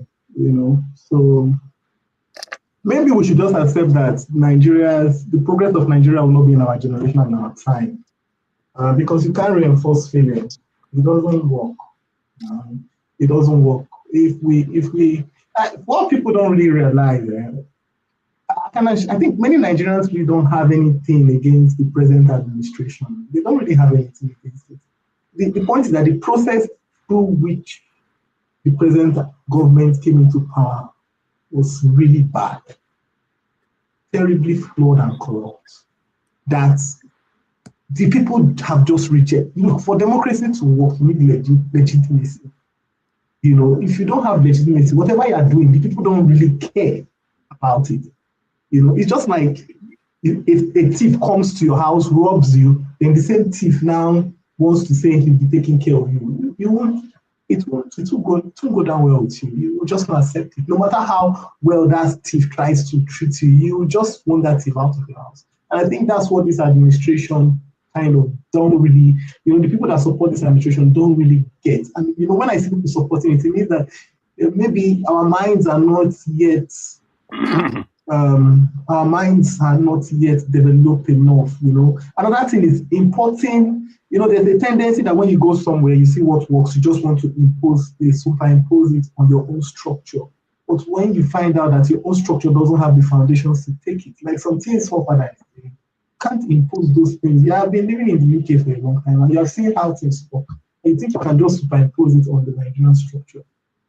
And the Nigerian foundation doesn't match what you want to superimpose on it. It's not going to work. You know, and so maybe, I just say maybe because it appears that we are so fixated on, you know, the skies we want Nigeria to be in. And we forget that for you to build a skyscraper, you need to start from a very, very, very, very solid foundation. You need to pile down, you know, create a very good basket for that skyscraper you want to build. You can't hang the building up and just start, you know, have to start from the foundation. And the Nigerian foundation is abysmal. We have to accept it and say that's the truth. And this present administration and administrations before them have not done anything to unite the country. You go to many countries that are progressing, they can unite under one goal, one common cause. The only common cause Nigerians can unite under is football. Whether we like it, that is all. Outside sports, there's nothing, absolutely nothing. Even in academics, we can't unite. You know, even in the sports we're looking at now, it's becoming fractured because the fractures are running in there. You know, so I mean, maybe, just maybe, you know, maybe not in our generation, you know, but doesn't mean that we'll stop fighting. You know, we have to stop fighting. People like Dr. Damages need to keep putting out issues. People like Dele need to keep writing. You know, because the next generation will come and look, what did we do? And we need to keep on talking. You know? And as much as the elections look like it's going to just be a show of shame, doesn't mean that we won't go out there. Because I think what this administration is trying to do with the Ekiti election is to just make people distraught and say, we will not go and vote. And then they will just swear in the president. Thank you very much. All right. Thank you, Dexter. That's the 3 minutes that we said the rant should be. All right, who is the next person? I think I'm going to Ovie. Oh, no, Sully and then Ovie. And then Ife. Okay, Sully, before you start, you wanted me to play this video. So let's see if I still have it.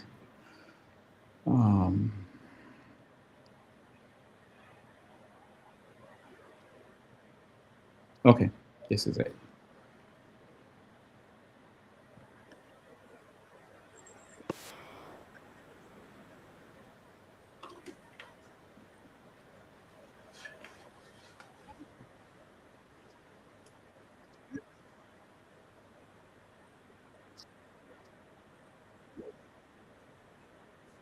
Hello?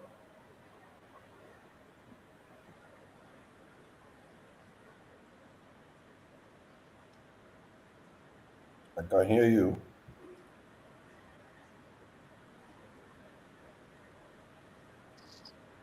What's going on? You can speak. I think Dr. Damages is frozen or something. No, He's not frozen. He's looking for the thing. Yeah. Oh, it's not playing? No, it's not playing. No. Oh. Yes. We're just looking at you frozen. Oh. And No, so I was looking at the video. I was watching it, and I didn't know police you say guys were hello. listening. Okay, Police okay. say Let me hello. do I it want to again. say, it's me you're looking for? Okay, sorry guys. Let me. So everybody are back. Kuma say about house. Como assim? Vai, usa. Kana já usa? Ba usa. Ni so ni bana junior ba. Olong ba usa. Kana já usa? Ina ji. Kana ji? Olong ba usa. Ebi wo gba usa tata. Ina sunanka? Mama. Mama. Muhammad. Mo ina sunanka. Mo te fẹ́ mọ ọdún tó ti wà níbi tán ti lé àwọn bàbá kó bí báyìí. Okay. Ẹ jẹ́ ká rí àwọn ọmọ tí wọ́n jí kó gbé náà. Kí ni déètì ní ní oní ní 19 àbí? Ẹ jẹ́ ká rí àwọn ọmọ tí wọ́n jí kó tán náà nígbà bá wà àwọn jáde tán. Gbogbo la máa lékùn nùgbò.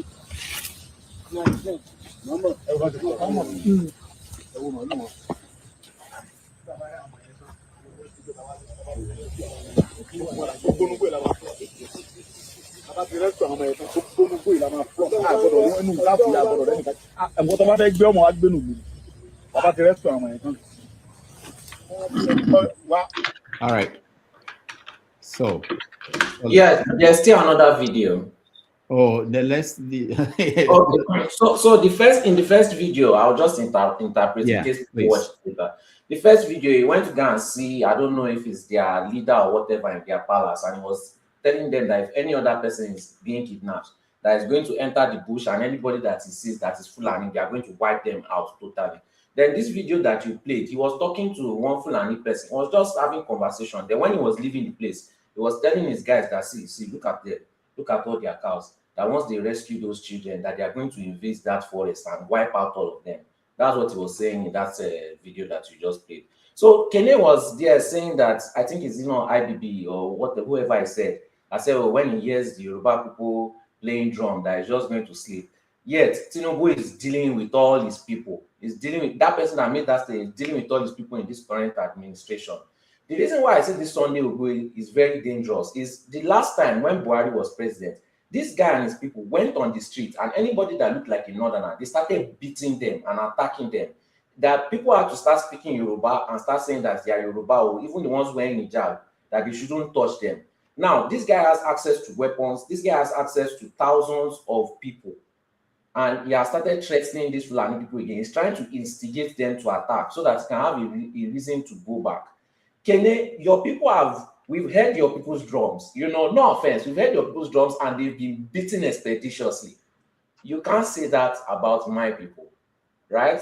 We have seen yours beaten numerous times. So I don't want to go too much into that, but if you push me, I will. Then I don't care about what Dangote is doing. If you look at what Dangote is doing, instead of, before I used to go with the former tirade of who is doing monopoly, is doing whatever he's doing. This guy is industrializing the Southwest. If you are paying attention to what he's doing, he's doing projects in Lagos, he's doing projects in Ogun State, he's doing projects in Osun State, he's doing projects in Ondo State, bringing industries, employment, basically what Western powers fear. And he's using the government as a form of support and defense for all his projects that he's doing. You might complain about him, and I may complain about him previously before, but if he's going to have this monopoly and benefits the people and go against Western powers, so be it. After all, at the end of the day, is that not how America was built, right? When you look at the people that built America, the people that built their railway and everything, they were monopolists. They were capitalists. They took all the money and they invested it back in their country. And that's why you run away to their country. So maybe you should be begging Dangote to come to your region, to come and industrialize the place also. Because at least we know that he has the backing of the government. And your people is he only industrializing the Southwest? Well, I don't know about other areas. I know about what he's doing in Osun State, Ondo State, Lagos State, and Ogun State. That seems like on industrializing the Southwest to me.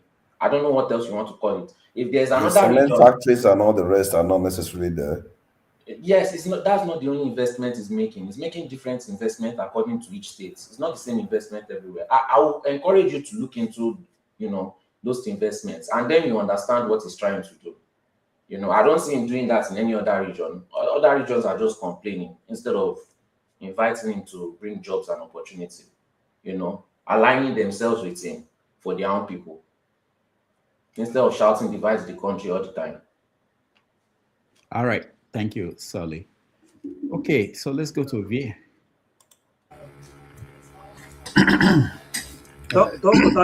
Please, 1 minute. Sorry, my brother. One thing, when we come here and discuss about Dangote, developing Southwest or Osun State or Ogun State, I ask myself, what is development? Because the last time I saw people in Ogun State where Dangote is operating his cement industry, suing Dangote, because Dangote cement industry is causing a lot of havoc in that area where he does that cement, factory. The same thing he did in Boko, where people were poisoned by his cement factories. What is the development for you? Is it because somebody is monopolizing your people, grabbing the land? You saw what happened, what he did on what you call it now on that refinery. They said you saw that even he came out and said that even he paid $100 million for the lands, and the government evacuated the people. The indigenous people lost their ancestral homes because of this man, and they never even knew that Dangote paid $100 million to the government. It was when Dangote was having problems with the government, he came out and told them, at least I paid you $100 million. Even now, the indigenous people are in court with Dangote and the government. So let us be honest with ourselves. We live in Western world where things are done orderly. So if Dangote is, developing Osun State, which is one of the poorest states in Nigeria today, so good luck. But we don't want Dangote to come to Igbo land, because we have. If you go to Ebonyi State, you have those limes, those stones, whereby he can do. But we don't want that kind of person to come to Igbo land and destroy our ecosystem because he want to industrialize our land. We don't want that kind of nonsense. Thank you. All right, thank you, Mazopara. Can I respond? No, Sanusi. Just 1 minute. 1 minute. Okay. First of all, Dangote is not a Fulani person, because I've been seeing the literates in the comments saying Yoruba and Fulani. I'm not saying that I didn't call his name. I didn't call his tribe. Okay. That was not for you. That was for the literates shouting that is Fulani. Okay. Then, secondly, I used the word industrialize. I didn't say invest. I said industrialize. And the reason why I support it is because it goes against what Western powers want. Western powers do not want any form of industrialization in Nigeria, because that can spark up something. Yes, if you don't want Dangote, you will see that the Southwest is being industrialized, and your people will want that also. Whoever they choose to do that in your region is fine and dandy with you. This is who is doing it in our region. You don't have to accept Dangote, but it's going to trigger something in our economy. It's going to trigger something in our people. Like I said, if you want to see an example of this being done before, you look at the American history. Yes, the American oligarchs before were poisoning the water, poisoning everything, but they brought that industrialization. Same thing happened in China. Everything is not going to be perfect, but once you trigger that wheel, once you start the wheel, it begins its journey. That is my point. Doctor, 1 minute. No. Okay, thank you. 30 seconds. 30 seconds. I will close. If you watch what Shehu, what they call Fela said about Dangote, do you know that those people who are working with Dangote today in the companies in Lagos, go and watch that video that he made. Shehu, Fela, go and watch what that young man said about Dangote, what Dangote is doing there. So when we come here and praise him in the industrializing Yoruba land, good luck. Good luck. Thank you. All right, thank you. Ovie, go ahead. If I want to go by the logic of Mazi Obara, I will say the current insecurity in Ososo, Boa Cement is responsible because Boa Cement is building in the what they call a Great Cement factory. Currently in my town, that has been going on for a couple of years now. It's been building factories. The activity is in full-fledged. That is insinuation. So I should accuse him of importing insecurity to us also. Cement is one of the heaviest industries in the world, and it will poison anywhere where they are. Indeed. Sasha, tweet that out. I don't know how you they do it, the way you go keep straight face, when and it's a very unfortunate too when all these British subjects go come here establishing authority over socio-cultural politics of Black Americans. I'm telling you, my brother, if you ask them to say something about British politics, they don't have one sentence to utter. So it's fascinating. Indeed, your platform is living up to its name. I have to say. I know you play my. I'm now unofficial spokesperson for Comrade Sanusi Said Bogudu of Bogudu local government of Katsina State. So I know, Dr. Dameji, you played that video, in your satiric nomenclature as usual to ridicule him, to make us laugh with him. But you did the same thing that Arise did for me in terms of Monday Paulo. What we don't understand, I think when I talk, I'm saying people who don't still get the point I'm trying to make by supporting the illiterates, hopefully they'll get something out of this. When at the talk say there is a war, I don't like to use the word revolution. There is a war currently going on between we, the uncalled, uneducated, illiterate, not knowing how to speak in English Association of Nigeria. Gone are those days where the so-called educated, intelligentsia, intellectual, but yet idiots come and tell us to vote against our interests. It's not going to happen. It's not going to happen. Those days are gone. Today, if we use grammar, can't speak Finnish, some of us we come dwell among you understand how things they work. We go AI or ChatGPT. We go say, explain what this politician talk, this man talk with English, so. Yeah, he go tell us. We go tell them for village, they are like. That is the time we are today. So, Comrade Sanusi Saido of Bagudu local government represent what Hausa people call Mune Duau Dole Aizomademu. That means we are the Butos. You must sit with us. We represent the majority of Nigeria. We know Sabi speak grammar. If you go to the north, 99% of them, they speak like that guy. From Edo State, 70% of us, they speak like Opawolo. Gone are the days we vote against our interests. Go read all una book. Speak all una grammar.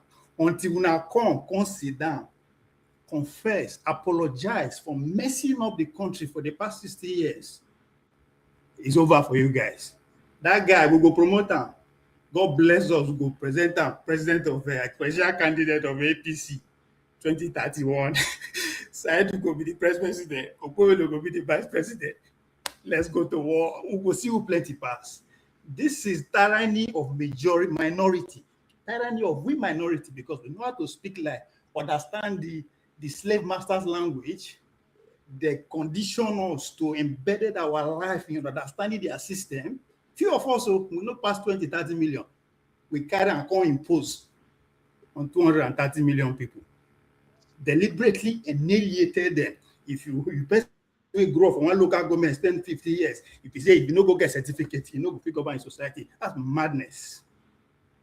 If you no fit speak English, you no go fit become governor. Now get the state passer. So we are not just emboldened to come out and speak the way we want to speak. The majority in the villages will understand us. Una will diverse. So when I say 2027 is over, it's not because Tinubu performed wonder or do anything. It is because, again, the opposition have failed to do anything. Instead of them to come and organize, go to the people. No, they're busy, jump from one platform to another, they speak grammar. And they say, including in us, that will come to platform, they insult Nigerians every 4 years. And every 4 years, when they come, if they don't vote for our candidate, they don't.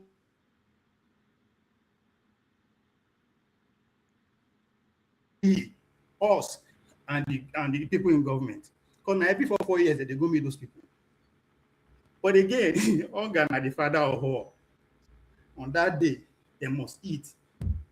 Right? Who get money pass and who get their attention. Nobody will build a system. You see comrade now. Comrade nobody speak, nobody that one sentence in English. But nobody now. But he can speak his language that the majority will understand. We are just waking up. We will produce president for this country. We no go understand why English. Because the system we will now the use oppressors is producing us in mass. Even those we go through the system, they speak like us. So I use one word like here for last week. I call it ecotophobia. That's the phobia of you hating who you are. Want to be like them, which you can never be. Never. But that's the way we want to go. But that's how they condition us. We are all miseducated to say that narrow path is the way. You know, the pain is that get one place where they see they win, which is the Nigerian youth, those that live in the cities. They see the reason like zombie.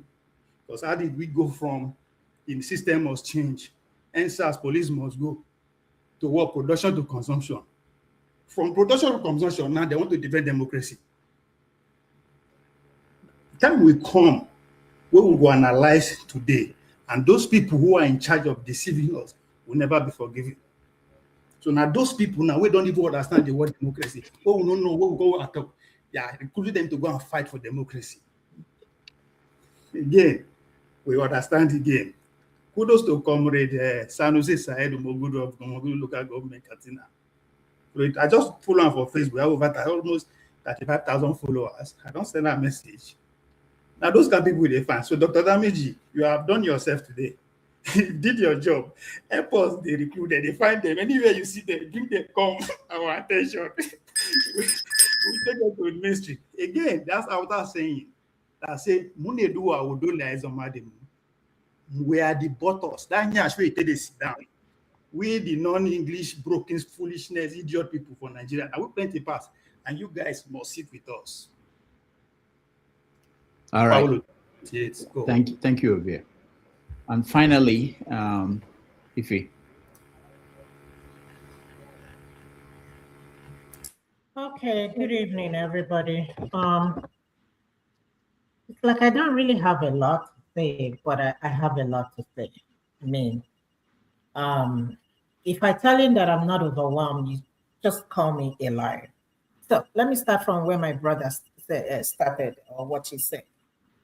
He mentioned something about the education, you know, what we budgeted, education and all the stuff. But I don't even think the problem is the number. The problem is the corruption. It's not how much that was budgeted, but how much was stolen. In a country of 200 and something million, they budgeted 36 million naira for the whole country. So meaning that each state will get 1 million naira for healthcare. I mean, just make it make sense. Again, Nigerians, we did not complain. Everybody just moved on as if it never happened. All the money that was budgeted for the last year for the this thing for the country, nobody can tell you this is exactly what they did with the budget. Some people were saying that they've only spent 5% or 10%. What happened to the rest of the money? We cannot give account of it. until we begin to tell ourselves the truth. We are so much divided in Nigeria. Growing up, I never see us to be in this situation. I remember when the Yorubas would come down to East to buy goods. I remember when the Hausas would come down to the East to buy goods and go back. We were like a nation then. But now, we're no longer a nation. I listened to Dr. Cash on Precious Enyi's podcast.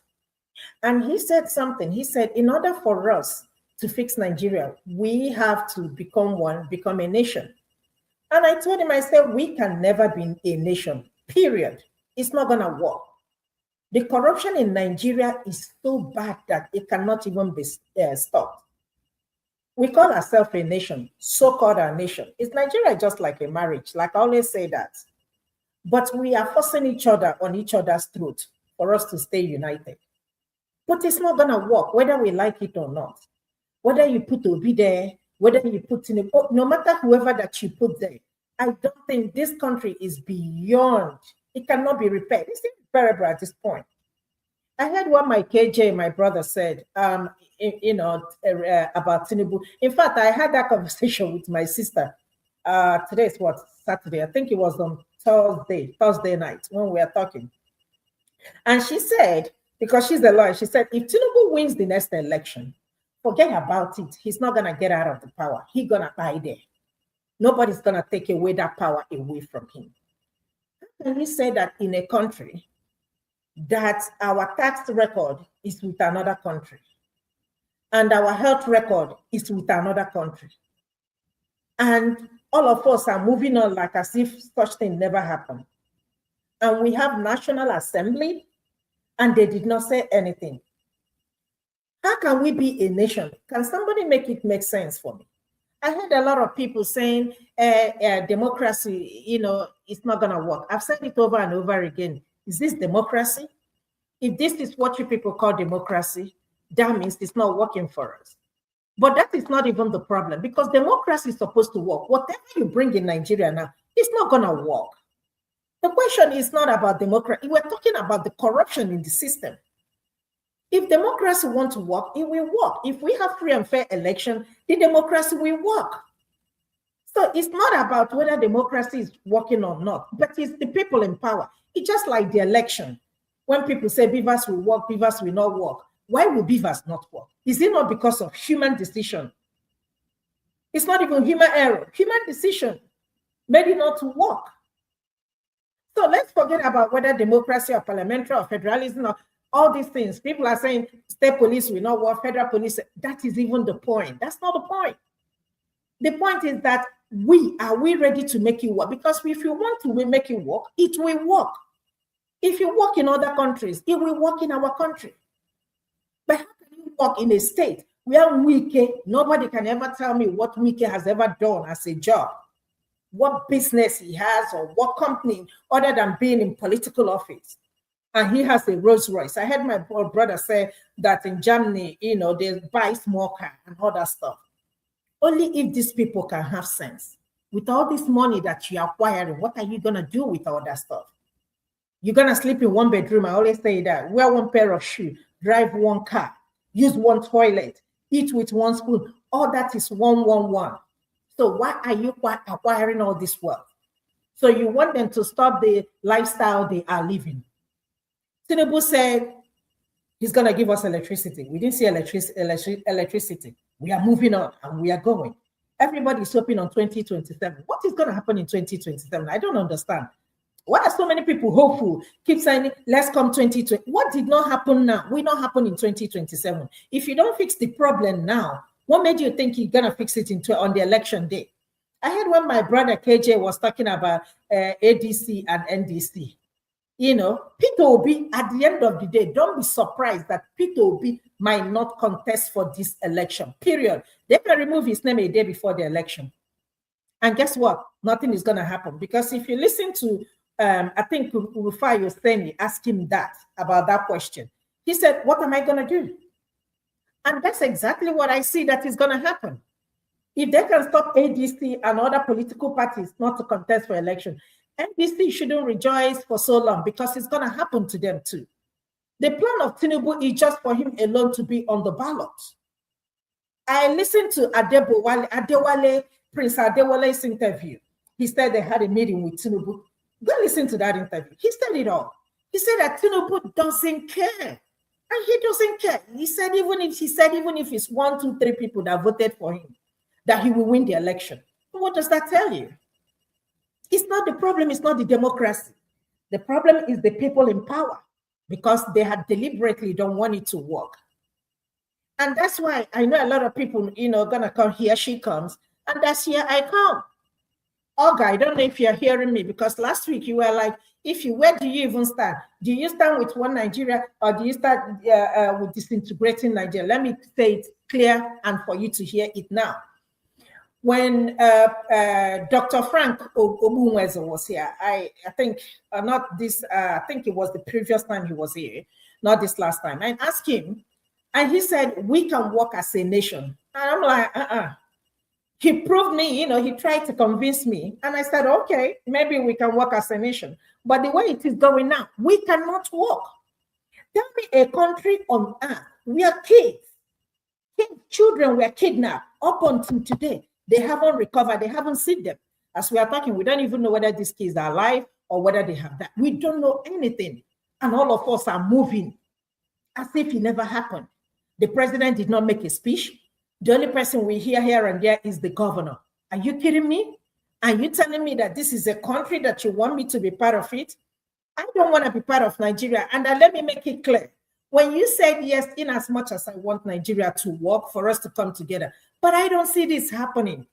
It's a question of time. Nigeria is going to disintegrate. You know what is still holding Nigeria together? The debt. The debt we are owing. That is why we're still together. Because if we disintegrate, who's going to pay the debt?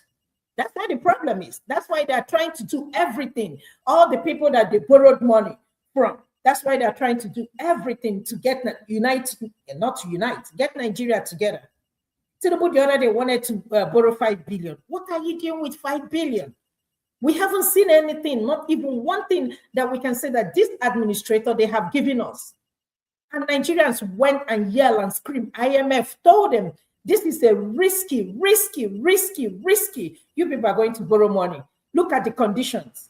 Until Nigeria went to their ABU this thing and rain costs on them, I don't think they borrowed that money. All the money, Tinubu has borrowed more money, more than other past presidents. And you ask, where's the money going to? All these people vying for election, it's not for my own interest. It's not for your own interest. It's for their own interest. Papudoka, hold on. I told you I didn't want to have anything to say, but I have a lot to say. We're talking about monopolization, and somebody's telling me, Dangote did this. Let us talk about the cement. Why did he break those license? Why was his license revoked? Just tell me. Why would it be some certain type of people or certain group of people will be the people that will hold the license? I asked forefather, if I ask for a license for sugar, will they give it to me? Or flour? Or other stuff? They will not give it to me.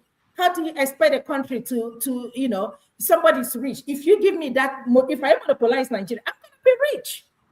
I'm going to be a billionaire, just like any other person. Tinubu has all the 30-something governors, had city boys and city girls, and all the arms of government. In fact, all the country as a whole under his pocket. Still, he is afraid because he knows he's not going to win this election if we conduct the election free and fair. My people, let us tell ourselves the truth. You see this country called Nigeria, as much as I always tell you people I come here to have fun, it's just form of a therapy. Sometimes when we hang up, I just shake my head. I know that this is not going to work. And let me tell you something, whether Obi wins, which I know that he's not going to win because there is no pathway for Obi to become president. Let us understand that. Obi will not be president. Let's just know that and know peace. The only way that can happen, unless it's going to be a divine intervention of Tinubu, natural cause, or any other thing. It's not going to happen. Nobody's going to take away the power from Tinubu. Tinubu is going to be president. Once he gets into power, whoever is going to be a Senate president, if they're going to bring out a constitution that will make him make this a system, this thing. And Tinubu will continue until he buys in power. There is no hope for Nigeria. whether we like it or not. When people are talking about educating these people, giving them 2020, is it not poverty? Is it not poverty that is making people to collect? All of us that are here in diaspora, has anybody ever collected anything from anybody that is campaigning or running election? Of course, it's not going to be possible. But because, poverty has taken over our country, you give somebody 5,000 naira and they will sell their vote. My people, we can sit down here and talk from morning till night. Let me let you guys know that Nigeria is not going to work. We can never stay in this marriage for so long. Okay? They will try and hold us as long as they can until we get our senses together and sit down and talk about whether we're going to stay united. If you're hoping on democracy, it's not going to happen. The only way Nigeria is going to move forward, we all need to sit together. I heard my brother say 500 and something ethnic group. Every ethnic group needs to be represented. That might happen until we all need to sit down and go back to drawing board. This country called Nigeria will cease to exist. If it doesn't cease today, it will cease tomorrow. That is it. So all these things we're yelling online and screaming and talking about democracy. Democracy is not going to work for us. If you work for the Americans and other European countries, it's not going to work for us because the corruption is too much. How can they maintain their lifestyle? We want to buy more Rolls Royce. How is he going to buy them? Is it not through this corruption? So you want him to get free and fair elections so that the next government will jail him or try him and put him in prison. Of course, he doesn't want that. He wants to live the life. He wants his children and generations to come. Likewise, Ababil. Likewise, Tinubu's family. How can you say that a country will monopolize a country of 200 and something million? Like, we don't even know how many people we have in Nigeria. My people, shine your eyes. This is not going to work. I believe in everybody going their separate ways. If I want to come to the south to buy something, I will come. I need a visa. I want that. If I want to go to the north to buy, I want that. But I don't want a situation where somebody come here every day and tell me, without the north, they cannot win an election. We have to remember the north. Who remembers the south? Who remembers the west? Who remembers the east? Why is it everything is about north, north, north, north? Is that how we're going to be one Nigeria? And that's why I keep saying this one Nigeria is not going to work. When you keep on talking about one particular section of the country all the time, that without them, Nigeria will cease to exist, give them their own country. Thank you. You say... All right. Thank you, Ife. Thank you so much, everybody who watched us. I appreciate all of you. I want to thank those that supported us. Igbo Basics, thank you. Oscar Blackbone, thank you. Alexander Gomez, thank you. And Akudike, thank you so much for your support. Akulata, I didn't see this. Okay, thank you so much. Tomorrow, 90 Minutes Africa, we had a guest that we booked, but something came up, he dropped. So we don't have a guest tomorrow. I'm not sure what will happen at this point because also we didn't know, I didn't know that tomorrow is Father's Day. But we'll try to have a show, but there's nothing set for now because the guest dropped at last minute. Just yesterday, he called me last night that he won't be able to make it. But so, sorry, if you want me, I can suggest. So we can talk about fathers and the role they play in the society. And, people have come up to say the fathers don't have any inheritance. Now, everything goes to the women. Maybe that can be a good topic to talk about. Why do children always cling to their mother instead of their father? But the Trump's children, they all went back to their father. Because of the money now. Oh, you go now. You will go where no money no day. After the divorce. In most cases, okay, yeah, maybe because of the money. But anyway, that's a good topic to touch on. So we can set it up and have it. So, Mr. KJ, what are you saying? They cannot love their father. No. My brother, you go where the river is sweet now. You know where the water they flow well. All right, so KJ, if you host, we'll talk about that off air. Okay. Yeah, let's talk about that and see what we can do. But thank you, everybody who joined us, those who watched at home, those who were behind the scenes, sending me videos, making it look like I know what's going on. I appreciate all of you. Executive producer, sure. Thank you so much. You know, sometimes people will be talking about something. Somebody will just send me something and say, look. They call me. Sometimes I'm not even paying attention. They'll call me and say, come and see. I sent you the video. And I will just put it on, and people will think that, oh, this guy is good. He's doing well. Dr. Dameji, you owe us Kenneth Okonkwo before you take the final round. Yeah. I think I should call him. But thank you, everybody. Thank you, Ovie. Thank you, Ify. Thank you, Dexter. Thank you, KJ. Thank you, Jagun. I see you. Thank you, Solly. Thank you, everybody who joined this platform today. We always appreciate all of you. And I will see you tomorrow somehow. We'll be on tomorrow. Thank you. Your supporters and voting. Mr. President, your people don't support this move. They never respect this the faction. Our else you lose Zamfara in. Generally, Mr. President, Zamfara is your both under on condition if you reject, if you are reject, don't test the faction. If you are if you are disregard our call, another party will take Zamfara. You are take Zamfara seriously. Not to take the feta likely, if not other. Who must to tell you? If Dauda enter APC, wallahi, my matata, wallahi cannot never vote you. Naran in Allah cannot vote you. I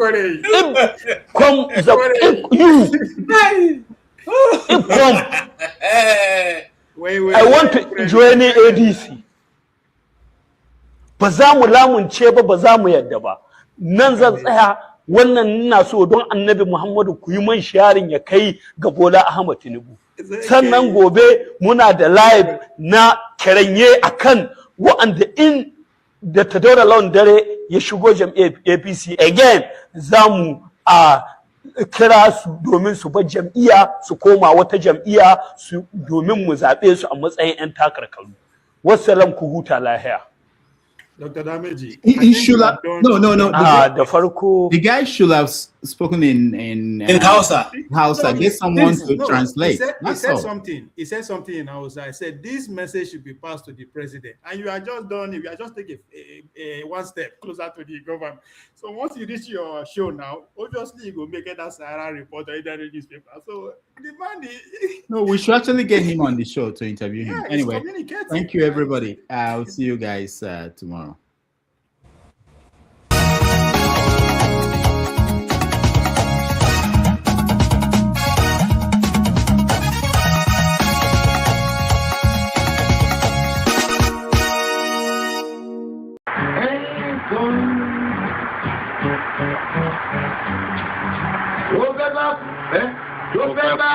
Tó fẹ́ kú torí ẹ̀ o.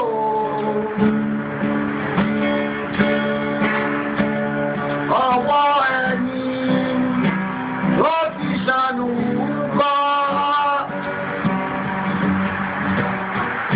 Ayé la bá, ayé la fi sílẹ̀ sí. Ọ̀nà èyí yóò.